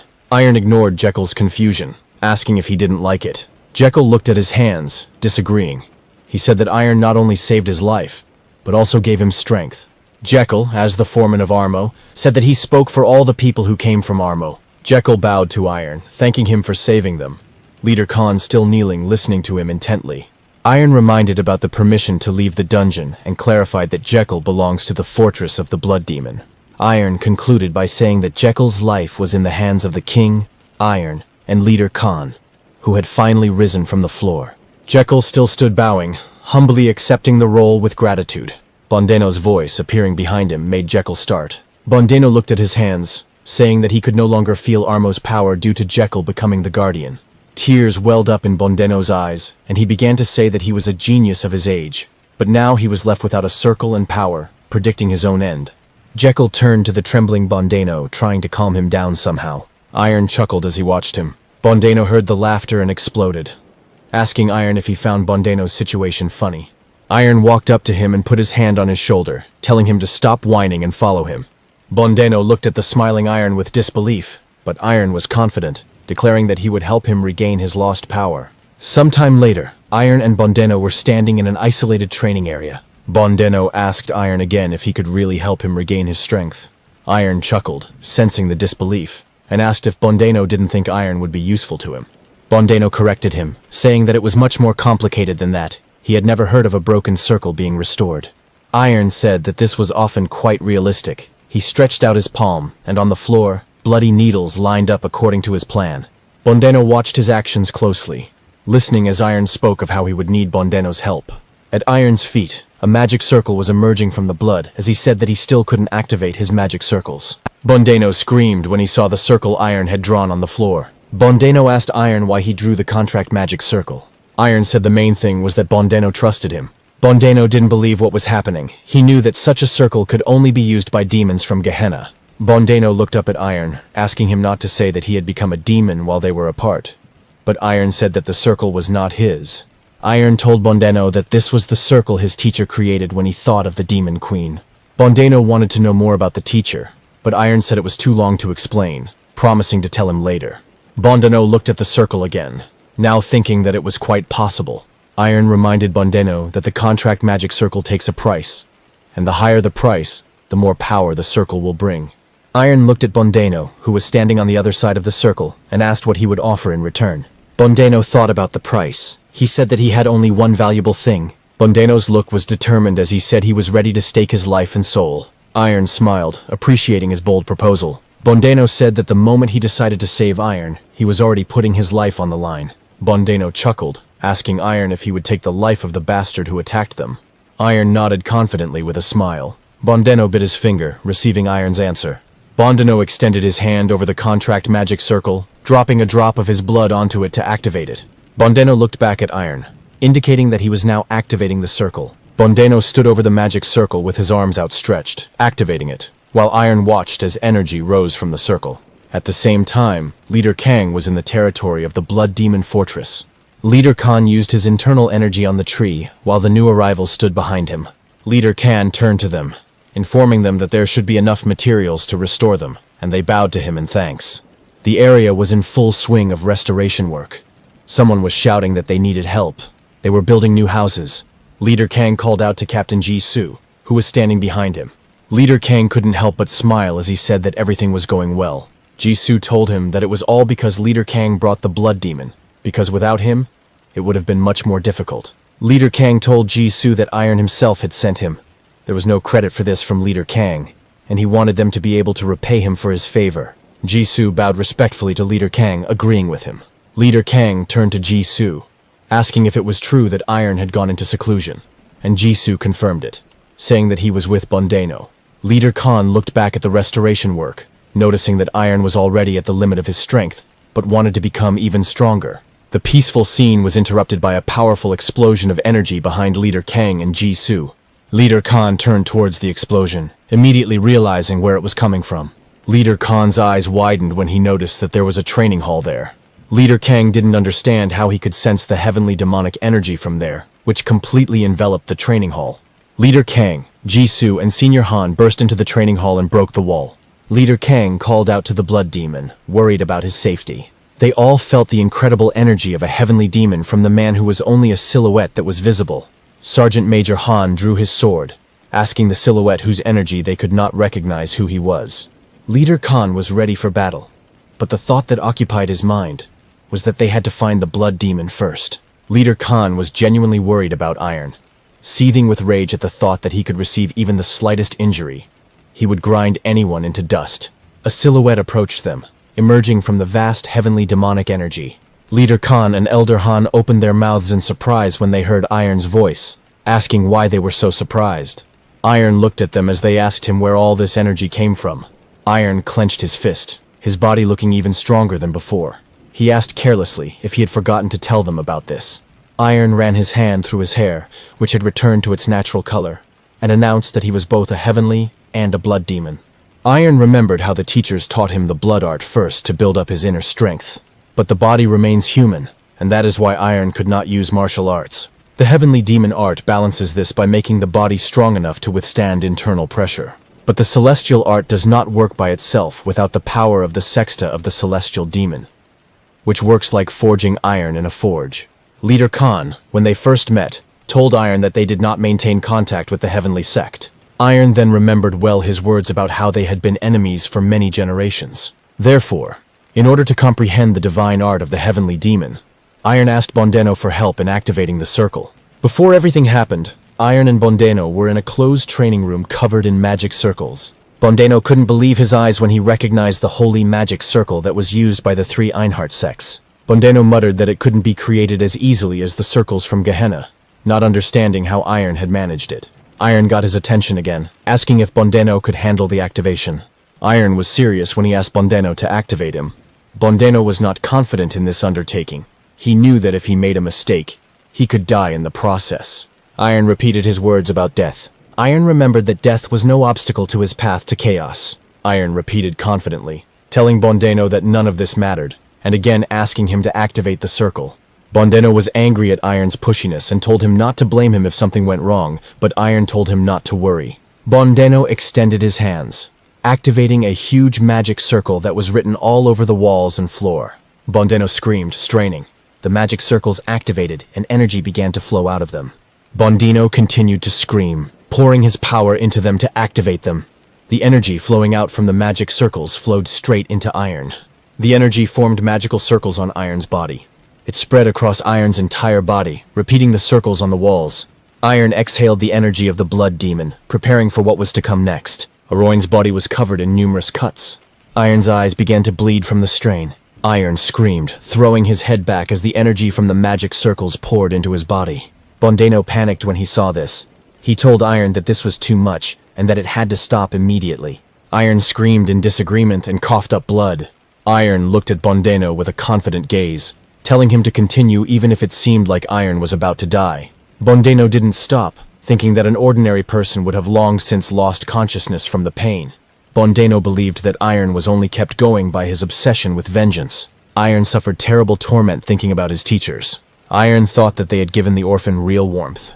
Iron believed that they gave him a home to which he could always return. He remembered them with warmth as he moved on, wanting to feel their body again at least once. It was these thoughts that helped him survive the hellish torment. Light appeared around Iron as the magic circles completed their work, filling his body with the energy of the heavenly demon. Bondeno reached out to him, afraid for Iron. The gears inside him that Mu Wan had once spoken of when explaining the sequence of study began to move again. They adopted a new position thanks to the development of Iron's martial arts. In the present, Iron stood in front of Leader Kang, Chief Han, and Jisoo. Leader Kang looked at him in surprise, thinking that usually these opposing martial arts could not coexist together. But right before his eyes, Iron was controlling the energy of both the heavenly and blood demons. Leader Khan asked Iron if he really combined two arts at once, while Chief Han sheathed his sword. Iron said it was a stupid question, causing surprise among his followers. Iron raised his hand, releasing some of his internal energy, saying that the two arts used to be inseparable. Iron continued to say that everything stems from the divine demon. Iron offered to show them in practice, telling them to move to a more suitable place. Iron pointed to Bondeno, who was lying unconscious on the ground, asking to be carried back to Armo, and the others only noticed him. After some time they stood at the wall of the fortress. Iron chose this place, saying that it was ideal. Iron waved his hand and asked everyone to step aside. Iron swung his fist towards the wall. His fist cut through the air and stopped. Following the impact, a wind picked up along its trajectory. Leader Khan looked at the wall with interest, seeing how it changed slightly. At the same moment, a powerful internal energy passed along the trajectory of the blow, digging a trench in the ground. Leader Kanu and the others had to cover their eyes from the brightness of this sight, the internal energy crashing down on the fortress wall. Where Iron's energy had been concentrated, there was now a neat hole in the wall. Iron said that this technique was called Shining Void, and the others behind him opened their mouths in shock. Leader Kang couldn't believe it when he saw the heavenly demon's divine art with his own eyes. Iron clicked his tongue, not listening to Leader Khan's surprise. Iron looked at his hand, muttering in displeasure that he thought so, that it was too much for him. The surprise on Leader Khan and Chief Khan's faces turned to concern when they heard Iron's words. At that very moment, the hand that Iron had used to demonstrate the heavenly demon technique was torn apart. Leader Kang and Chief Han shouted at the same time. Chief Han didn't know how to approach Iron, and Leader Khan was shouting for someone to call a doctor until Iron stopped them. Iron said nothing serious happened and his arm recovered almost immediately, returning to its previous healthy state. Iron looked at his restored arm, thinking that it was clearly hindering him and he couldn't use martial arts even a little. Iron was determined to get stronger faster. He knew that if he faced that guy now, he would hardly win. Iron called out to Leader Khan, who was still recovering from the shock of everything he had seen. Iron asked him to tell him that he needed to change his image. A few days later, at the B-rank portal in Namyangju, Yunha repeated the information to the guild members that a new member would be joining them from today onwards. The guild members felt uneasy knowing who exactly was coming to see them. Yunha asked them not to talk too much so that he wouldn't stand out, and Iron appeared behind her, asking why they were standing still. In an instant, Yunha and the rest of the guild members fell to their knees to greet Iron, but he asked if it wasn't too strange. Iron told them to get up, reminding them that he had already explained why he had come to the guild. Some time ago, in the guild office, Iron was talking about how he needed training in real combat, so he would join them. Yunha sat on the floor in front of him, saying that she would immediately hand over the leadership rights to Iron, but Iron stopped her. Iron thanked her for her efforts, noting that the guild's reputation had risen and people were talking about it. Yunha listened to Iron's words about how it would be strange if she left her post, and his name should not be revealed so as not to be caught by Vulcan. Si-min, the Black King, intervened in their conversation, saying that he was also interested in this point. Si-min asked Iron why he was clinging to his old name when he wanted to create a new image. Iron waved it off, saying that no one would check everyone in the guild anyway, and that the leader Yunha handled all the affairs. Iron mentally added that this way his teacher would be able to find him if he was still alive. Currently, Iron was fighting monsters at the gate. Iron used the art of the heavenly demon, honing his skills through practice. With each blow, his arm was torn apart, but Iron didn't pay any attention to it. Se-min noticed his progress, noting that they had only gone on a few raids, but he was already having trouble sensing his presence. Se-min asked Iron if he still had the strength of a player. Iron's arm recovered while he was asking Se-min if he noticed right away, and talked about how he didn't have a system core. Iron commented on Se-min's actions, asking if he was that bright-eyed. Se-min frowned, understanding the hint. Iron changed the subject, looking at the new monster. He asked Se-min what his purpose was in coming to help with the raids. Se-min began to speak to the point, mentioning that Hanam suspected that an unknown group was involved in what happened in Arlo. Iron killed the monster, calmly talking to Se-min about how Hanam didn't know about Bondeno, otherwise he would have sent a stronger squad. Se-min corrected him, saying that the Hanam higher-ups were aware. Iron's arm was recovering from the attack when he asked Se-min how he knew about this. Se-min revealed that he himself sold them this information, explaining his confidence. Iron stood over the monster's corpse, saying that Hanam had intentionally sent the people to their deaths. Se-min nodded, saying that the Hanams were determined to use this as an excuse. Iron became interested, asking if he meant the Iron Sword Alliance. Se-min nodded, confirming Iron's guess. Se-min explained that Hanam had his eye on their territory after absorbing Ganghwa and Icon. Se-min continued his explanation, saying that Hanam was going to blame the Alliance for the failure of the operation and the murder of the Elder. Iron chuckled, knowing that they were planning to start a war, and he was very interested in how the Alliance would react. Se-min replied that they had already started to act towards Yunha's guild, which got Iron interested in it. At the same time, Chul Jung-hui, the leader of the Iron Sword Alliance, struck the armrest, shattering it into pieces. Chul Jung-hui was shaking with anger as he spoke about the bastards from Hanam. Anger raged within him as Chul Jung-hui understood the rules Hanam was going to play by. Chul Jung-hui looked up at his interlocutor, asking what the others were saying about this situation. Guild leader Du Jung-hui responded to Chul Jung-hui by telling the others to remain silent. Chul Jung-hui still didn't believe it and was angry, asking Do Young-hu if the Hanam were really going to start a war with them. Chul Jung-hui stood up from his seat, saying that they needed to prepare to fight back, and that they needed to gather everyone from their territory. Du Young-hu asked what to do if someone refused. Chul Jung-hui said that anyone who disagrees will be considered a pawn in the hands of the devil, because the Alliance stands for justice. After some time, Iron entered the office, dressed in a decent suit. Iron asked the secretary who was in the office, and she became nervous when she met Iron, but told him that the guest was from Do-cheon. Iron asked again about the Do-cheon guild, slightly displeased. At this point, 3 men came out of the office, saying that their proposal should be considered, and that they should contact him as soon as possible. The representative of the Do-jong guild froze upon seeing Iron. He looked Iron up and down with displeasure, and he spent the longest time looking at Iron's hand, which he held in his trouser pocket. Representative Du Jong asked Iron if he was a member of Yunha's guild, but Iron only asked so what. Representative Do Jong became angry, calling Iron's attitude disrespectful, and asked him if he didn't know who was visiting. The representative introduced himself as Do Sang-muk, son of the guild leader Du Young-hu, lord of Gyeonggi province, and vice leader of the guild. Iron listened to him without much interest and asked what was wrong, which irritated Do Sang-muk even more. Iron remained calm, saying that if he had nothing more to say, then he should leave and not interfere. Du Sanmuk gritted his teeth in anger, feeling the killing intent rising within him, and mentally called Iron a scumbag. Yunha walked out of her office after hearing a noise outside. Yunha asked what was the matter and saw the representatives of the Dojong and Iron Guild. Du Sangmuk told Yunha that she should give the guild members a refresher because Iron didn't recognize him. Du Sanmuk and his men walked towards the exit, saying that he would turn a blind eye to it this time, but next time it would be different. The door slammed as they left the office. Iron chuckled as he watched them go. Yunha couldn't hold back her anger, asking how dare he do this. Yunha was filled with murderous intent and was ready to tear Du Sangmuk to shreds for his treatment of Iron. Iron told her to sit quietly unless she wanted to start a war with the Alliance and asked why he had come. Yunha turned to Iron, telling him that he had suggested that the guild unite. Iron asked if he meant an alliance, but Yunha, unable to contain her anger, said that Du Sangmuk said that they should join the Dujong Guild. Yunha said that she refused right away, but Du Sangmuk told her that they should think again.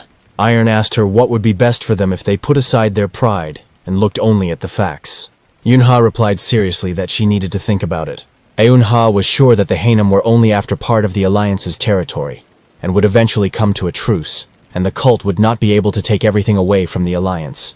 Yunha continued to say that the Alliance would never give up Gyeonggi, meaning the location of their fortress would be safe. According to Yunha, if they help Dujong win, they will be able to gain great influence in Namyangju. Yunha finished her explanation and asked Iron what he thought about it. Iron turned to leave, telling her to do as she wanted, because he had already trusted her to make decisions.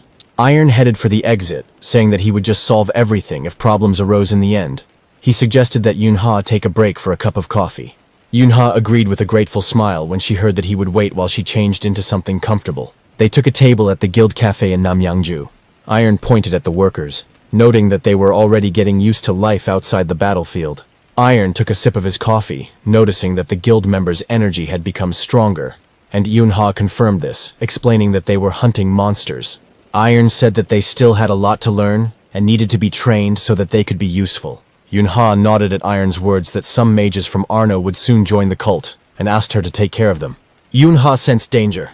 Yunha stood up from her seat, asking Iron if she could move away, but Iron told her to stay, assuring her that he would come anyway. Iron continued to drink his coffee calmly as people entered the cafe. Du Sangmuk, surrounded by even more security, greeted Yunha, saying that they met again.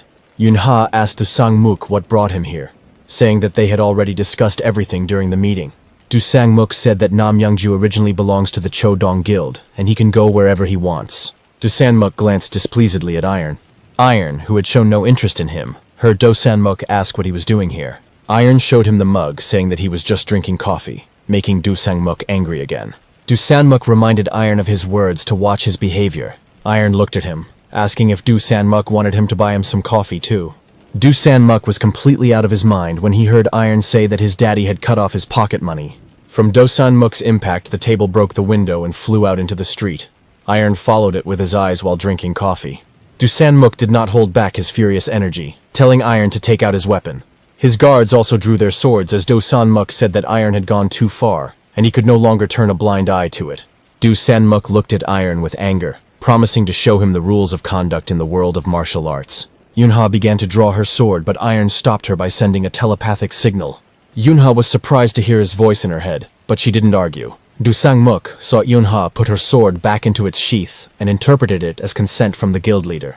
Du Sangmuk began naming his regalia again, turning to Iron. He said that he would let Iron deal the first 3 blows. Just as Du Sangmuk finished speaking, Iron punched him in the stomach. Du Sangmuk screamed, spitting to the side. Iron thanked Du Sangmuk for his concession, and at that very moment kicked him. Du Sangmuk flew into the opposite wall from the impact. Du Sangmuk's guards were stunned by what they saw. They immediately rushed to defend their leader, but Iron had already disappeared. Iron was at Du Sangmuk's side in an instant, his hand clasped around his neck. Iron said that he had one last blow left. Du Sangmuk's guards asked Iron who he was. Iron turned slightly towards them, not hiding his slight killing intent, and told them that now was not the time to ask about it. The security guard didn't understand why he said that, and the next moment the cafe worker knocked him out. The cafe workers knocked out all of Du Sangmuk's guards. Iron threw Du Sangmuk's unconscious body on the floor, indicating to take him to the Blood Demon's fortress. After some time, Du Sangmuk came to his senses and, opening his eyes, saw two silhouettes in front of him. Du Sanmuk didn't understand what was happening. He was tied to a chair in an unfamiliar place. Du Sangmuk looked at Yunha and Iron, who was calmly drinking coffee from a cup, asking what was wrong after hearing that it took him a long time to come to his senses. Du Sangmuk started a conversation with Yunha, telling her to let him go immediately. At the same moment, a weak blow hit him, cutting his clothes and the skin on his shoulder. Du Sanmuk screamed in sudden pain. Yunha, not holding back her killing intent, told him to shut up, as he was only still alive because the guild member, Iron, had a task for him. Du Sanmuk started to scold them, calling them scum. Iron asked curiously if they should have cut out his tongue, and Yunha immediately pointed her sword at him as if she was waiting for an order. Du Sanmuk yelled that he was sorry, not wanting to lose his tongue. Du Sanmuk's attention was drawn to the sword that was thrown to the floor. Iron drank coffee without holding back his murderous energy, and asked Du Sanmuk if he wanted to stay alive. Du Sanmuk was shocked and looked at the floor. On the floor in front of him lay the Hanum sword, which he couldn't help but recognize.